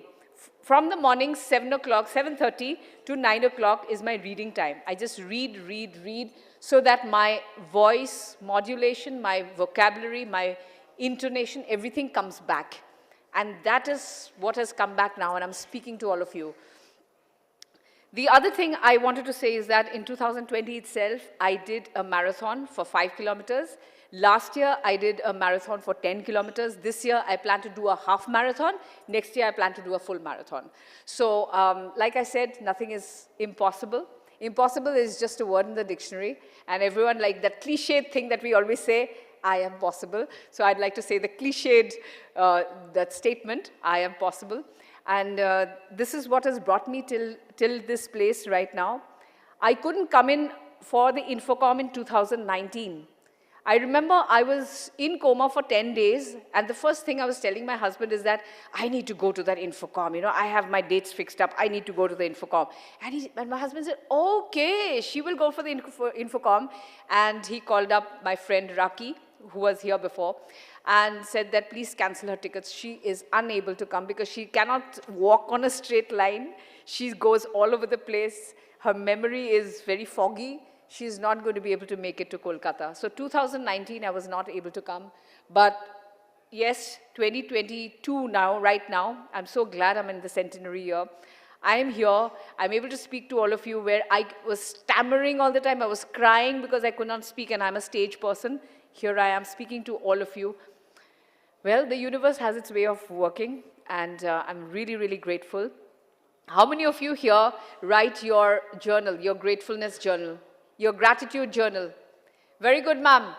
1 hand, 2 hands, both ladies. Who else? I can't see anyone else. Okay, another lady. Yes, I've seen you, ma'am. I've seen you, ma'am. Another ma'am here. Yes, I can see you, ma'am. What about the others? Yes, ma'am, of course, I see you. Gratitude journal. No, no more. Okay, 3 persons in that hall of 70 or maybe 100 people. 3 persons who are writing your gratitude. Now, I'll tell you about gratitude. I really thank Infocom, ABP Group, for giving me this opportunity. I have to tell you that it was Mr. Didi Purkastha, in fact, who discovered me in Guwahati and got me here. And he said, we want you to be on board the team. And that is why I'm here. Didi Purkastha is the person behind me being here for this is my 16th year. And gratitude is something that we need to say every day. Thank you for ABP. Thank you for this beautiful group of people. Thank you for how many of you here thank the universe for your eyes? Of course, apart from the 3 ladies. Thank you, sir. Thank you, sir. That's lovely. Of course, all the 3 ladies, of course, you don't have to put up your hands. I can understand you write huge gratitudes every day. But it's so difficult, you know, when we say, we don't have the thing to say, thank you for our eyes, thank you for our ears and nose and hair and everything. You'll be surprised to know that my hair was thinning. And every morning during my meditation, I would just sit in my place and say, thank you, universe, you've given me lovely hair. I've got lovely eyebrows, I've got lovely eyes, my ears, my nose, every part of my body. Beautiful internal organs as well. We can't see our internal organs, but I love my internal organs as well, beautiful ones. So I thank for everything, even the sabji wala who comes to my place to give me the vegetables. Even the bus driver who gets me any place, the rickshaw wala, the bus driver, the person who gives me my fuel in the petrol pump, everybody needs to be thanked. Everybody, even the person who gives us breakfast in the breakfast room, in the dining room. Everyone, even this wonderful team members here. Can I have this entire team? Can I have this entire team on stage here, please? I want everybody to see you. Come here.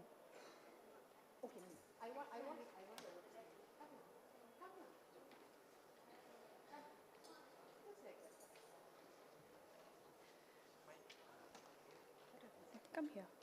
Come to the stage. So this is the lady who's been helping me. This is Preeti Datta, and she's part of Magic Eye. She constantly gives me so much support, and for over the last, God knows how many years, 15, 16 years, she's been there. Her husband does the entire event, and she is there giving that fuel to us. And Arup is here also. Arup is this person, and he's the Man Friday. So you need to know who the team is behind. You know, we are like in a hodgepodge, but they will say, no, everything is fine. The sound, another gentleman here, come. I want all the sound, everybody here, please come. Please come.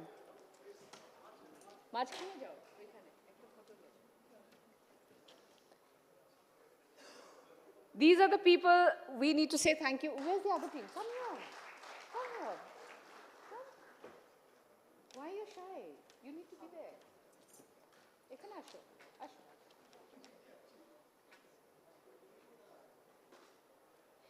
And we have those two gentlemen also out there. Please come here. Please come here. They are from the hotel itself, and they have been with us all the time. Anything we want. I'm sleepy. I want a coffee. I want some mint. They are there. So here, come closer to the photograph. So yes, a huge resounding round of applause to the team, because they are there for the sound, the printout, any event, the screen, everything. So these are the people. We never have them up there on stage, and you never get to see them. They are the ones who work behind. But thank you very much. Big round of applause to each one of you. Thank you. So you see that everyone here, even our gentlemen who are doing the camera there, out there, the sound here, everybody is very meticulously doing the work. Round of applause to you also, the camera person here, the sound here. You're doing superb work, every one of you.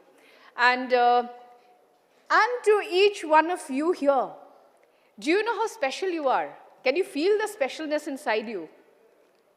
Can you feel it? Sir, I want you to smile. Yes, sir, you look very good when you smile. The first gentleman out here, sitting right in front.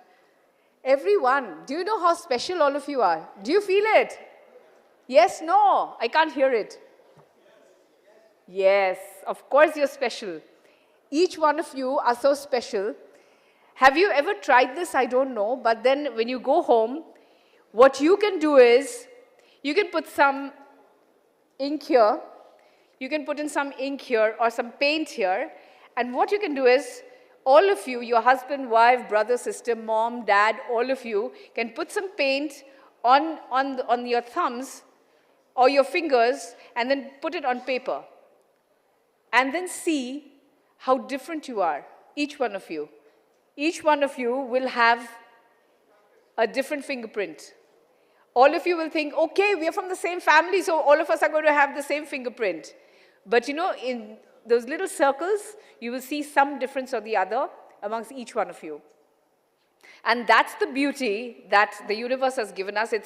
It's amazing that each one of us are different. Each one of us, we are special. And what you can do, I cannot do.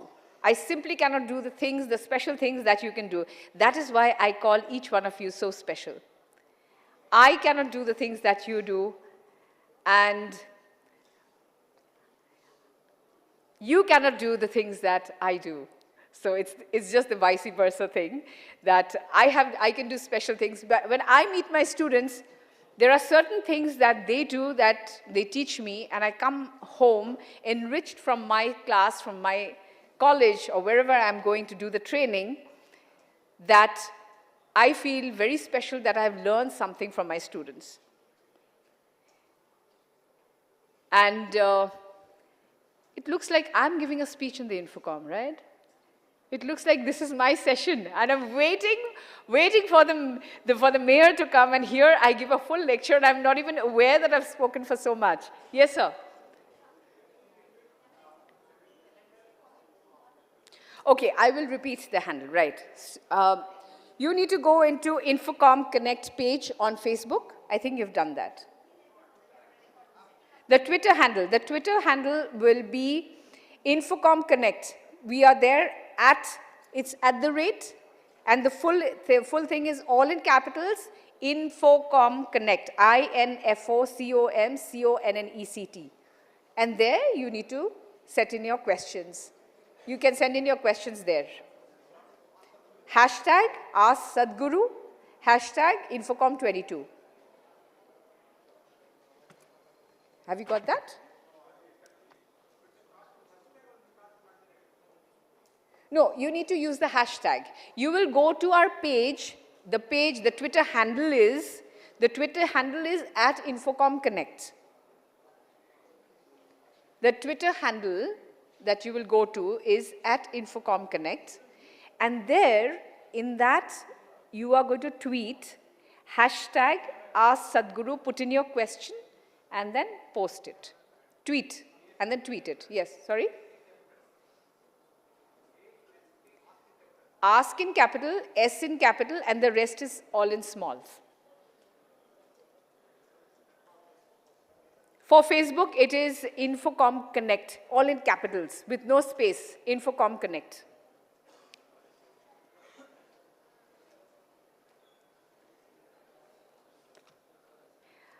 Okay, I will randomly ask the ladies who had put up their hands, I will ask one question. Maybe you don't have to get up and answer this, okay? I just want to ask, what are the 5 strengths that you have? What are the 5 strengths that you think you have? Just think and, you can answer this to me after some time. 5 things that you're good in. 5 things that are your strength. Not good in, your strengths. What are the 5 strengths that you have? Empathetic. I have interpersonal skills, I have very good communication skills, I'm truthful, I'm faithful, I'm trustworthy. What are your strengths? Oh, ma'am, hi, I saw you today for the first time. You didn't come in the morning? Okay, good. Nice to see you. We must take some pictures once we are out, yes. Okay, done, ma'am? Will you say some of the 5 strengths that you have? Yes? Do you want a microphone?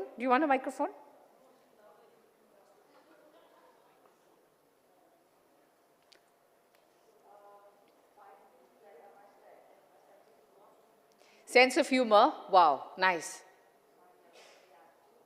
Never? Oh, wow, okay, never say die attitude. Superb. Of course, you have a lovely smile. And you being you. Wow. Can we have a round of applause for that? Lovely strength she's got. Superb. And ma'am out there, the beautiful lady who had picked up your hands when I said about gratitude. Yes, ma'am. What about you? You want a microphone? Yes, there it is. Good evening. Good evening. Yeah, good communication skill. Communication skills. Second, to cope with to adjust with the tough situation, whether in personal level or in professional level. And third, of course, I have killed my ego. To kill the ego in any situation. Okay. And then to maintain the attitude, the right attitude at right place, of course. And finally, yeah, always to be joyful and cheerful at any situation. Lovely. Always joyful and happy under any circumstances. Yes. That is so good. That is so good. Thank you. Thank you, ma'am. Thank you. Wonderful. These are the 5 strengths. So this is going to give you everyone who is still not answered, it's going to give you the thing to understand. Sometimes it is important to just sit back with yourself and think, what are the strengths I have? We don't usually do that. All of you are, the leaders of the industry. You don't have no time. When I asked in the morning, all of you said, we wake up, we look at our emails, and then that's it, our life starts. But then you have not given yourself the time to sit. You have no time. And then I did a training recently with the Indian Institute of Bank Management, and these are like the top managers. Yeah.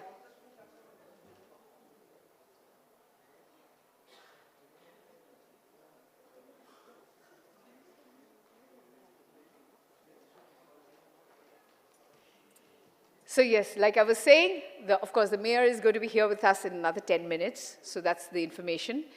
So I get another 10 minutes to do a lot of blah, blah. And I was doing this training for the Indian Institute of Bank Management, senior officers. And all of them, when I asked them this question, what do they do in the morning? What is it that they do in the morning? And you know what they said? First thing we do, wake up, look at our WhatsApp. That's what they do. Is that Amitav? How are you, Dada? Nice. Nice to see you. So, I told them one thing, is it possible? And with folded hands, they were all mostly from Kerala, from the south, from the west, not many from the east, but mostly from the south and the west. And they told me that it's impossible. If we are not connected on WhatsApp, then I'm sorry, ma'am, we will not be able to connect with our offices. We have to wake up and look at our WhatsApp. And I said, sirs, is it possible, with folded hands, I said, is it possible for 1 hour at least to not look inside your phones and not look inside your emails? And after an hour, can you just get into your work mode? Because when you wake up, it is not good to give yourself a shock. We usually don't eat in the first 1 hour. Why? Because we don't want to raise our stress level hormones. We don't want to raise our stress level hormones, so we don't eat anything at all. So for the first 1 hour, it's prayer, meditation, reading, being with ourselves, connecting with ourselves, thinking. And thinking is so important for all the industry leaders here. I don't know if you have heard this audio, The Strangest Secret in the World. How many of you have heard it? The Strangest Secret in the World by Earl Nightingale. Have you heard it? Yes, no, maybe? A raise of hands, maybe I can see? None. Please get this down in Spotify or YouTube. It's an audio. You need to listen to this. And when you listen to The Strangest Secret in the World by Earl Nightingale, this is from the 1960s. You can read this. Sorry, you can hear this. This is an amazing, amazing audio. You need to listen to it. And you should make your young sisters, brothers, your daughters and sons, make them hear this. I hear it every day. I hear it every day because this is a 30-day challenge that I am giving myself. And the other thing that I was thinking of telling you is that in 2009, this is a shocker for you, all of you. All of you are going to say, what? I wanted to kill myself. I wanted to commit suicide. And I wanted to actually go and ram my car somewhere because we've got Horaighat out there. And I thought that maybe I could hit my car against the bridge and fall from there and maybe die or something. Or maybe hit myself onto a stationary truck, kill myself. And the reason being was that I had become very fat for the stage. I'd become around 90 kilos. I had just given birth to my child, 2.5 years, and I was going to kill myself. So all of you are like, what? What a terrible woman. 2.5-year-old child and she's planning to kill herself because she was 90 kilos, as if there was no solution. And all of you are like solution givers. All of you in this industry are like, we look for solutions. We don't look for problems. We are looking for solutions to problems. And I was planning to do that. That is when I have to share the secrets, this other secret with you. I read a book. I don't know if you've read it. You can raise your hands if you've read this. And this book is Stop Worrying, Start Living. Dale Carnegie. Yes, ma'am. Yes, sir. Of course, Dale Carnegie. This kind of saved me. This book, ma'am, I have to tell you, the day I read this book, 2009, I read it, and by 2010, 1st of January, I said, I'm going to live my life. Suicide, cancel. Ah, see? So that makes us two of us. Yes, there's a microphone, ma'am, if you want to share something more. I tried doing it twice. Both times I failed. And You actually went into the act of going and killing? Yeah. I went onto the ceiling once. I went onto the building tower once, as in on the terrace of the building. And what was the reason? What could be the reason? I was going through a failed marriage, so I went there. And then I was thinking, you know, as a person, you have so many roles to play. This is what got me back to life. So Darshana is someone's daughter, someone's wife, someone's sister, someone's manager, someone's reportee. Who is Darshana for herself? And goddamn, she needs to live. It's okay, on one of the parameters she gets 0 on 10, but the remaining she is damn 9 on 10. Sometimes she's 10 on 10. And then my psychiatrist suggested this book to me. I read the book, and here I am in front of you. Ooh, nice, nice. Give her a round of applause. That's so good. And you're such a bright and beautiful woman. From the day one, I've seen you participating, interacting, talking. That's so good.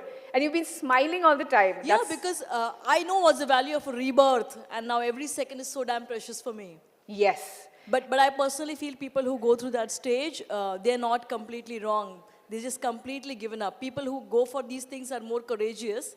However, there are better things to look at. Yes, so we are much privileged, so we should not do that, for sure. Totally, totally. I so agree with you, ma'am. So agree with you. Life is so beautiful. We can't just end it like that. And if you and I had ended it, in 2009 and you in your time period, imagine we wouldn't be sitting amongst this And the best thing which you should look at yourself and say, and I do it too, we are so beautiful women. People get to see us. Let's live for a longer time. Yes, absolutely, absolutely. True, right, true. thank you. So good, so good.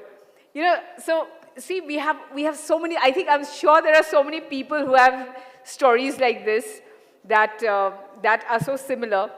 And like ma'am says this, and we have so many stories, amazing stories that we have.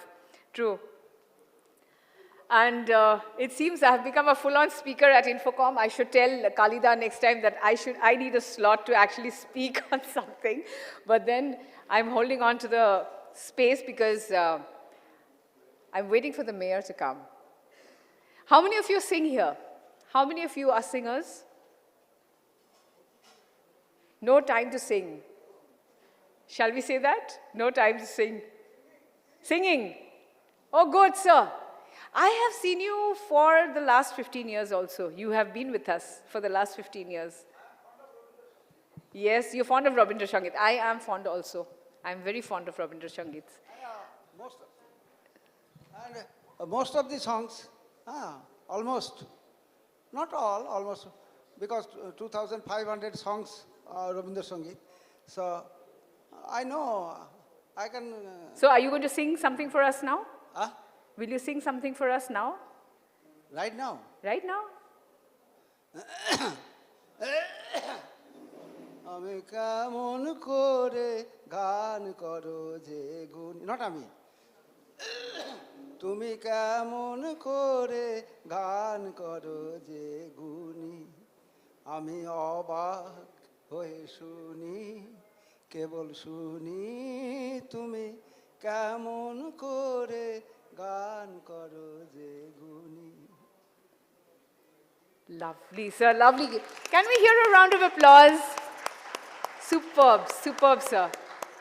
And sir has been with us for 15 years. I've seen him and how beautifully he takes pictures. He's been interacting with us, and I know him for a long, long time, sir. Wonderful. Yes.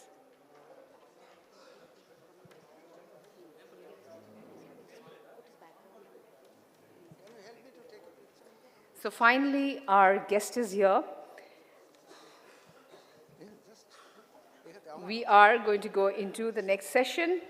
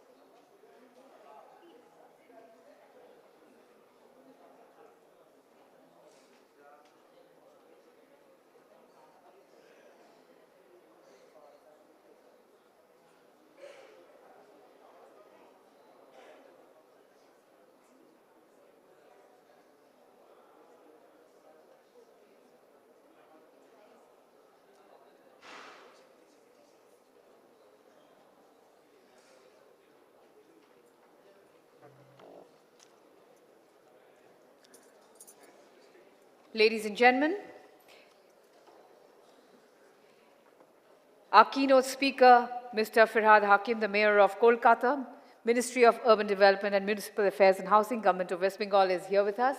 A very warm welcome to you, sir. He's here to speak about the keynote, Smart Cities Bringing Fundamental Improvements. A warm welcome to you, sir. And I hand over the microphone to you.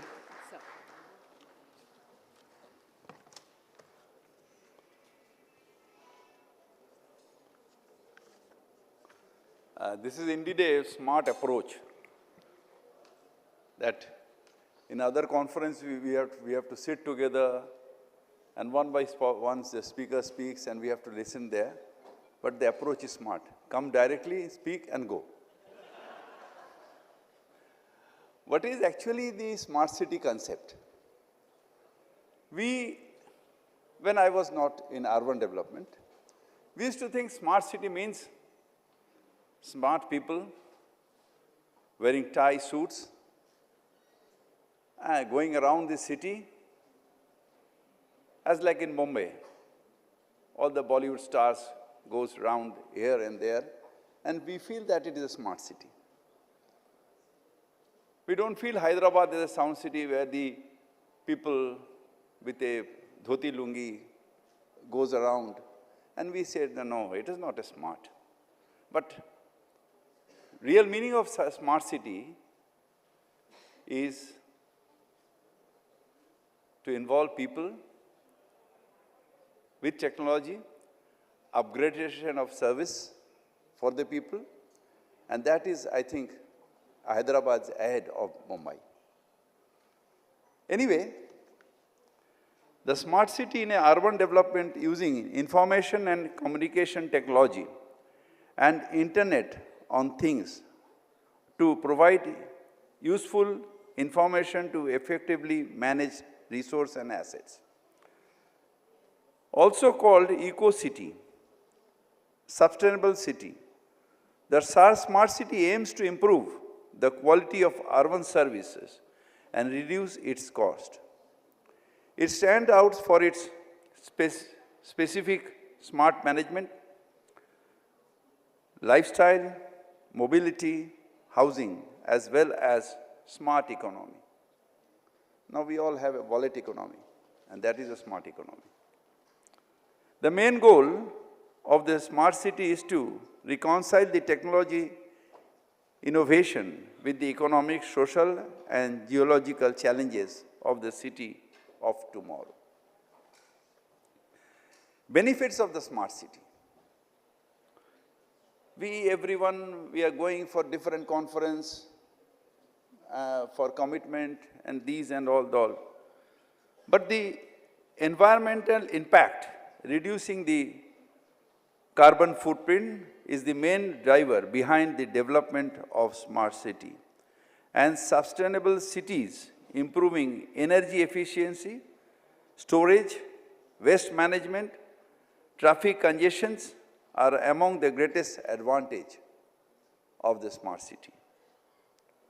Optimizing energy and water management, the smart grids, the smart water management are recurring themes of the smart city. Energy consumption and potable water monitoring, ensuring the availability of the energy and the quality of tap water across the city. When we go to the foreign countries and I ask for a drinking water, they say there is a drinking water in your bathroom. Here in India, we cannot think that a tap water in my toilet I can drink that. So that is the different. Zero emission of transportations. Clean and efficient transportation of goods, service, people in essential, in the hope of optimizing mobility. Many cities are turning to smart technology to ease traffic congestion and provide users with real-time updates.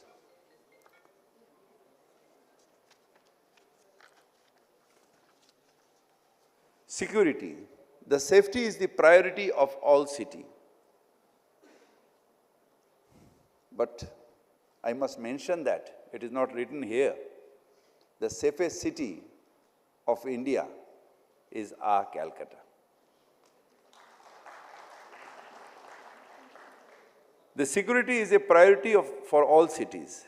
The accelerated development of smart city, which allows municipalities to better monitor their citizens thanks to CC cameras with physical recognitions. In addition, state-of-art of CCTV cameras are also equipped with munition and smoke detection, as well as fire alarms. Optical fiber cable laying or speedily transfer of information is also a priority. You have seen that many of you are annoyed with me. There's so much of digging of roads is going on around Calcutta. What the mayor is doing. But that is our priority, to have the optical fibers beside our road. That is our priority for the security of yours. Fundamental improvement in smart cities. It promotes mixed land use as per the area. Fulfillment of environment of safeguards is to be taken care. Smart city vision is to reduce congestion, ensure security, reduce air pollution, promote interaction, and of course, local economy. New way the pedestrians are built for walkers and cyclists to reduce accidents. The development of playground, park, open gym, and other recreation space in other objective. This is due to the enhancement of quality of life of all our citizens. Bringing transparency and accountability in governance. More online services are launched. For example, a citizen can use online website instead of going to the municipal office, standing for hours, what I will do, how I can mutate my property, where the building plan we can get. So instead of that, we can use it in a smarter way. In our state, our beloved Chief Minister Mamata Banerjee had introduced Bangla Shoyata Kendra. That is everywhere in the district you will find now. I have introduced that in my borough offices, and yesterday only I have introduced that in ward number 73, which are being used on online service for all local services, including mutation, including every Aadhaar card, everything. What you say, including the payment of electricity bill, everything, it is online. And we are now intending to have every service at your doorstep. Identity is provided to the city base for education sector, health sector, local housing, sports, culture, art, furniture, etc. The smart solutions are being used for basic infrastructure, public information and governance readiness, electronic service delivery, citizen cities, eye and air, citizen engagements,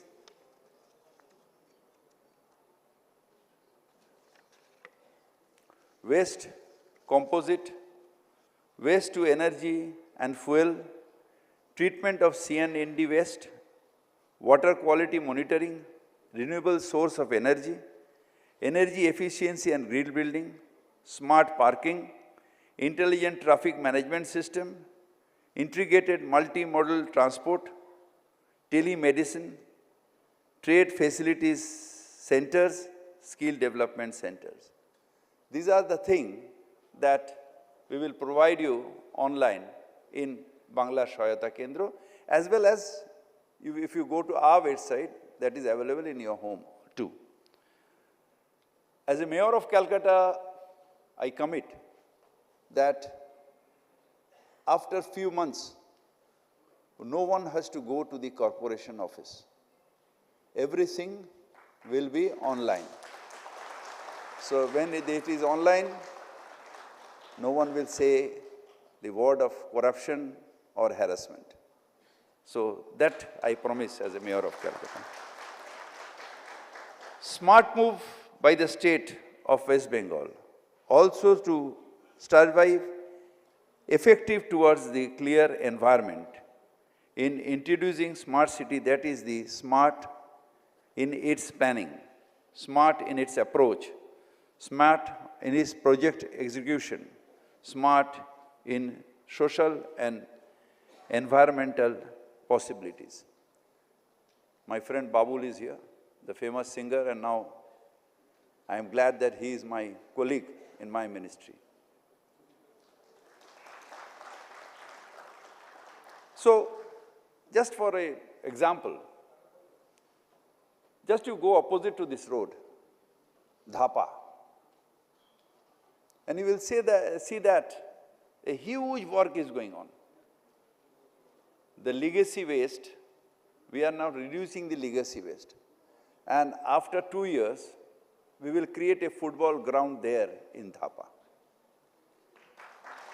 2 to 3 years maximum.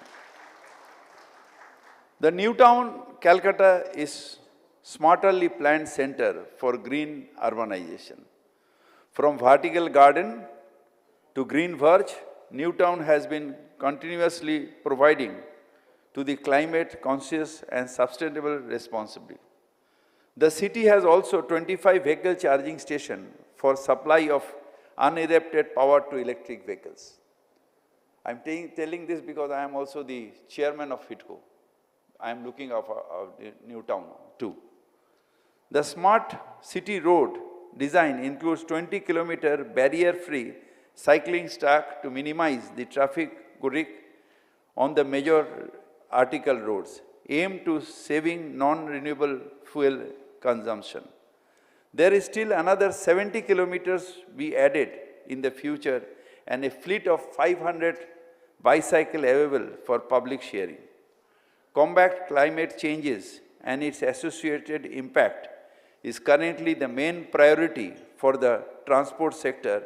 We are constantly working towards achieving the goal. But we need the help of the citizen. I cannot do anything on my own. We need your support, your help, and only then we can achieve that goal. Thank you very much. I will be here.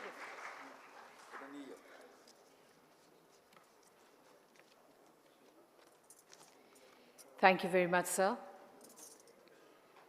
May I request Mr. Suman Banerjee, CHRO, ABP Private Limited, to kindly come on stage to present a memento to Mr. Firhad Hakim, Mayor of Kolkata. Thank you very much for your inspiring speech, sir. To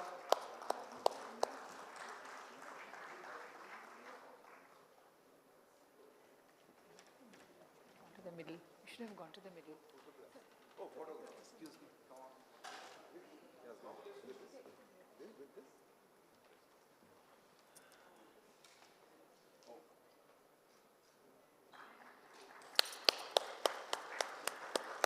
Thank you very much, sir.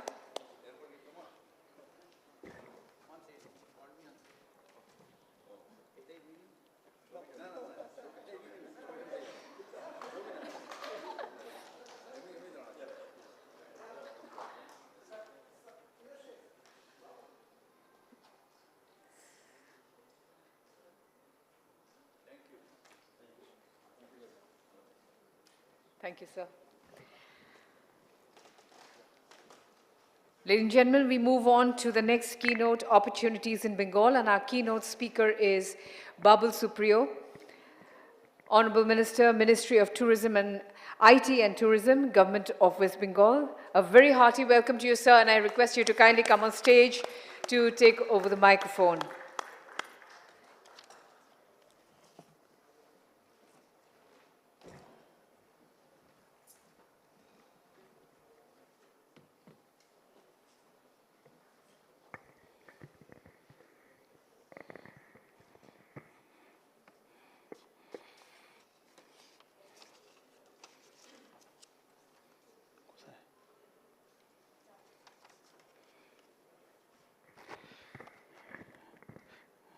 Good evening, ladies and gentlemen.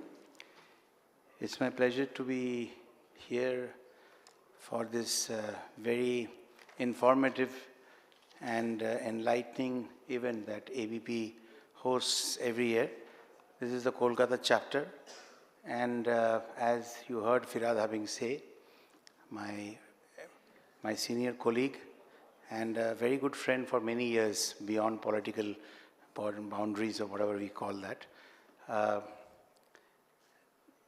new chapter. Calcutta has every possibility, every scope, every kind of endeavor that is needed to open a new chapter in Kolkata itself. So thank you, Infocom, for this Calcutta chapter. May this chapter be a glorious one in the year to come. As the Minister for IT and Electronics and Tourism, it is my pleasure to give you a valedictory speech, though the term valedictory has a huge horizon, and it's very hard to give a speech or an informative speech to people who are already so enlightened. So I would not take that audacious path. I would like to mention there are several dignitaries, all of you are dignitaries present here. So as I said, a warm evening to all of you, and my special mention to Mr. Sunil Gupta, co-founder of Yoha Infrastructure, Hiranandani Group, Mr. Harsh Neotia, of course, our very own Dada, Chairman of the Neotia Group, Mr. Ravindra Chamaria, Chairman, Infinity Group. Now, to give you an outline of, what we are talking about here, what I read in the letter that you sent me, what exactly is the goal of this particular conference. May I say that Calcutta is a city now which has a lot to offer. Now, why do I say that?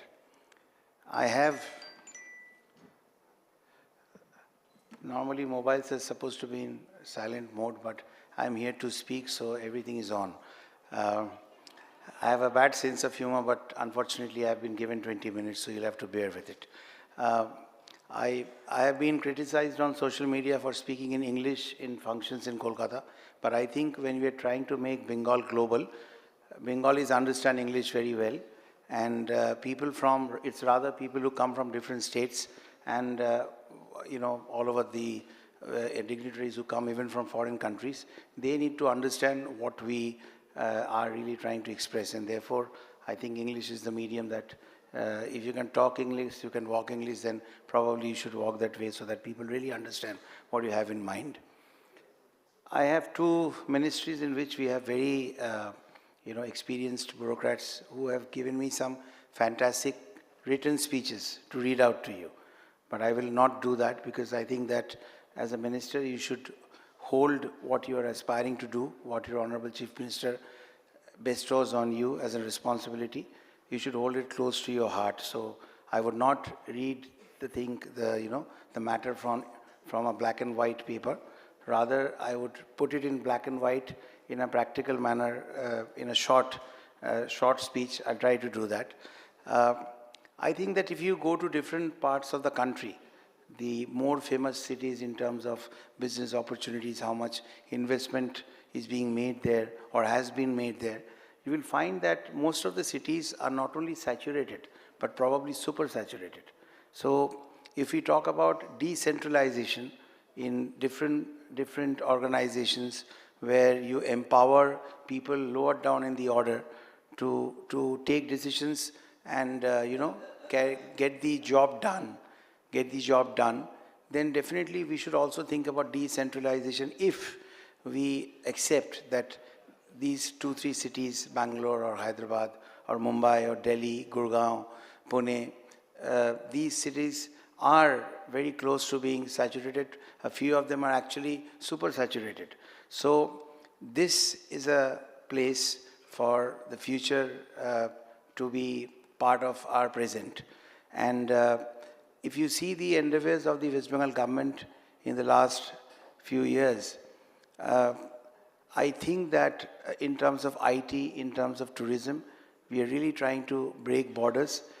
I was just in a conference prior to this, the Bangali Antarjatik Banijjo, what was the last word? Banijjo Porishad. Banijjo Porishad, and there we were talking about the myth that exists that Bengalis are not, they are chakuri jibis, they don't have the courage to get into business. There is a myth that Bengalis like to do 9-to-5 jobs, and they don't traverse the path which is supposed to be, which they assume to be rocky. I can very confidently say that I have been away from Kolkata for 30 years, but I think the data and history and what we have seen, what I have seen around the world as a singer, when I have visited those places, Bengalis are super when it comes to investing and creating businesses of their own, and then make those businesses international in some cases, national in some cases, district-wise in some cases, and of course Kolkata based in some places. The data and history of Kolkata, it actually do not support the fact or the myth that Bengalis are not good investors or they don't want to get into it. I'll give you a small example.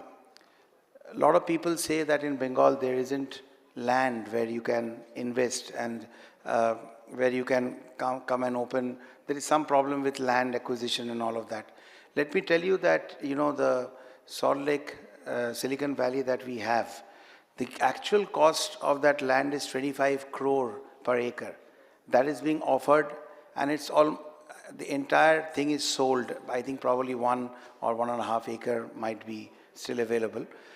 It is being given to big business houses at the cost of 5 crore per acre.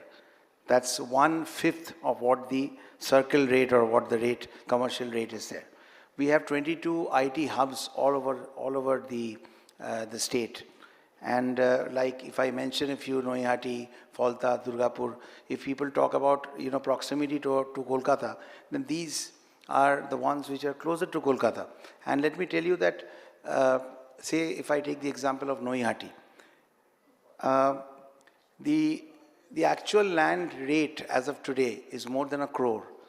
But it was decided about 3 years back that the land is going to be given to aspiring industrialists and entrepreneurs at the cost of 43 crores 43 lakhs per acre. It's just a week back that a new decision, a policy has been taken, thanks to our Chief Minister, that for the next 3 years, we are not going to increase the price of Noihati IT hub, but we'll keep it to 43 lakhs per acre, and so that we can encourage people to come there and I would say, start up their dreams or their aspirations. So there is everything that can be done. People talk about single windows. Just tell me, does a single window exist at home? No. You have to say the same thing in different windows in different rooms, and then probably as a husband or a wife you are heard. I think most people in this room are probably married, they will agree with me. So the single window is a utopian dream. It does not exist in any part of the world. I think that it is about how big you can make the door, how big is your heart, and how well you can nurture the people who would want to come to Bengal. This created myth of Bengal is not, probably the place where investors can come and feel safe about their money, is mostly politics driven. I can tell you that. It is definitely up to a certain extent politics driven. I understand that maybe a year back I was a Mohun Bagan supporter. Today I am a East Bengal supporter. But ultimately we are all playing football. And you want to score goals, reach your goals when you're trying to do business. So no matter which team I play for, you want to see a good football match, which you're seeing every night, I'm sure. In IT, we have done several things. Some things I will have to share from my note. Like I would say Suvidha. It's a portal where transporters can easily book their cargo for being shipped to Bangladesh and different other areas. Why I say Bangladesh? Because the amount of trade that we do with Bangladesh, whether it is Ilish Mach or anything else, is actually huge. So, that is very much there. In terms of startup, I can tell you that NASCOM 10,000, that is something that they had started a few years back. And the very building of the IT, the Moni Bhandar building, just above the ministry floor, one of the ministry floors, we on the 4th floor, I think the 5th floor, we have given the space to NASCOM for nurturing and bringing and for supporting new talents who aspire to come up with startups, and they need some kind of support in the initial stages. And I can tell you that there are more than 200 startups who are working in our building, the space there, and the adjacent BCCI building as well. So startups are dreams. Not all of them may come true, but I think that the successful people, the successful dreamers, definitely can find a way out, and we have seen several such examples. A lot of places that I go to where I meet people from startups, and I am talking about startups because that's one area where India is doing very well.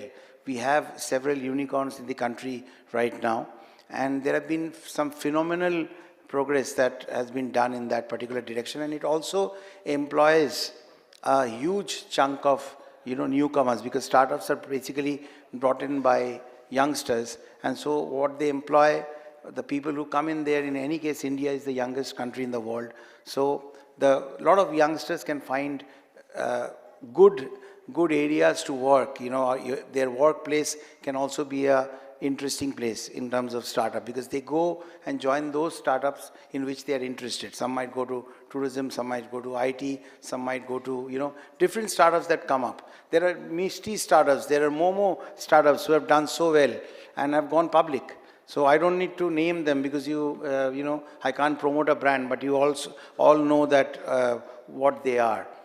So they come to me sometimes saying that how much, I am opening this startup and we would require a fund of maybe 2 crores. How can the government help you? Now let me tell you that, the government's money is also public money. So you cannot actually give loans there are several schemes where we help startups. Like I can tell you that the Kormo Bhumi that we have, there are several people who have been helped, and RBI publication, State Finances, Study of Budgets, the CSI, SIG, E-Governance Awards, they have all mentioned that. So we are helping startups with the way we can do in terms of procedural things. But in the startups, when they ask for capital, they always cannot come to the government for it. I think it is the door, the windows, the single windows, the red tape that we have allowed to get entangled with. That is loosening that up, and to make things easy is what you really aspire from the government. I don't want to spell out something which or say something which is not correct for me to say.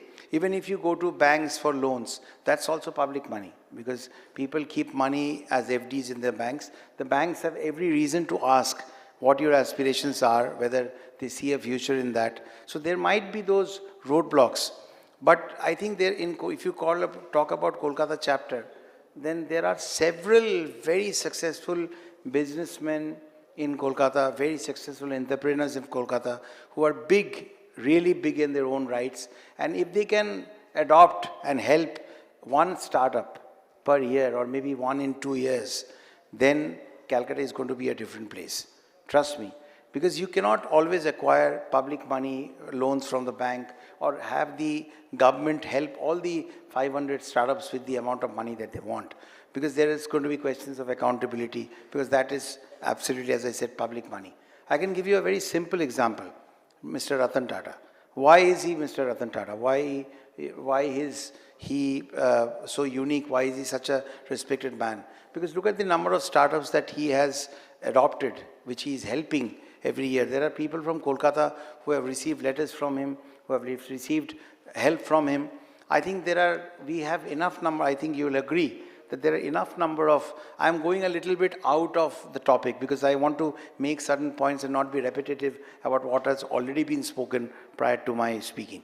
So if you decide, if people decide ABP is a huge house, I am not saying that you will promote another publication to come up and make, print papers which are going to be as good as ABP. I'm not asking you to do that. But maybe you guys can go ahead and, support a company who would want to make what should I say, maybe a different kind of a solar panel, because that is the path that we are trying to walk, green energy. The state government is supporting that with all its might. And in India, we are doing well, we can even do better. So maybe you as a big house can just adopt a startup which want to do something unique in the line of, you don't need to support a publication. You don't, like I don't give, on a lighter note, I never donate blood when I go to blood donation camps. I have the snack, then I leave. Because I think that people say that, I think the next speaker is here, Sadhguruji. So, because people say that I have music in my blood. So I don't donate blood because I don't want competitors. It's a bad joke, but as I said, I don't donate blood. I have the cola that they give, the big nice ones, because there is a myth again that you get weak when you donate blood. That's not true.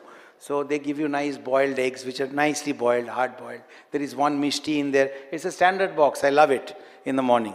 So, but I don't donate blood. So ABP as such, or maybe many of the entrepreneurs who are sitting here, you don't have to really give your own blood to get another competitor in the market. But you can go in a completely different direction and help someone. Like, in the tourism industry, there are so many properties that we have in West Bengal. There have been several endeavors that have been taken in the last few years because the hospitality industry, it generates humongous amount of, employment. In India, the highest is the construction industry. And very close to that is the hospitality industry.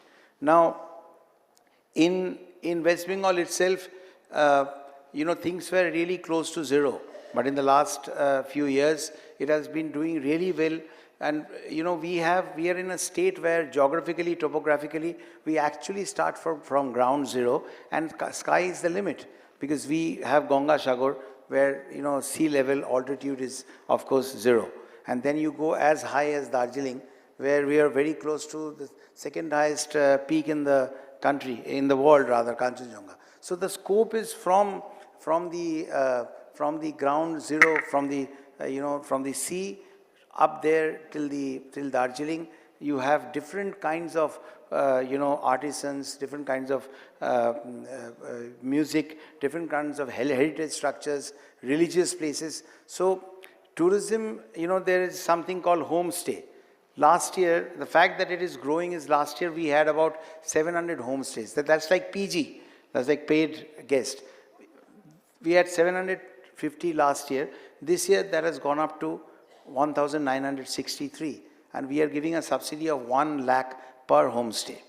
So that is going to give maybe the housewives, which is a full-time job. The housewives are scoped to earn some extra money for their homes. Because many people, they live in bigger houses, use 2-3 rooms and can easily rent out 2 rooms. So that is a huge thing that is helping we have Potoshatis.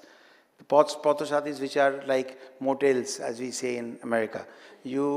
On the side of the highways, along roads, you have those motels or Potoshati, as our Honorable Chief Minister has named it. You can go and park your car and stay there. It generates a lot of, employment. At the same time, it also pushes tourism because a lot of, tourists who come from different states of India and different parts of the world. In terms of international tourism, international tourists coming to Bengal, we are in top 10. I think we are on at number 7. And in terms of national tourism, we are number 5.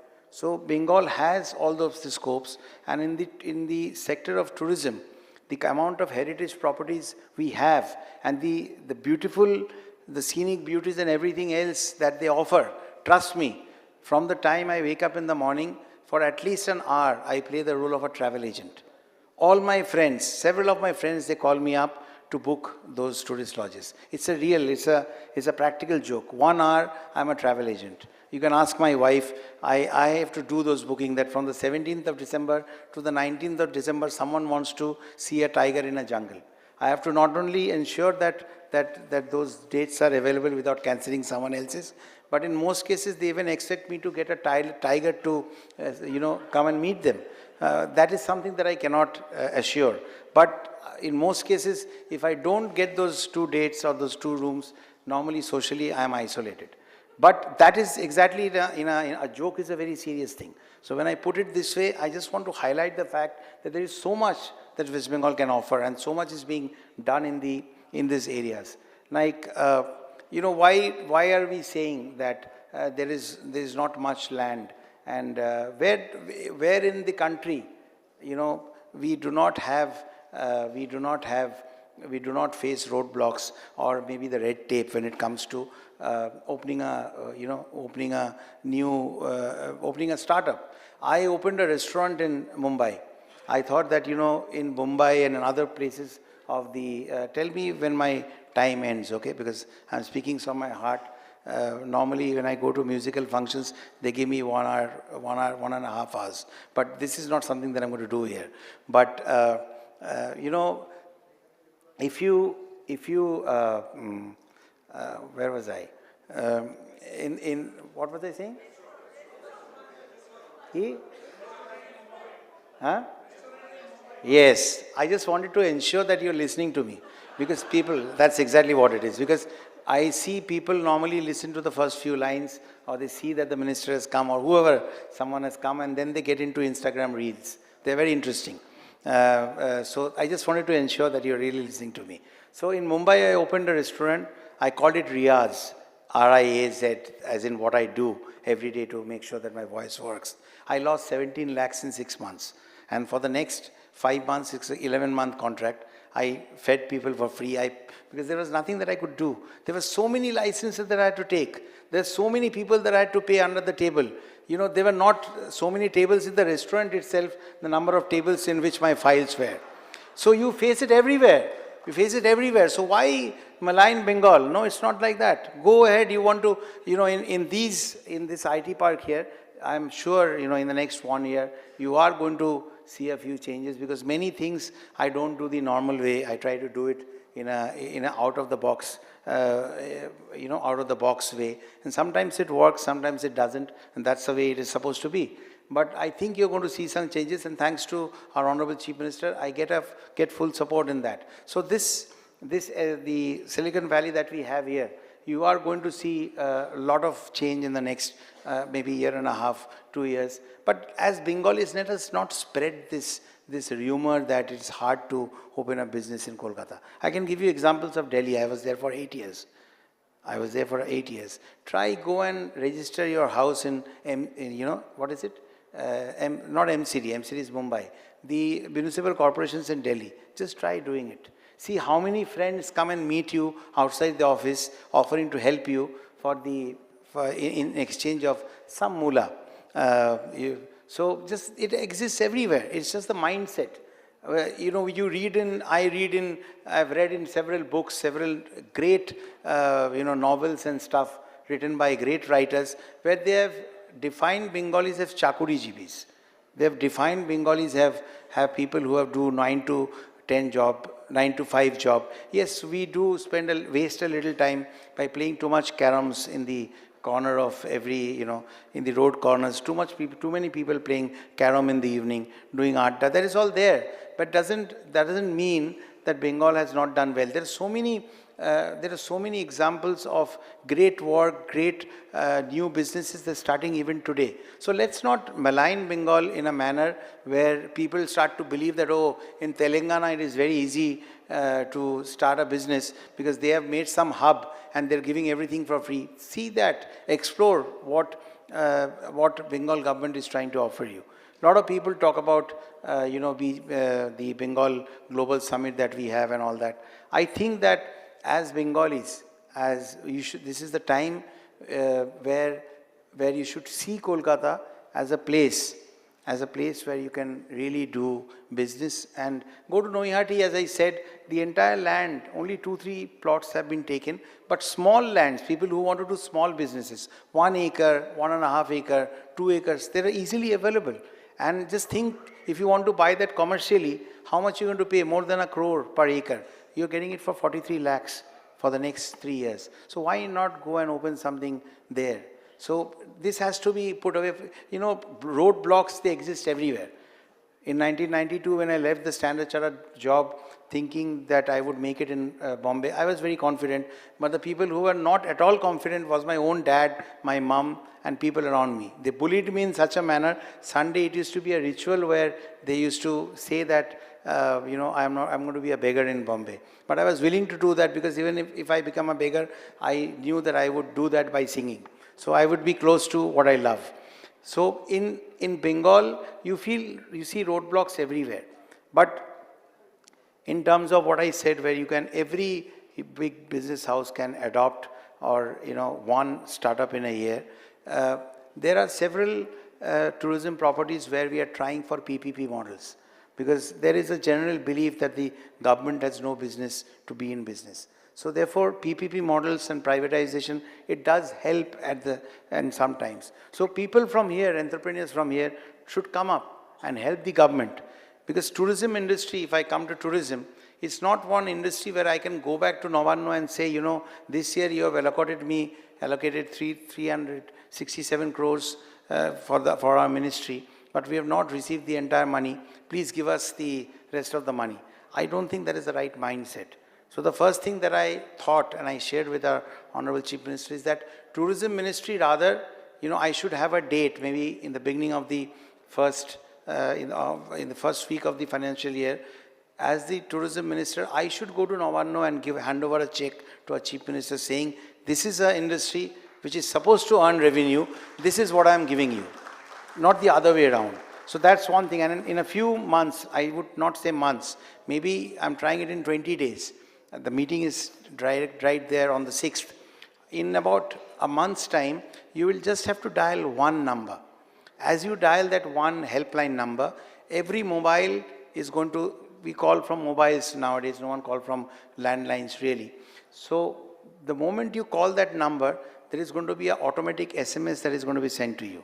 The link is going to be there, which will direct you directly to the website of West Bengal Tourism. As you go there, we are in the process of creating audio visuals for different, this is not for people of Bengal maybe, because you all know how Gangasagar looks like, how Darjeeling looks like how Duars is, many of them know. But for international tourism, for people, if they can make Kerala, the backwaters, such a lucrative place where you can pay 40,000 per night, then why not the area in Sundarbans? We can do a lot of stuff like that. So that link is going to be sent to you. You click on that link, you go to our site, and there are going to be nice audio visuals, real ones, not photoshopped.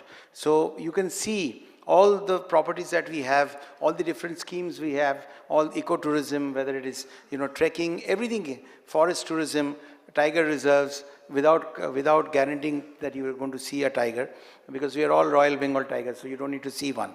Bad joke, but take it. So you can go there, and then at the click of a button, you can book the rooms, and you can pay there, and you are set. I mean, it's not that it is driven by the fact that I got tired of accepting those phone calls in the morning as a travel agent. It's not that I'm doing it for that, because I want to get rid of that 1 hour in the morning. It is for tourism to be a more easier place to enter into, and Bengal has that capacity. So let's, one, break this myth that Bengalis cannot do businesses. 2, let's understand that the big players of Bengal should help, startups and new people who want to come into business. Let's not always say there is no employment, People are running small shops and, earning lakhs in a month. You just need to have that mindset. Every business house need not be a five-star hotel, need not be a huge restaurant, need not be a huge data center or something. It could start from small places, small capitals, and that, I think, can come from Bengal itself. Instead of going to a bank, if we have 10 people supporting 10 startups in a year, I think the government is all there to help you out and to ensure that those 10 startups supported by those big business houses or people who can really, take a leaf out of Mr. Ratan Tata's example, can actually go and make sure that they can get a easier way to get all their licenses, etc. done and get into doing the business or starting the startup as soon as possible. That's I think is what is important, just to think a little differently, because you don't want, we see a lot of PPTs. Trust me, in many of the cities, they are so super saturated that people go there, the cost of living index. Just 2-3 days back, there was one report, I'm sure many of you must have read it. Recognized UN organization did a comparative study of how much do you spend, what is the cost of living in different cities. And while they found out that in US, you spend about 2,240 per month, in India, it is about 321 rupees. And if in Indian, the average is 321, I can assure you in Kolkata, it could be close to 200 or maybe 220. So why not choose Kolkata? Why not choose West Bengal as a destination? Think about the problems that we face. It sometimes takes me a lot of time to, convince my wife to do a certain thing in a certain way. Not misogynistic, it's the other way around as well. So when you're going to take money from different lenders, it is not going to be easy. It's not supposed to be easy. But once you get the support from people who can support, I think the government is there with the subsidies, with the areas, in making the process more lucid, where you can start your business faster. So I think that get rid of the butterflies in the stomach and think a little bravely. The fear of failure often stops a lot of people from dreaming big. That's a big thing that exists there. And it is always not easy. It's going to be easy to find entrepreneurs or people who can support you, because there is a very famous saying by a gentleman called Robert Half, and it is fully true that, talent is definitely rare, but the ability to recognize talent is even more rare. So 100 people are going to run around to find that one person, one Ratan Tata, who is going to support and believe in their idea. That's true. Who am I talking about? Ratan Tata. Okay, so you're still listening. That's fantastic. So thank you so much for giving me the time to express myself. I think that as an ending note, I can easily say that, when you see a lotus, it's huge. But if you see the kudi of the lotus is really small. So that small flower can actually grow very big. But I'll refrain from giving that example for reasons known to you. I can say there are a lot of caterpillars all around which can blossom into butterflies. To get rid of the butterflies in your stomach and jump in, Calcutta is all there to catch you and keep you here. Thank you so much. Thank you very much, sir. May I request you to kindly return on the stage, please? And I will request Mr. Suman Banerjee to kindly come on stage to present a memento to Mr. Babul Supriyo. Thank you very much for that very inspiring speech, sir. Thank you.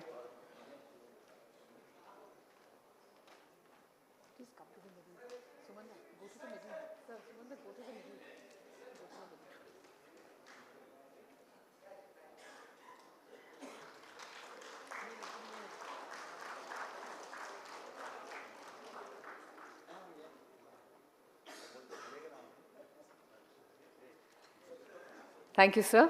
We request you. Yes, thank you. And ladies and gentlemen, we will have to quickly do the setup for the next spotlight session. We request everyone to kindly walk out of the hall. That sounds very rude, but then we'll request you to kindly tripsies out of the hall and then please come back again, because we'll do the setup and we'll have to do this really quickly because 5:30 we plan to start with the spotlight session with Sadhguru. So we request everyone to return in what time?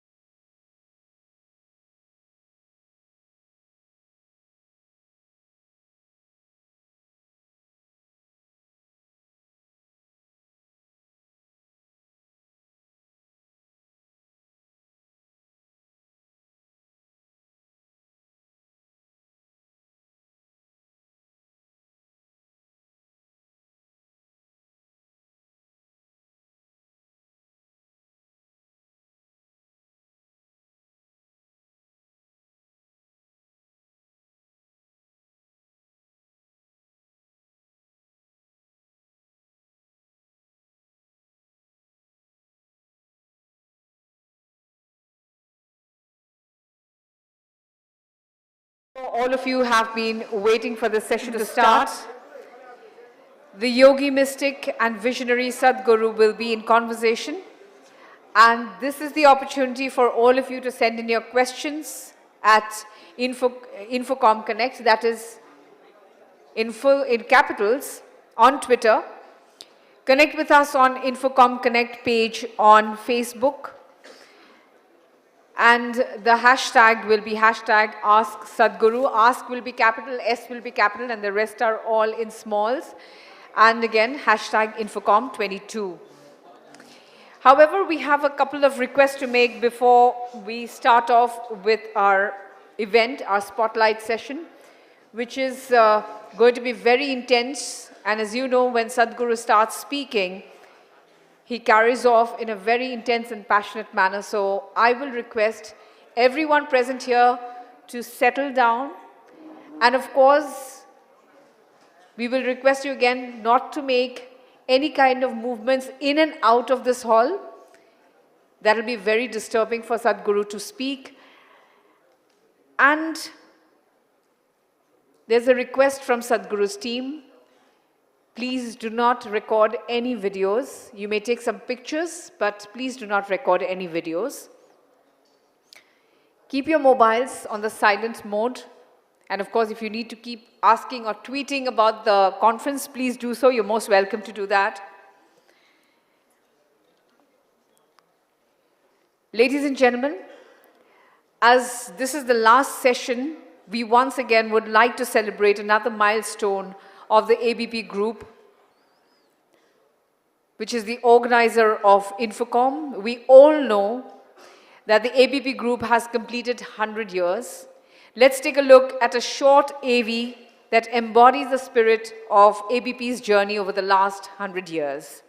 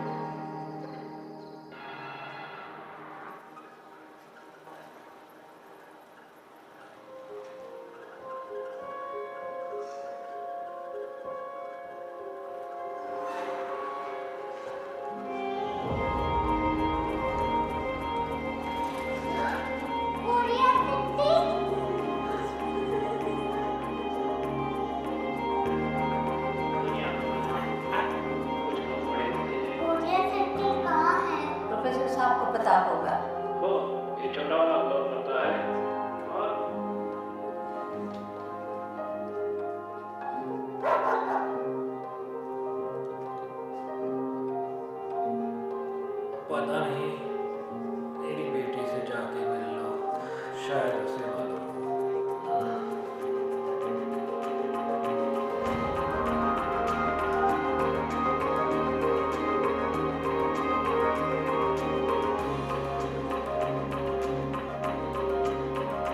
हाय, बाबा ने भेजा है।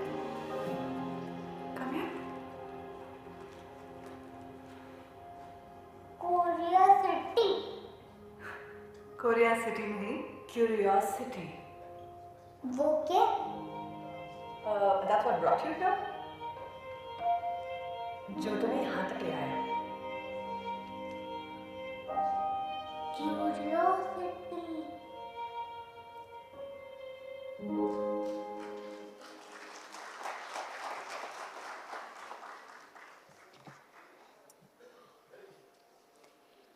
The visionary Sadhguru is among the most influential personalities of our times. Let us take a look at his many missions that he has begun to benefit the environment, the youth, and the nation as a whole.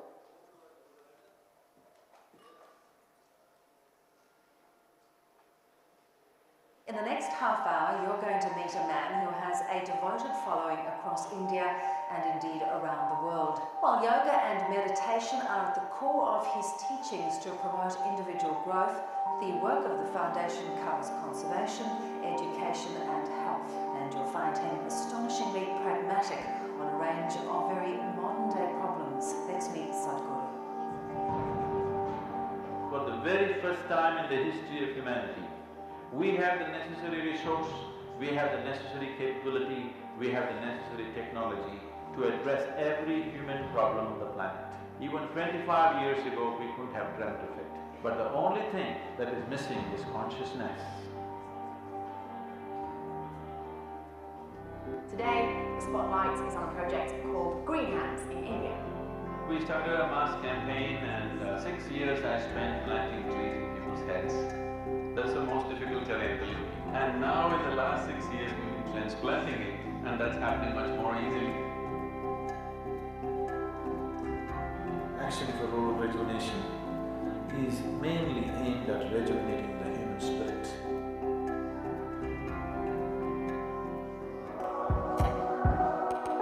This is an incredible movement that has started in Tamil Nadu. We want to see that this happens to the whole country. The idea is not necessarily about developing competitive sport, but the important thing is to bring the spirit of sport and revitalizing rural societies. Isha outreach को वर्ष 2018 के लिए राष्ट्रीय खेल प्रोत्साहन पुरस्कार से सम्मानित किया जाता है। सद्गुरु जगदीश वासुदेव, संस्थापक Isha outreach. English and computer skills are very essential to make these children come out of the hopeless economic and social pit they are in. If you could first tell our viewers what is the idea behind the initiative, Insight, which is more specific towards entrepreneurs. Whatever the nature of your business, ultimately it is all about human well-being. Isha Foundation, a non-religious, non-profit public service organisation headquartered in southern India. We've engineered the outside world in so many ways, but we've done nothing about this one. If you want to know well-being, in is the only way out. This is what I want to teach you too. That is, you can be completely intoxicated without any drug, just on life. This is a shift from wine to divine. How can you love one and hate the other when the same divine exists in all? Spiritual process is not about looking up or looking down, it is about turning inward. See, the only thing that I'm really good at is just this. I can just make the air around me just crackle with energy.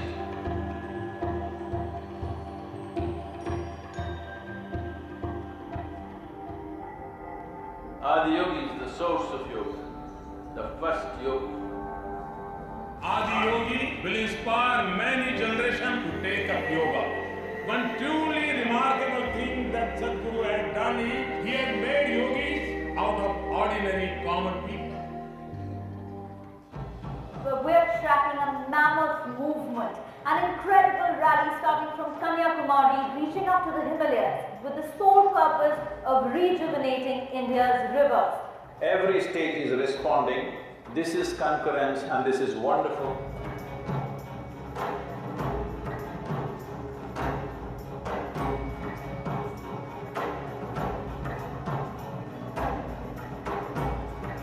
I'm very happy that Sadhguru has taken up this cause, it should also become a people's movement for our own survival, for the survival of our children. We are also launching another campaign called Kaveri Calling. These 83,000 square kilometers of Kaveri basin, we want to bring it back, at least 1/3 of it, back into some kind of green. ಪರಿಸರ ರಕ್ಷಣೆಯ ಈ ಕಾರ್ಯಕ್ರಮಕ್ಕೆ ನಮ್ಮ ಸರ್ಕಾರ ಸಂಪೂರ್ಣ ಸಹಕಾರವನ್ನು ನೀಡುತ್ತಿದೆ. சந்திரஜி அவர்கள் எடுக்கின்ற முயற்சிக்கு நம்முடைய அரசு துணை நிற்கும்.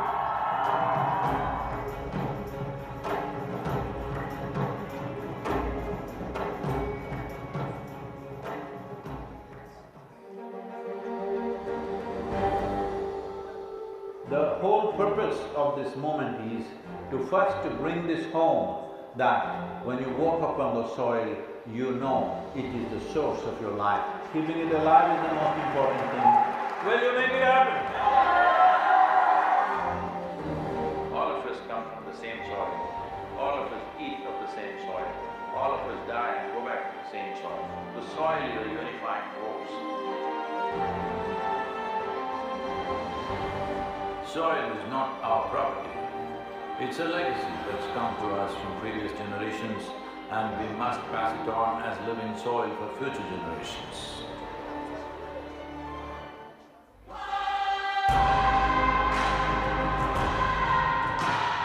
Dear Sadhguru, one of the world's voices and leaders on soil conservation and lands. It's extremely important. It must be a single point agenda, incentive-based agenda. I don't want this COP15 to end as one more convention with more paper and more paper. This must end with concrete action, and action in such a way that it is implementable.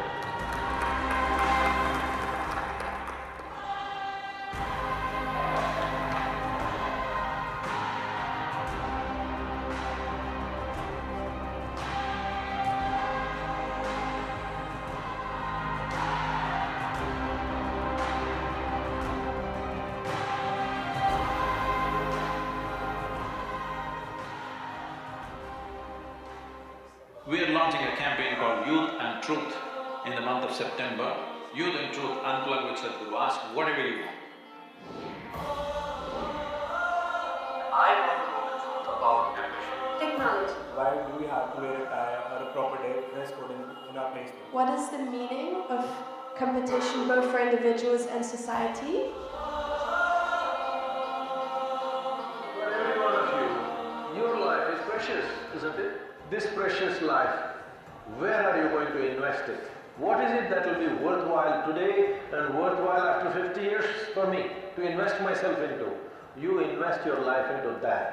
This will be a life of fulfillment. He has a different side. He's kind of Buddha to us. Sadhguru has become this new friend of youth.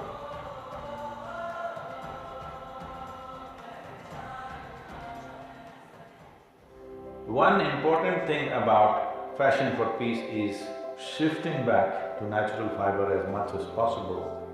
The way we dress is destroying the world. Textile has become the third largest polluter on the planet. The polyfiber, it has entered our bodies, it's entered our water, soil, our food cycle.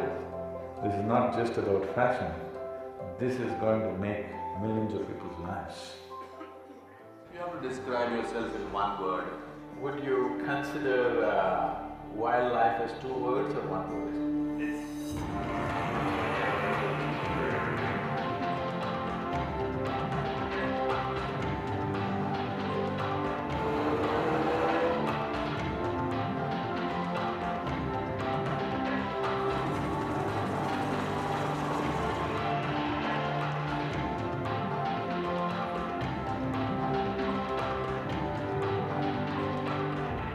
President Pranab Mukherjee felicitating his Sadhguru for all his spiritual contribution.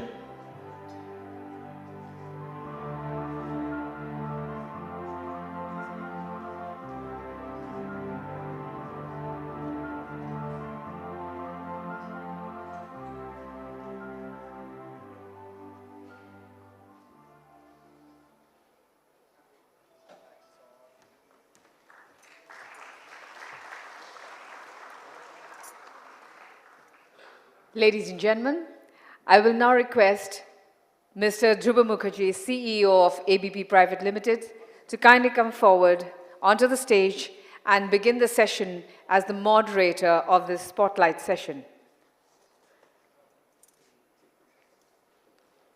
Here he is. A round of applause for Mr. Dhruva Mukherjee, who's the CEO of ABP Private Limited. Thank you, sir. Thank you, Tinath, and thank you to all for taking time out of your busy schedule and being with us for this final session of Infocom. And we all know it's a very compelling reason why we are here, and that compelling reason is none other than Sadhguru. And I must say, I am an object of jealousy today because I got to be the moderator for this session. It's not my core competency. But any of you who've been a speaker or a moderator in a conference would know that relatively it is felt the moderator's job is easier than that of a speaker. But I'm reminded of Mahendra Singh Dhoni when he was once asked how he handles pressure in the death overs or in the slog overs. He said, I don't feel any pressure because the bowler knows he's bowling to Mahendra Singh Dhoni. The pressure is on him. So today, the pressure is all on me because the batsman is Sadhguru. So to just ease my pressure a bit, I have requested two gentlemen to be my co-panelists today, and they will help me further the interaction with Sadhguru, and of course, you will participate all the way. Tinath has already announced the email IDs and Twitter handles where you can send in your questions. By end of the session, we will select 3 or 4 questions and ask Sadhguru those questions on your behalf. So without any further ado, as the stage gets set up, I will quickly request my co-panelists to join me. The first gentleman I'd request to come on stage is Sunil Gupta. Those who have been attending Infocom for the last 3 days would have heard Mr. Gupta quite extensively and probably would know him by now very well, but still it's my duty to introduce him. And he's known as, I think that one line is good enough, he's known as the data center man of India. Sunil Gupta has built and operated the most third-party data centers in India. His efforts have been instrumental in India's data center growth story and have been recognized in the industry in the form of numerous accolades on domestic and global platforms.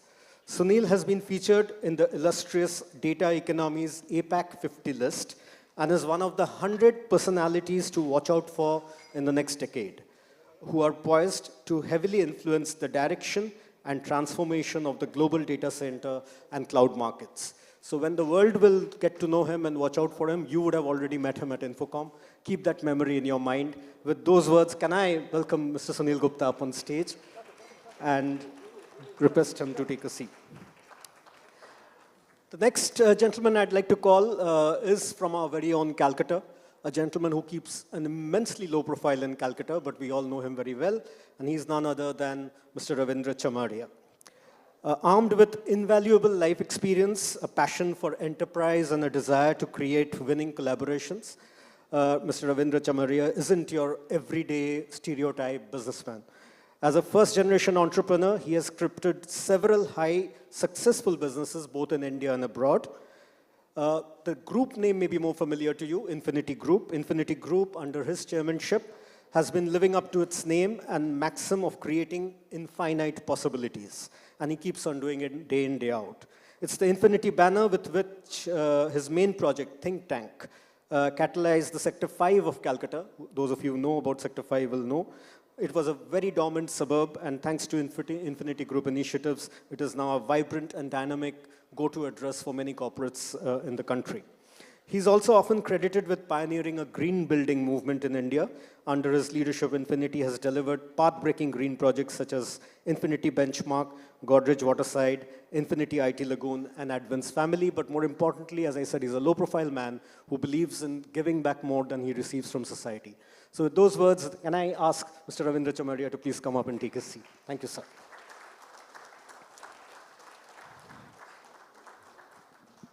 Right.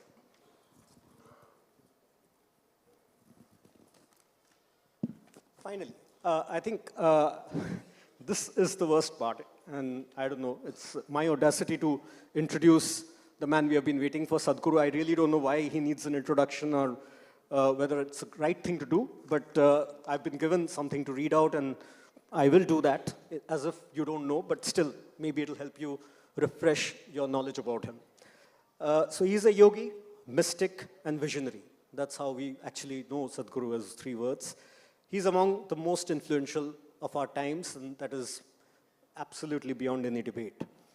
A New York Times best-selling author, Sadhguru is acclaimed as a speaker and opinion maker of international renown.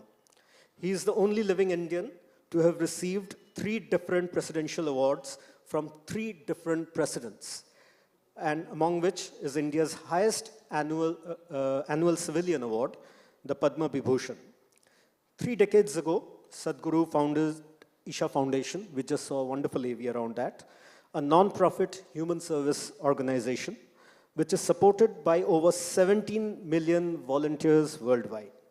As part of the Conscious Planet initiative, he has also launched the world's largest people movement, Save Soil, which has so far reached over 3.91 billion people, and we are still counting.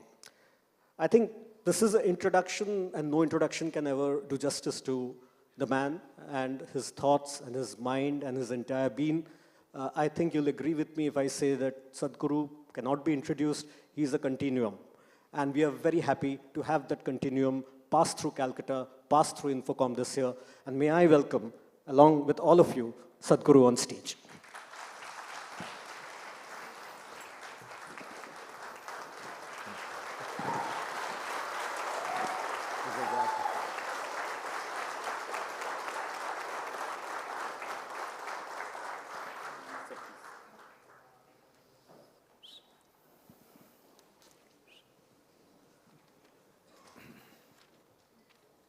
Right, can I ask all of you to settle down?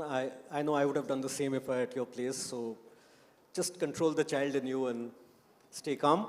We will then start with the proceedings. You'll get your time for photographs later. Right, so. Is it okay to do a 1-minute chant? What? Chant? Yeah. One chant? Yeah, sure. It's okay. No, sir, I didn't. 1-minute chant. Okay, sure. Sadhguru, kindly send me to a 1-minute chant. The N is missing. When I say, can I do a minute's chant, he thought I'm doing a 1-minute chat.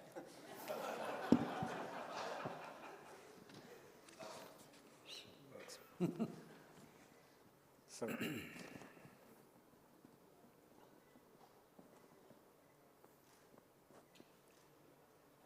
Jananam sukadham Maranam karunam Milanam maduram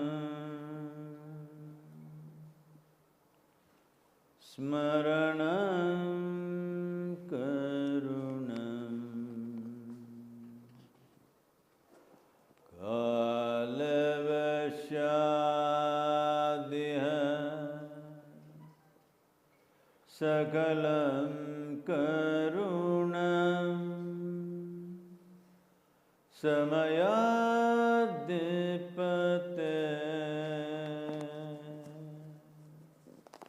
Akilam karunam.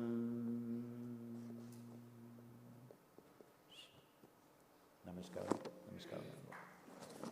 Thank you so much. I think couldn't have been a better start to the session. Sadhguru, our theme this year for Infocom has been the age of change makers. We believe as the world is rebooting and moving forward, change and the change makers will play a big role in painting for us a hopeful and optimistic future. So I think it's only pertinent if I may start off by asking you that how do you interpret change as a word, because it's interpreted and misinterpreted in many ways. And also, if you may allow me to ask you that if there is one thing you would like to change in your life now, what would that be? Oh. Well, I know change has become a very important word. People are even winning elections on just that one word, change. But it's very important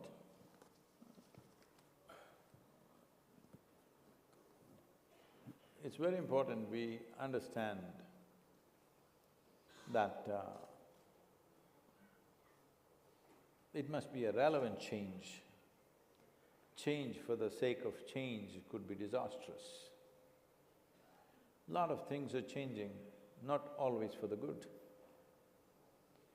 So, to make this as a cultural phenomena, we must change, is a dangerous thing to do, because people will simply change everything without relevance, making profound things very profane and flaky in the world. Without change, we cannot exist. Change is a must. But what we must change, in what direction we must change, if this is not clear, simply changing just because everybody wants to be a process of change or agents of change may not be a very good idea.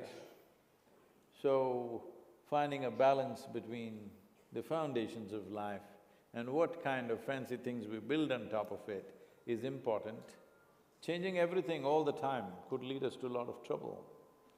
Today, if we are talking about business and stuff, a lot of things need to change because technologies have come in.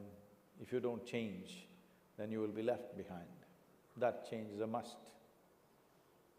But there are many cultural aspects which should not change. They're changing too rapidly because somebody else found access to these technologies and economic capabilities ahead of you, and their ways are becoming your ways. Don't think you're changing, you're falling into a trap of becoming like somebody else. So, articulating change in a conscious way is very important. Simply compulsive sense of change, everybody must change, is not a good idea. I'm sorry if it's not a popular thing to say.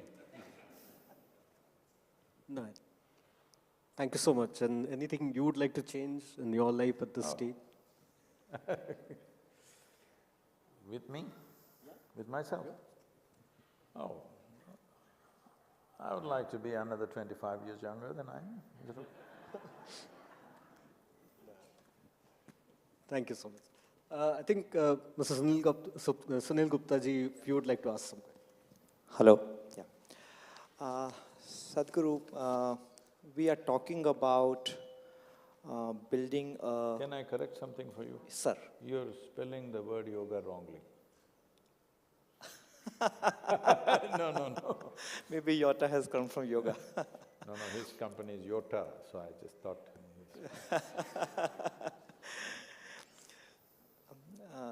So, Sadhguru, we are talking about building a new, great, happy, prosperous nation. That's what we are all aspiring for. And digital technologies have pervaded our lives like anything. They have connected us, brought us closer, and they have made our life simpler and easier and efficient. And this pace of digitization is only going to increase with artificial machines taking over. This will bring a lot of good, but that may also bring some side effects as well. So, Sadhguru, as per you, what is the future of the future digital Indian society? Future of the future. Well, without digitization, there is no future possibility to be of any significance in the world. There's no question about that. Having said that, what we want to digitize, what we don't want to, do we want to have everything indiscriminately digitized, is a choice that this generation has to make. It's a difficult choice to make, but I think we must make a conscientious choice. Otherwise, your home may get digitized a little bit too much that it may not feel like a home. You won't know the difference between the street and the home if everything becomes like that. So what we want to digitize, what we don't want to, we can see, but For a nation of our size and complexity, digitization is a boon, a greatest boon, because this is going to remove a lot of confusions. And as it's already been articulated, there is no point trying to punish those who are corrupt in the country, because if you do that, you may have to send 90% of the population to prison. So corruption is not a crime, it's become a culture. So if you want to change the culture, I think digitization is the best way to do it, so that there is no room for that, so that things are handled more transparently, so that at least corruption shrinks to its corner, not dance around everywhere as it is doing right now. Having said that, what will be the future for this nation? Recently, it's uncanny that you're asking that question.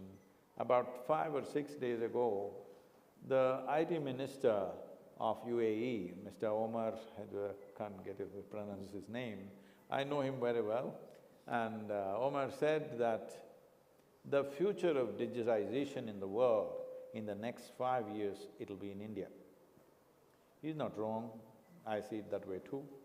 Definitely it'll be here because for a variety of reasons. We are a complex culture, or we are a kind of a,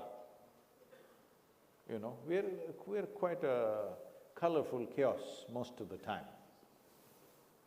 It's beautiful on one level, but sometimes it gets… when you want to get something done, it's tedious and, taxing and costs too much life to get things done in that atmosphere. So, it's very important digitization comes, that so many things, the systems that Indians… you can't put Indians into system, you have to put systems into Indians because Indians won't fit into any system, their own thing, everybody is a genius by himself.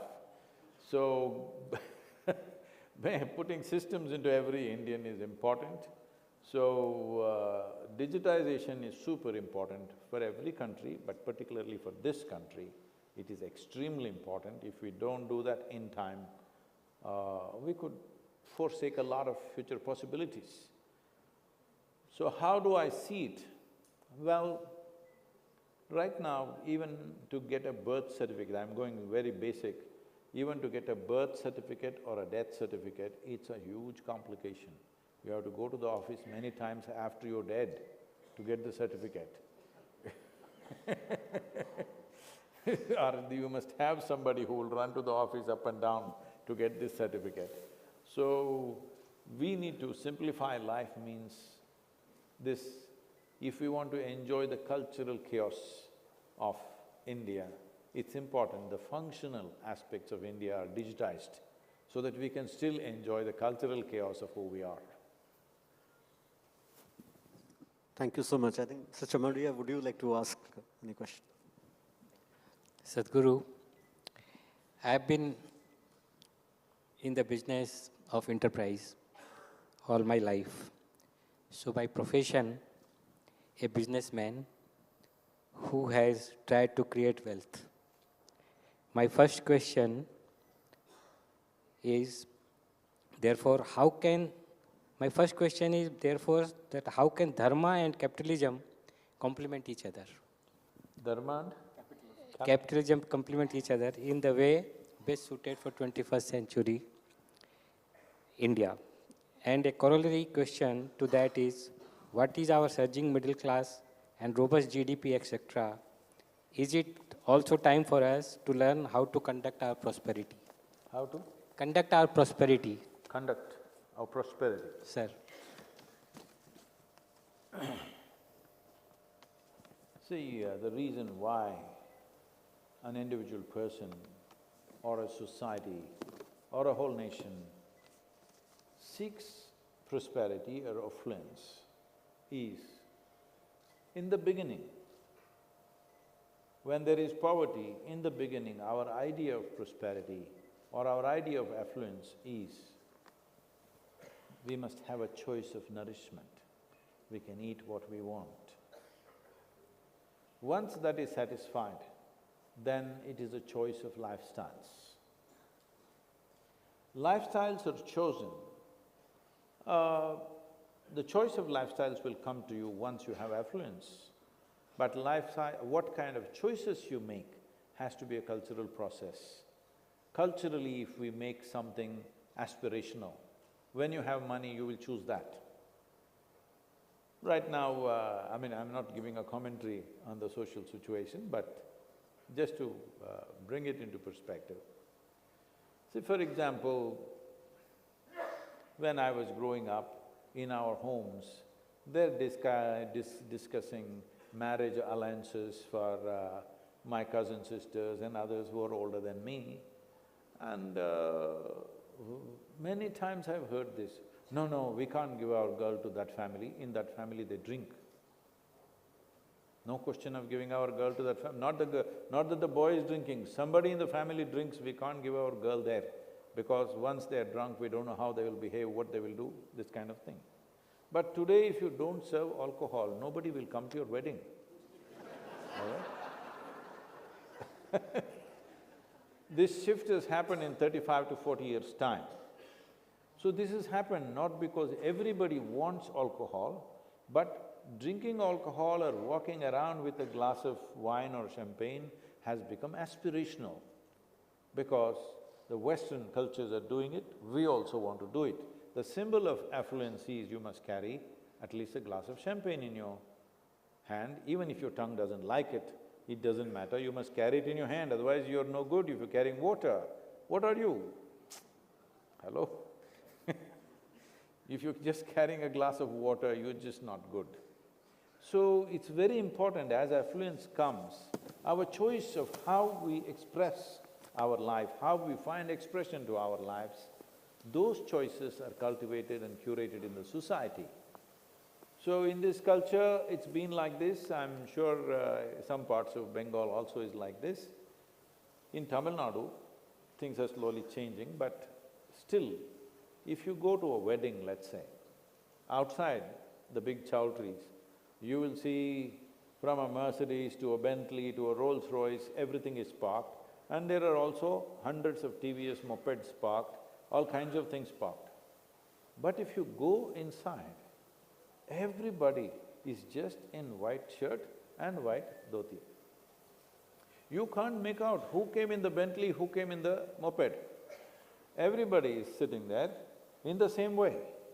Only if you look at the ladies section, who's got more kilograms of gold on them, you can kind of judge who is who, but even then you can't make out. Some village lady may be wearing much more than somebody else who is far more affluent than them. So I'm saying, when our choices become like this, what we possess determines the value of our life, then affluence and prosperity will work against us. Prosperity is important as an enabler. It's very important that we are enabled with economic strength so that we can do what we want to do. But what do we want to do? All we want to do is get drunk or just buy more and more expensive things, try to live in 10 different places in the world at the same time. This is not an ideal of our nation. If we had time and energy, we went back home and stayed there. Now it's not like that. If you have 2 days, you want to fly to Caribbean. If you have 3 days, you want to go to Vegas. If you have 4 days, you want to go into Alps or whatever. It's become a compulsive thing. These are all cultivated by commercial forces, that if you have time, you must go there. It is not necessarily a basic need in everybody else, but if your neighbor is making 5 foreign trips a year, if you don't make it, you feel like you're no good. If you're just happy eating your dal roti in your house, you feel like a fool. So it's very, very important. What kind of expression we find for our prosperity is very important. We should not allow other cultures which are suffering what they are doing right now seriously, and commercial forces to decide how we should find expression to the prosperity that we achieve, because to take a person or a family or a society or a nation from poverty to affluence, there is enormous hard work, there's a lot of sacrifice, there is an ecological cost to it. After doing all that, most people are not even happy. They're suffering all kinds of things. Now prosperity has gone waste because it doesn't come easy, so much sacrifice has gone into it, so many things have been sacrificed for the sake of prosperity, but if prosperity does not become a great enabler and becomes an impediment in your life, which you are seeing for lots of second, third generation, prosperity is becoming a great impediment even for normal development of those human beings. This is happening everywhere in the world. I hope we don't go the same way. It's very important we don't go the same way, because in this country, if you look back at a few generations, the richest people also lived very simple life. But they use their money as an enabler to create more things, to impact more people, to create the facility that is needed for everybody's well-being. I'm not talking about charity or philanthropy, I'm talking about today it is not through charity that you can serve life. It is by creating the right kind of businesses, right kind of products that you can serve the world. So, when I say you can serve the world, serve is not just by giving away something, by creating solutions in the world. So, today we must look at our prosperity carefully, and if you want to use the term dharma for that, definitely, we must understand dharma is not a religion as it is being projected today. The word dharma means the law. What are the laws which govern certain aspects of life? This is why they're talking about different dharmas, you know, family dharma, raj dharma, this dharma, that dharma. What it means is, what are the fundamental realities of that aspect of life? How should we deal with that? This is dharma. Dharma is not my religion versus your religion. These are laws which are there in nature. By observation, you realize if you do something this way, it works. If you do it another way, it doesn't work. So business has its own dharma. For example, I'm sure this was true here also some time ago, even today in southern India, it's largely preserved, at least in some parts, or at least some trades at least it is preserved. People, commonly many times I've seen this, somebody brings one bag and keeps it here next to him and says, "1 rupee," that means 1 rupee, that means it's 1 crore. Just leaves it there, 1 rupee, okay, and goes. No paper, no proof, no nothing, okay? All transactions are done just like this. I'm telling you, life becomes so easy if you could trust the transaction that you're doing. Otherwise, it becomes so complicated, everything, and the amount of stress that you go through, what is going to happen, what is going to happen. So, bringing that, as prosperity comes, bringing an enormous sense of trust into the business community is very important. Then everybody's lives become easier. As our lives become easier, our ability to do things can be greatly enhanced, which is very important. Thank you so much, Sadhguru. I mean, just a related question to what you said, I'm just reacting. On one hand, you said that, digitization is inevitable, and pretty much, on the other hand, as you said, we can just live life on the natural principles of trust. But on the other hand, we are seeing digitization is actually intruding your lives in a way where pretty much everything has to be accountable. If I can correct the question, sir. Natural principle of trust, no. In nature, there is no trust. Everybody eats everybody. Okay. In human societies, we must create trust. Okay, I stand corrected. But in a human society where we are talking of transactions based on trust, and on the other hand, when digital economy is actually trying to make you accountable to the last penny, and everything has to be disclosed or you're, kind of questioned and scrutinized, do you think there is a mismatch in that, and is there a way out in this, or way forward on this? No, I feel it's perfectly in alignment. That's why I said, you can't go about fixing every little corruption that's happening in the country, because it's no more like 5 people out of 1,000 people doing it. It is 900 people out of 1,000 people in some way are corrupt. Either they have succumbed to it or they started as enterprising corrupt people, whichever way they are. Maybe most of you are people who have succumbed to it at some point, because otherwise I know you cannot run a damn business. You cannot even run a spiritual institution without yielding to it somewhere. Yes, I'm telling you, unfortunately it's true. Unfortunately, it is true. You think you can buy a piece of land or sell a piece of land without taking care of somebody, you cannot. It's your land, but you can't do it.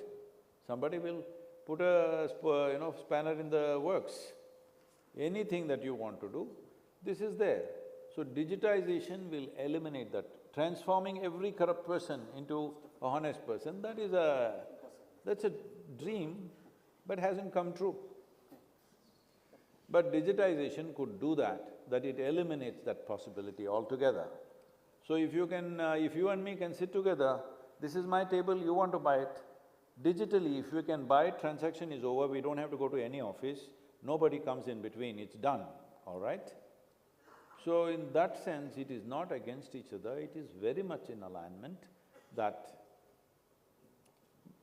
see, this is one thing we must understand. Thank you so much. If you put the very best person into a wrong system, slowly he will go bad.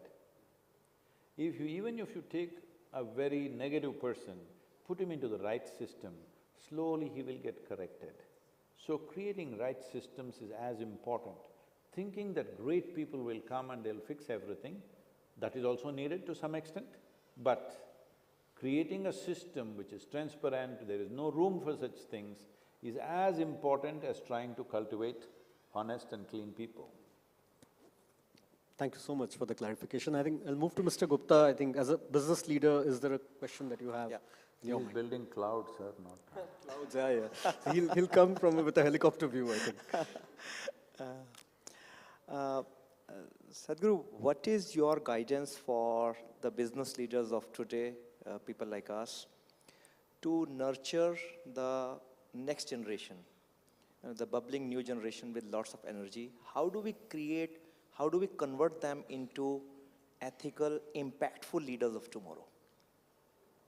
I think one most important thing is you must break the education system, because education system has become an extruder system.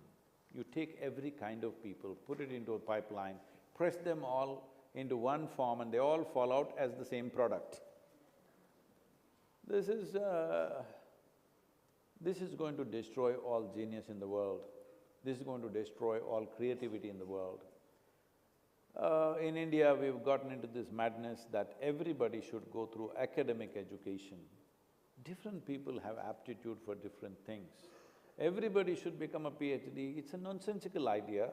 And those PhDs, I'm telling you, I know so many people, some 15 or 17 universities have offered me PhDs. I said, for what? No, we want to give you. I said, the worst thing for me is to be called Dr. Sadhguru, that's the last thing I want. What are you going to give me PhD for? No, simply we will give you.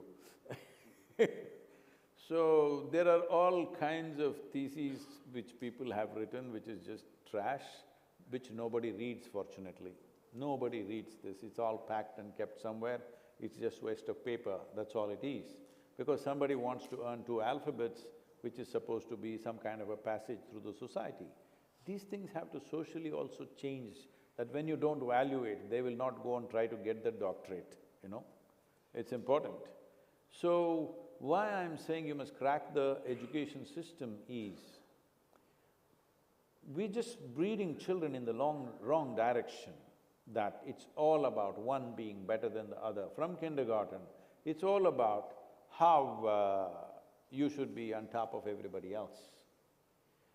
If I sit on top of you, I'll be above the cloud, that's a dangerous place. So, if I want to be above you, then I must do the same things that you are doing. I can't do anything that I want to do or I'm capable of doing. So this whole thing is bred from a very early age. And essentially, when you ask your children, are you first rank or second rank? Essentially, you are seeing, cultivating a child who will enjoy other people's failure. Somebody else is below you, that's the only thing you enjoy. I think that sickness is causing a lot of… many manifestations of that is happening in the society. So, we must crack the education if we are really interested in creating a new generation which is free from all these prejudices, free from this sickness that the only pleasure I have is I'm better than you. This is sick. You know, recently, before this Save Soil journey, I was in United States campaigning for support there. And there is a young man around me and he's running around like his tail is on fire. I look at him and say, hey, what is it that you're trying to do here? He said, I want to earn $1 billion, Sadhguru, I want to earn $1 billion. I said, don't worry about that, come tomorrow morning, I'll give you $1 billion.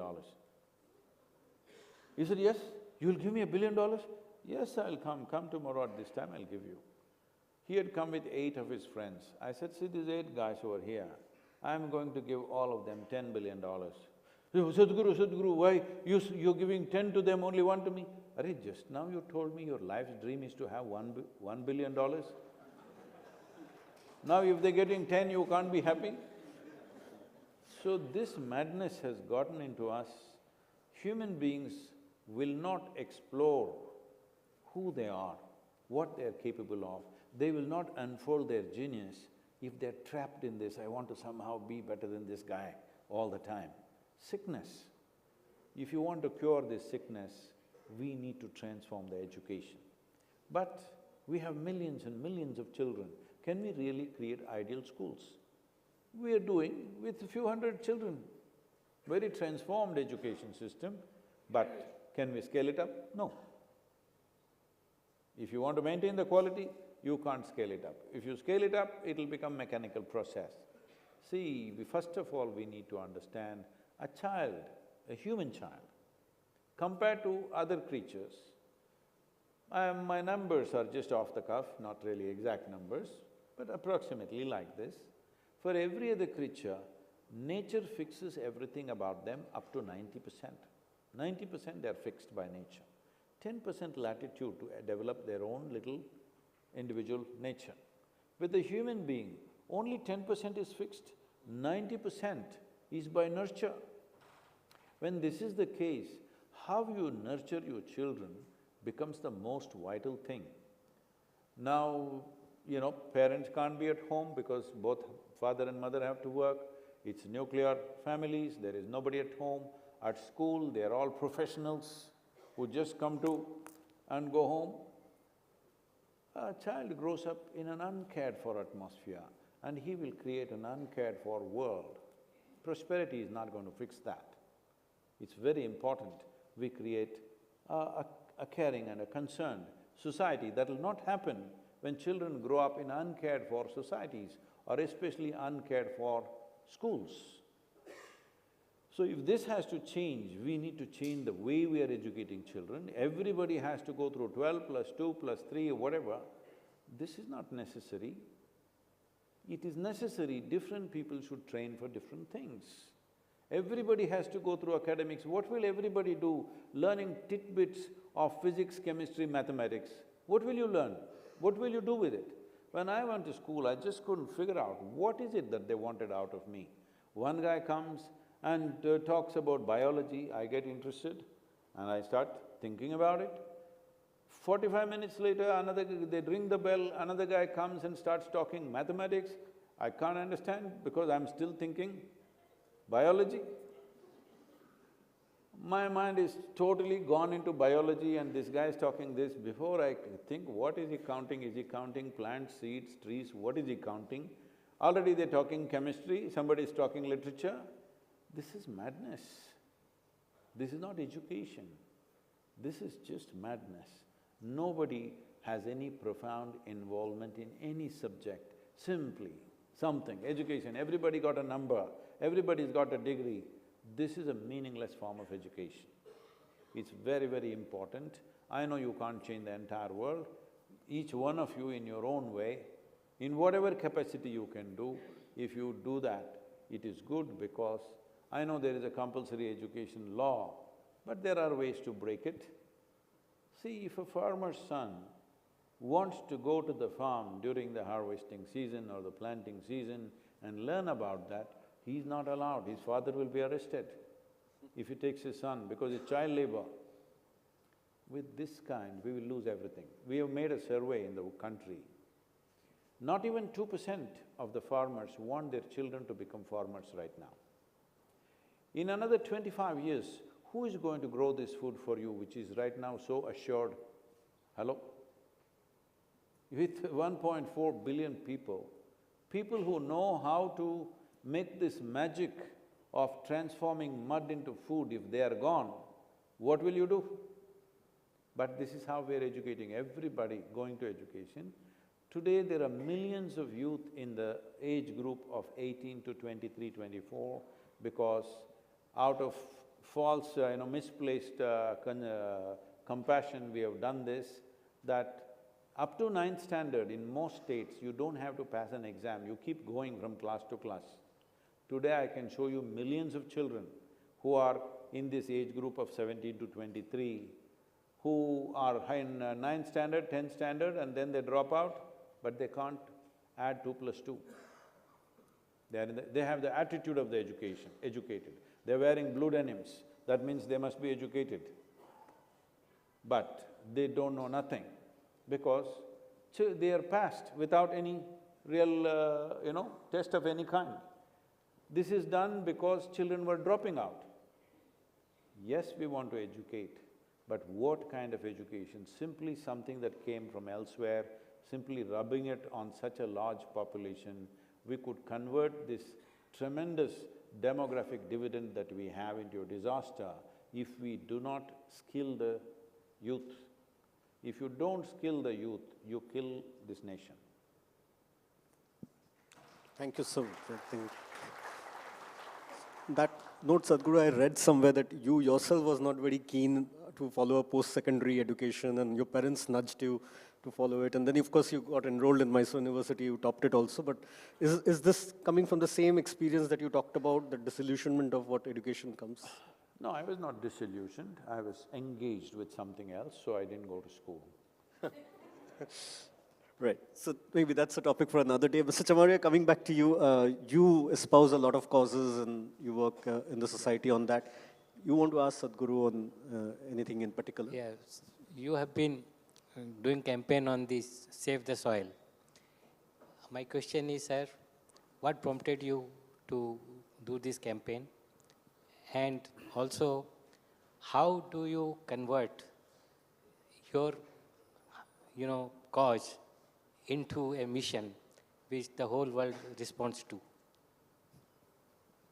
Oh. Can I tell you a small story, sir? Please. Sir. There was one lady in southern India, her name was Sitamma. Sitamma used to make paisam. You know what's paisam? Paisam? Those who don't know, you're yet to taste life, okay? So Sitamma was making paisam. If people ate this paisam, they were mesmerized by the taste. So Sitamma's paisam became so famous. People started doing research on it, because in India there is a problem like this right now. Our idea of startup is still not mature, it's going all over the place. Because this happened in Bangalore, before the pandemic, $500 million were invested in food apps in Bangalore. How many food apps do Bangalore people need to get their food from the restaurants? Maybe 5, not $500 million worth of apps. Nearly 90% of them got wiped out within 8 months. So our startup culture is still not mature, it needs to mature, wanting to create solutions, not doing what somebody else is doing. So everybody wanted to start a paisam factory because Sitamma's paisam is very famous. They researched, they found all the ingredients, they bought the ingredients from the same place, did so many concoctions, but nobody's paisam turned out like Sitamma's paisam. Then, not knowing what to do, they went to her only to find out the secret. Then they asked her, what is the secret? That nobody, whatever anybody does, nobody's paisam tastes like yours. She looked at them bewildered and said, I just throw myself into it, that's all. That's all with me also. I just throw myself into it, absolutely.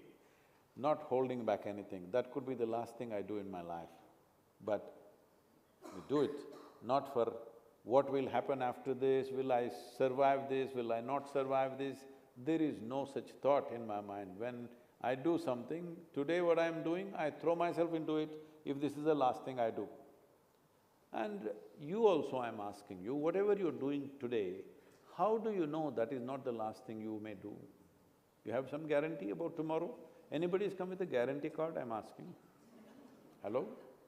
Anybody has come with a guarantee card that you will see tomorrow's sunrise? No.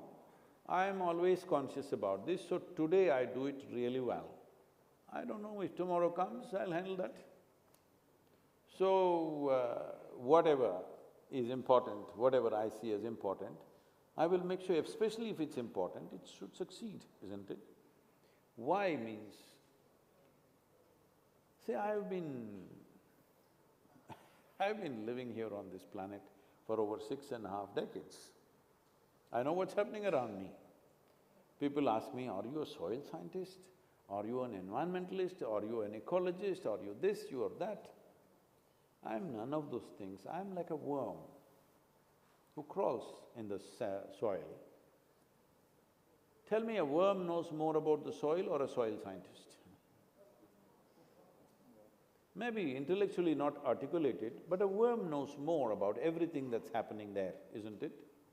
Similarly, you must be alive. This is also one more reason I'm saying we must crack the education is distancing people from the life process.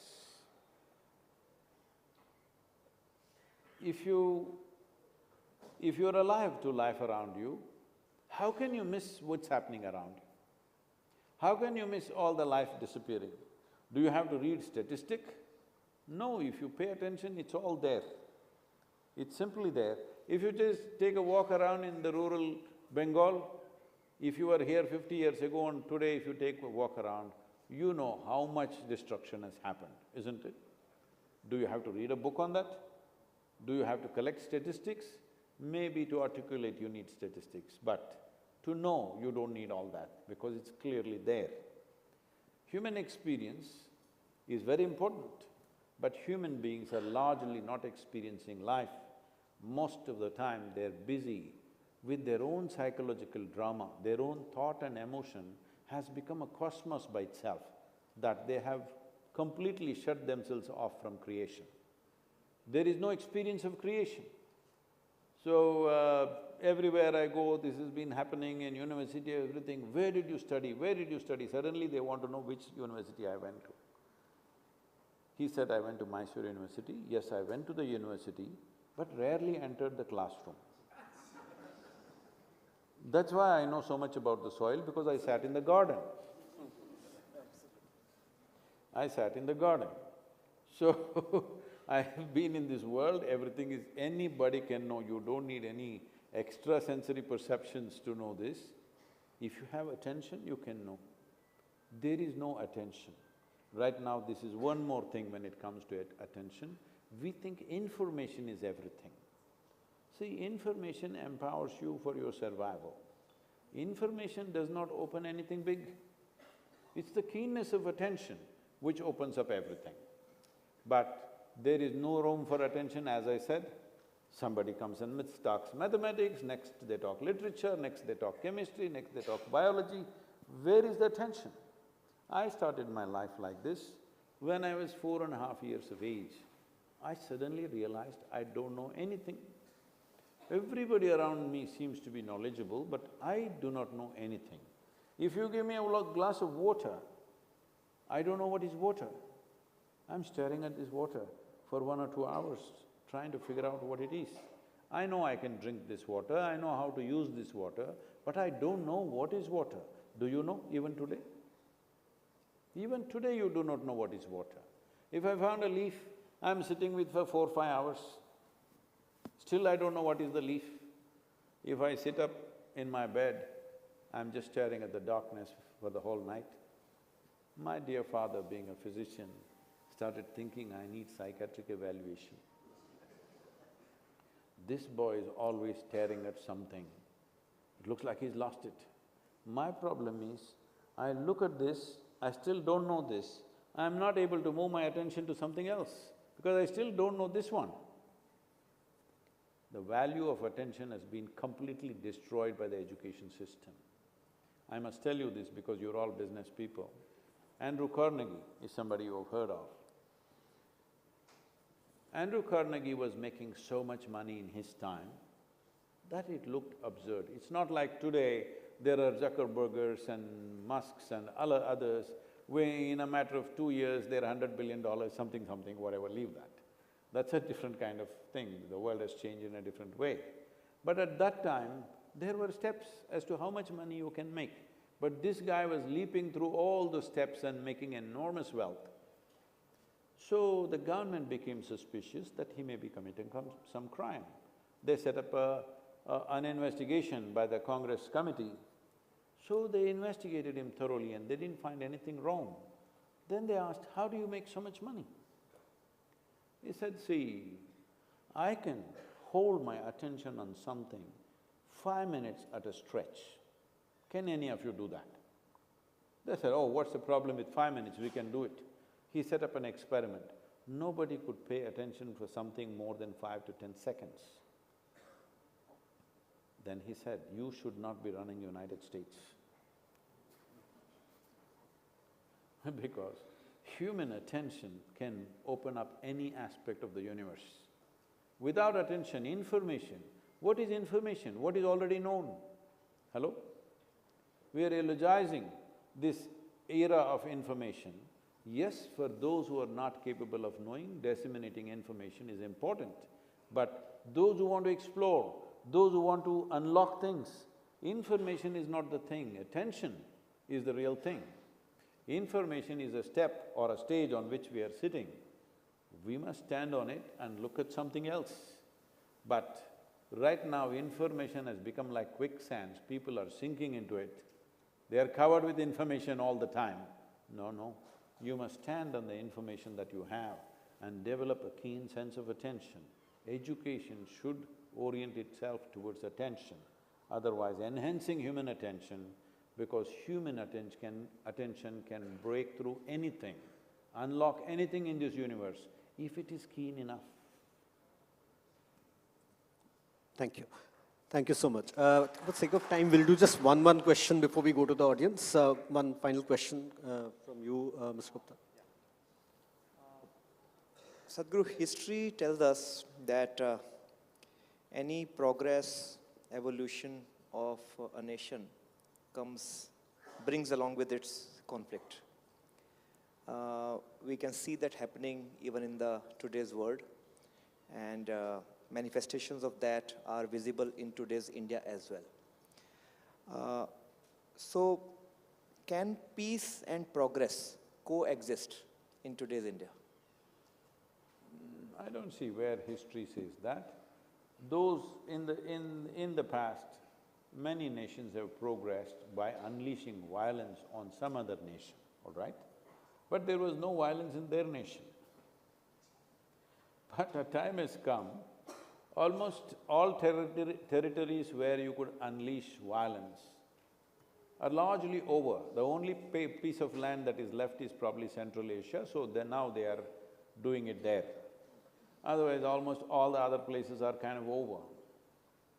Either they've been conquered, captured, or developed, or ruined, whichever way, they are finished. Conflict is only possible in Central Asia, so we've already gotten there quick. We didn't wait for long. After the pandemic, we were afraid. Before another pandemic comes, we must be there. So we are on. So leaving that aside, I don't think it is a right thing to say progress will come only with violence. I would say, if you do not create a peaceful and stable platform, progress will not happen. See, in this society, for example, India, if you do not give…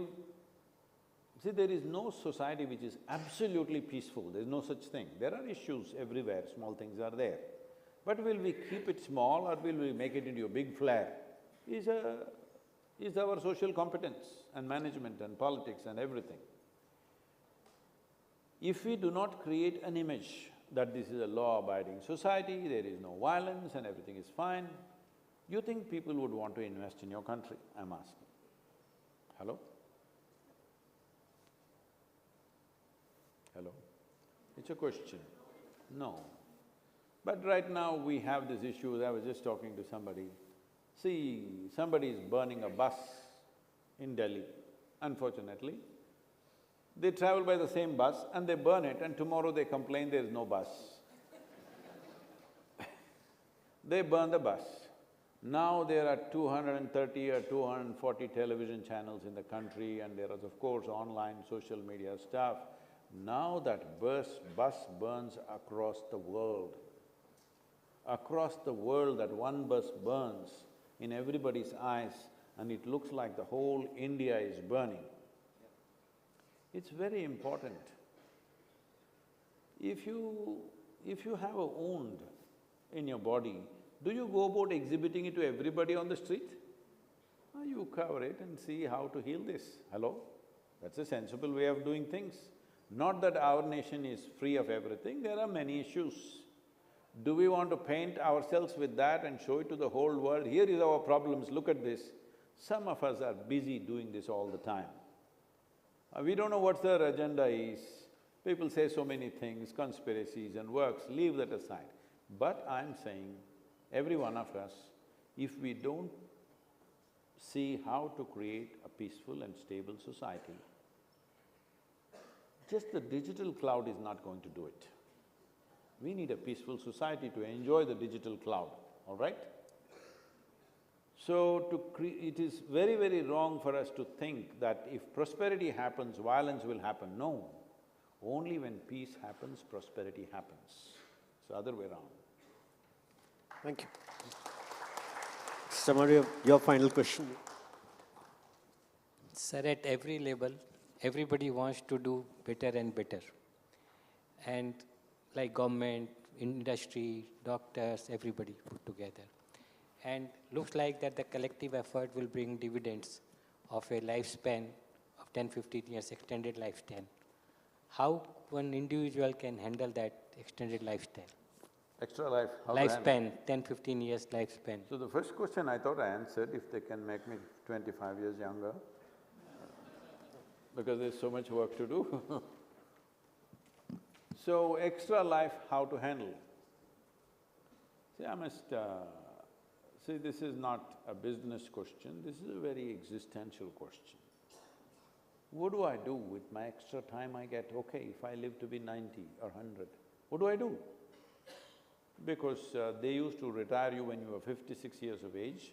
Now if you're not in the government, maybe it's 65 or something, is it generally? So after that, what do you do with your 30 years or 20 years or whatever you live? Because physically you may not be as competent, you may not be in total disarray, even if you keep yourself well, still your competence, physical competence will go down in some way. Having said that, can I tell you a little anecdote, sir? This happened. When I was just about 2.5 years of age, because my mother, it seems, had some ill health at that time, and I was the last of the 4 children, so little too much for her to handle, so they handed me over to my aunt's place in my ancestral home. I loved it because parents are always trying to bring you up. Aunts will want to play with you. Grandmothers and aunts want to play with you. Mothers and fathers want to shape you up in some way. So I really enjoyed that. I stayed there for nearly 2 years. And my aunt of mine was only 19 years of age. She was just married, a very exuberant, joyful, extremely loving human being. She took me as her own and we became really good friends. After that I came back to my dad's place, but I always maintained a relationship with her, not like my aunt, she was my buddy, always. But after a certain time I got too busy with my work, I'm not really meeting any relatives and friends because I'm traveling all the time. Then she fell ill. Some tuberculosis in the brain, something happened. And the last few months, when she became ill, her life went on normal. Her marriage, children, children are cute. Girls got married well, boy went to America, standard dream, Indian dream happened for her. But towards the end of her life, maybe last 12, 14 months or 18 months, something like this, she became such a wreck because she knew she's going to die. Unfortunately, I couldn't allocate too much time. I met her a couple of times, but there was no time to really take her on in any serious way. Then I saw what a wonderful person she was, how she became this wreck. Her only problem is, she couldn't come to terms that life is going to end. Life is going to end means, the life that you know is your body, your thought and emotion, and people around you. This is your life. All this is going to end, and it makes you into such a wreck. Death is the most obvious situation in our life, but it breaks somebody down like this. That's when I launched this movement called One Drop Spirituality across Tamil Nadu, Oru Sottu Anmikam, we started. Everybody must have at least one drop. What does it mean, one drop spirituality? First of all, spiritual process means just this, that you are experiencing, not believing, not a psychological process, not a social process. Within your experience is not limited to your body and your psychological process. You have at least one little spot which is beyond these two things. If this little spot was there, you would confront your mortality very gracefully. But everything that you know is going to just vanish. How to live with that? You cannot live with that. So, spiritual process is a very elementary thing. It is not a thing that you do at the end of your life.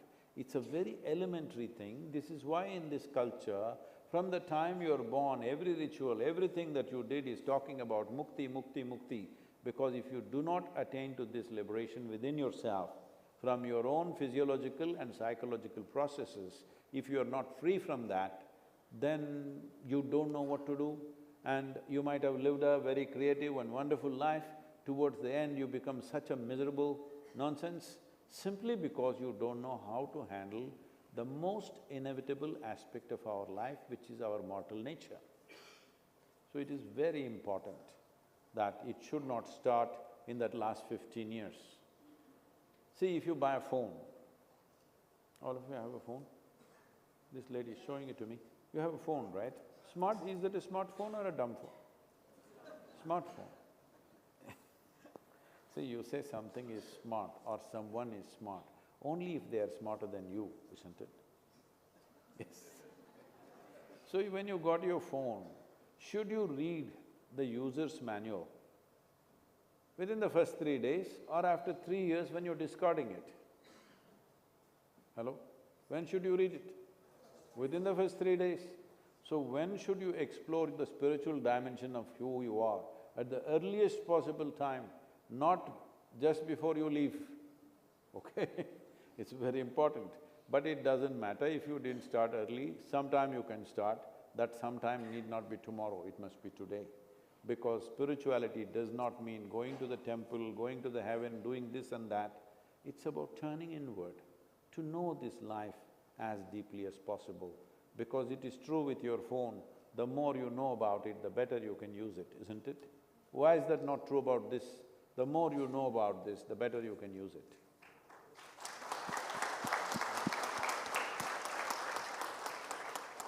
Sadhguru, we've had a few questions coming from audience. I'd like to acknowledge that. If Shayani Das from Brilio Technologies, you're here, can just stand up and I'll read out your question if you're here in the auditorium. Shayani Das. Okay, great. Thank you, ma'am. I'll just read out your question. Correct me if I'm going wrong. But your question is very simple.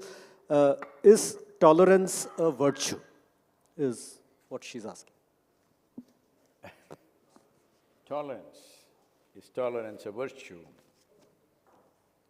Tell me, what's her name? Sheila? Shayani. Shayani, you married?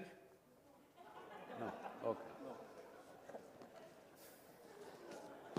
They are giving all kinds of meanings, I didn't say anything.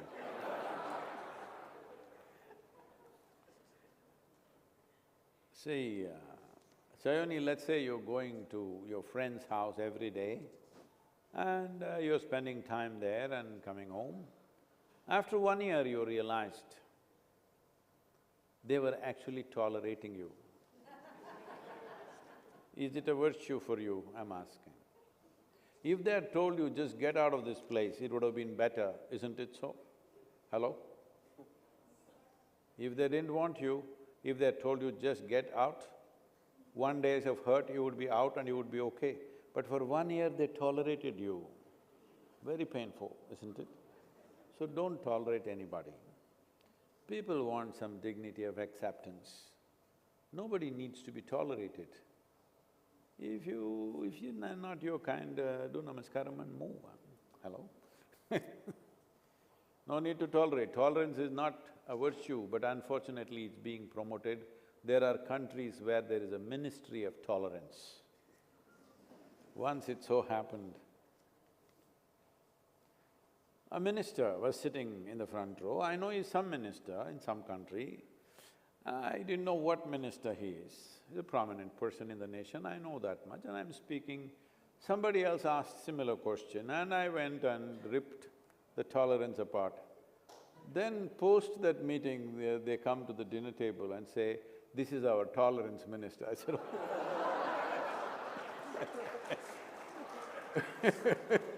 "So you are not Bengal's tolerance minister, right?" Okay, that's…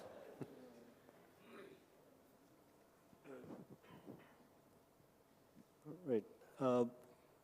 I move on to the next question, and this is from Ravindra Chaudhary. If you're in the auditorium, can you stand up, Ravindra Chaudhary? Oh, you're there. Thank you, sir.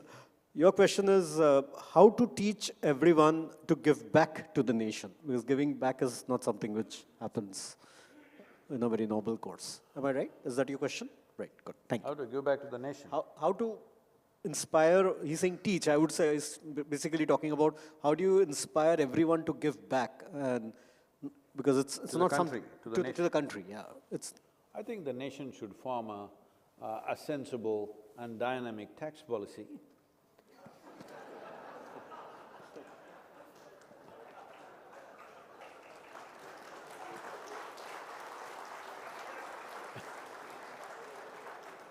Which we've been trying to do. That's the whole idea of moving to GST, so that without feeling robbed, it's seeping away. It is seeping away in every transaction, lump sum, you don't have to pay with a painful heart.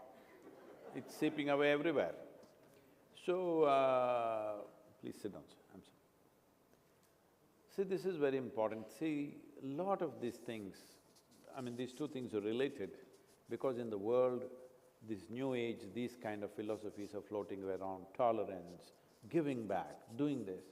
I'm saying, there is nothing to give back, because first of all, when you came as a life, when you came, you didn't bring anything. So, what is there with you, you must keep it to the extent it's necessary for you. Rest is naturally… Hello? Not necessarily philanthropy. Even when you structure a business, you can structure it in such a way that is useful for everybody, isn't it? I take it from you and then I give it back to you, then I want you to say thank you. Why all this problem? Unnecessary complications of obligations, not necessary, nothing to give back. Can you take it?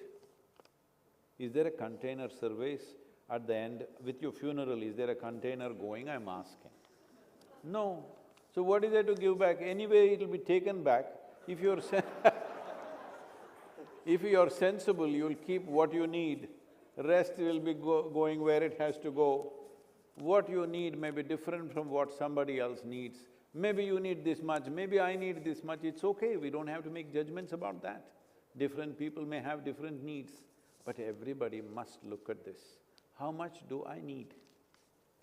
Your own survival process, it doesn't matter whether you're a small business, big business, just an employee somewhere, it doesn't matter. All of you must decide, where is my need? And fix that. Get to that as quickly as possible, so that the rest of your life you will do what you really care to do. It's very important. All your life you do survival till you're 70, 80 years, You're just doing survival process. What is that? That is a creature's life, not a human being's life, isn't it? You know, I was in United States and there is a big argument there. When Jesus comes back next time, where will he come? Big debates, radio debates, television debates happening. Especially at that time when Mitt Romney was standing for election or he was looking for the ticket, it became so, amplified. I couldn't believe it that actually on the television and radio you can debate where Jesus is going to come. Because somebody believes he will come in Missouri, somebody generally believes he will come in the Olive Mount of Jerusalem. Big serious debates happening on radios and televisions. I thought even in India this can't happen, you know. Then somebody asked me, Sadhguru, where do you think Jesus will come? I said, see, the last time he came in Jerusalem, he said, come follow me. Only 12 people followed him. That too, one guy freaked on him, so only 11 you can count. Now in America, if he comes and says, come follow me, even if you want to go, you have 15-year student loan, 20-year car loan, 40-year house loan, where will you go?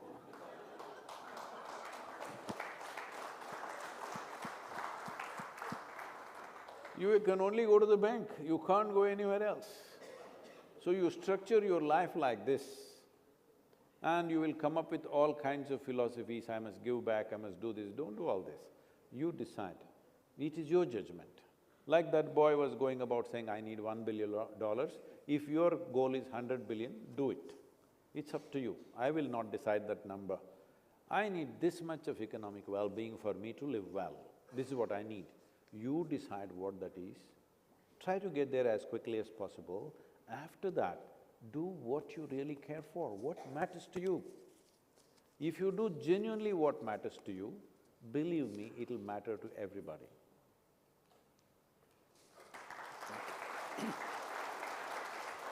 There have been a lot of questions which are coming to me, but I think a lot of that has been already discussed during the discourse, so I'm ignoring a few of them.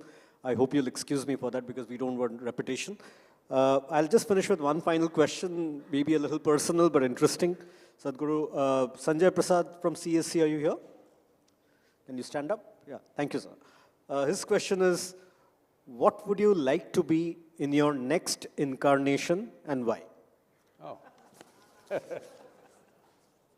No, sir, I've decided this is my last trip around here. Really, I'm not saying this in jest, I'm saying this very seriously. This is my last round.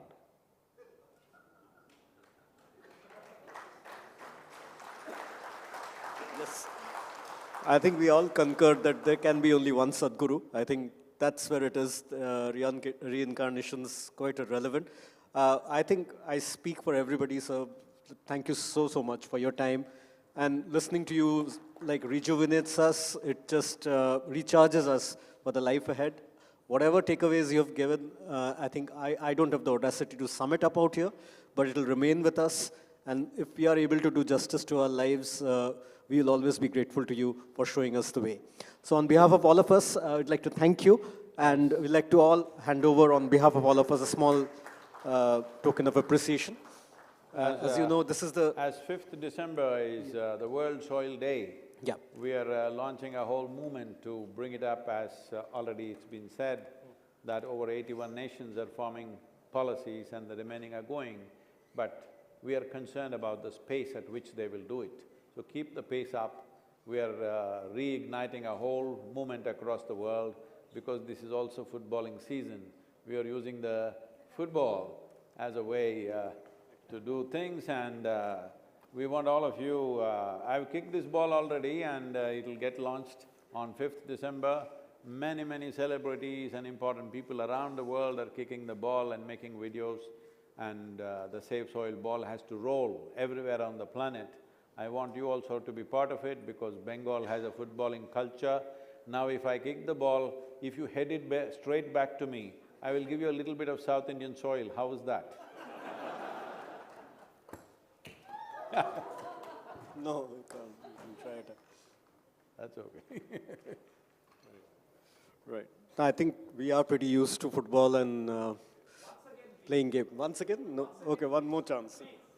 Why? Okay. You're going to head So it people back who to me? couldn't catch were from outside Bengal, so. Right. You've done it. And you want to give it back? No, he's a goalkeeper. Right. So, a small token of appreciation from our side. As you know, this is AVP centenary year, so this is a small memento for that. Oh. It's a symbol of Shakti. I know, but why they took off his brains? No, it's this. So the brains is something that you give us here. The rest is here. Right. So what we have decided is, in all of you are wanting a photo, just for memory, we will have a group photo, but it's not possible for all of you to come. So we will turn, and a photographer will take a photo with Sadhguru and all of you out here. So just stand there, right? And we'll take a group photo. It'll be put up in the portal. Please take it back. We'll come back to you later. One second. We'll just do this photo.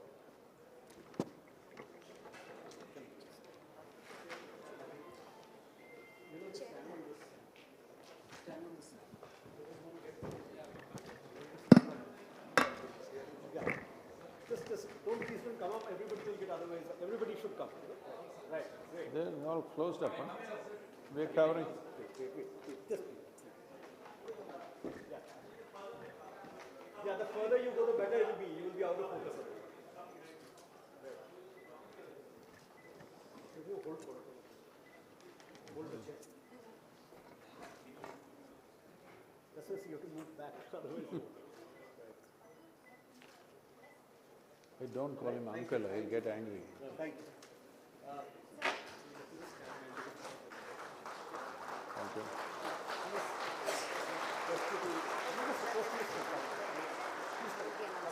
We request everybody to stand for the national anthem. Thank you. Thank you, Ms. Karen. May I request everyone to kindly stand for the national anthem? There is a national anthem. Can we all get back to your seats? We'll end the session, which is Building of the Nation, with the national anthem. Can you please go back to your seats? You can do after the photograph after. Please join us for the national anthem now, and everyone can be a part of it by standing back.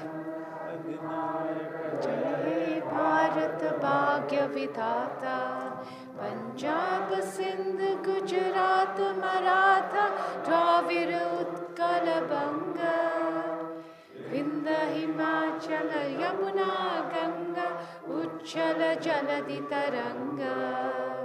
तब शुभ नामे जागे, तब शुभ आशीष मागे, गाहे तब जय गाथा, जनगण मंगलदायक जय हे भारत भाग्य विधाता, जय हे जय हे जय हे जय जय जय जय हे. Ladies and gentlemen, I request everyone to kindly remain seated while Sadhguruji leaves. Thank you very much. We request everyone to please remain seated and in the hall. Thank you.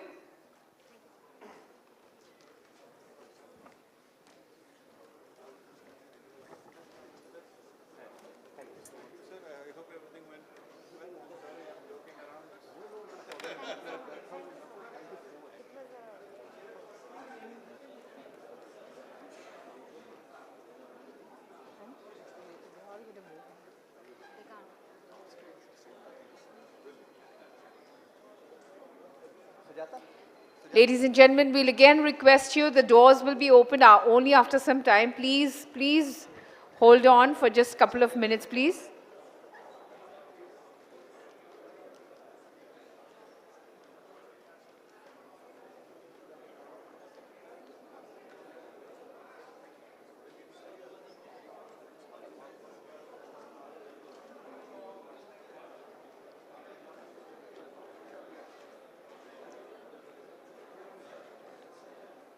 We request everyone to enjoy their dinner today evening. Hope you have a great time, and of course, all of us are going to meet up next year. And have a great evening ahead. Good night.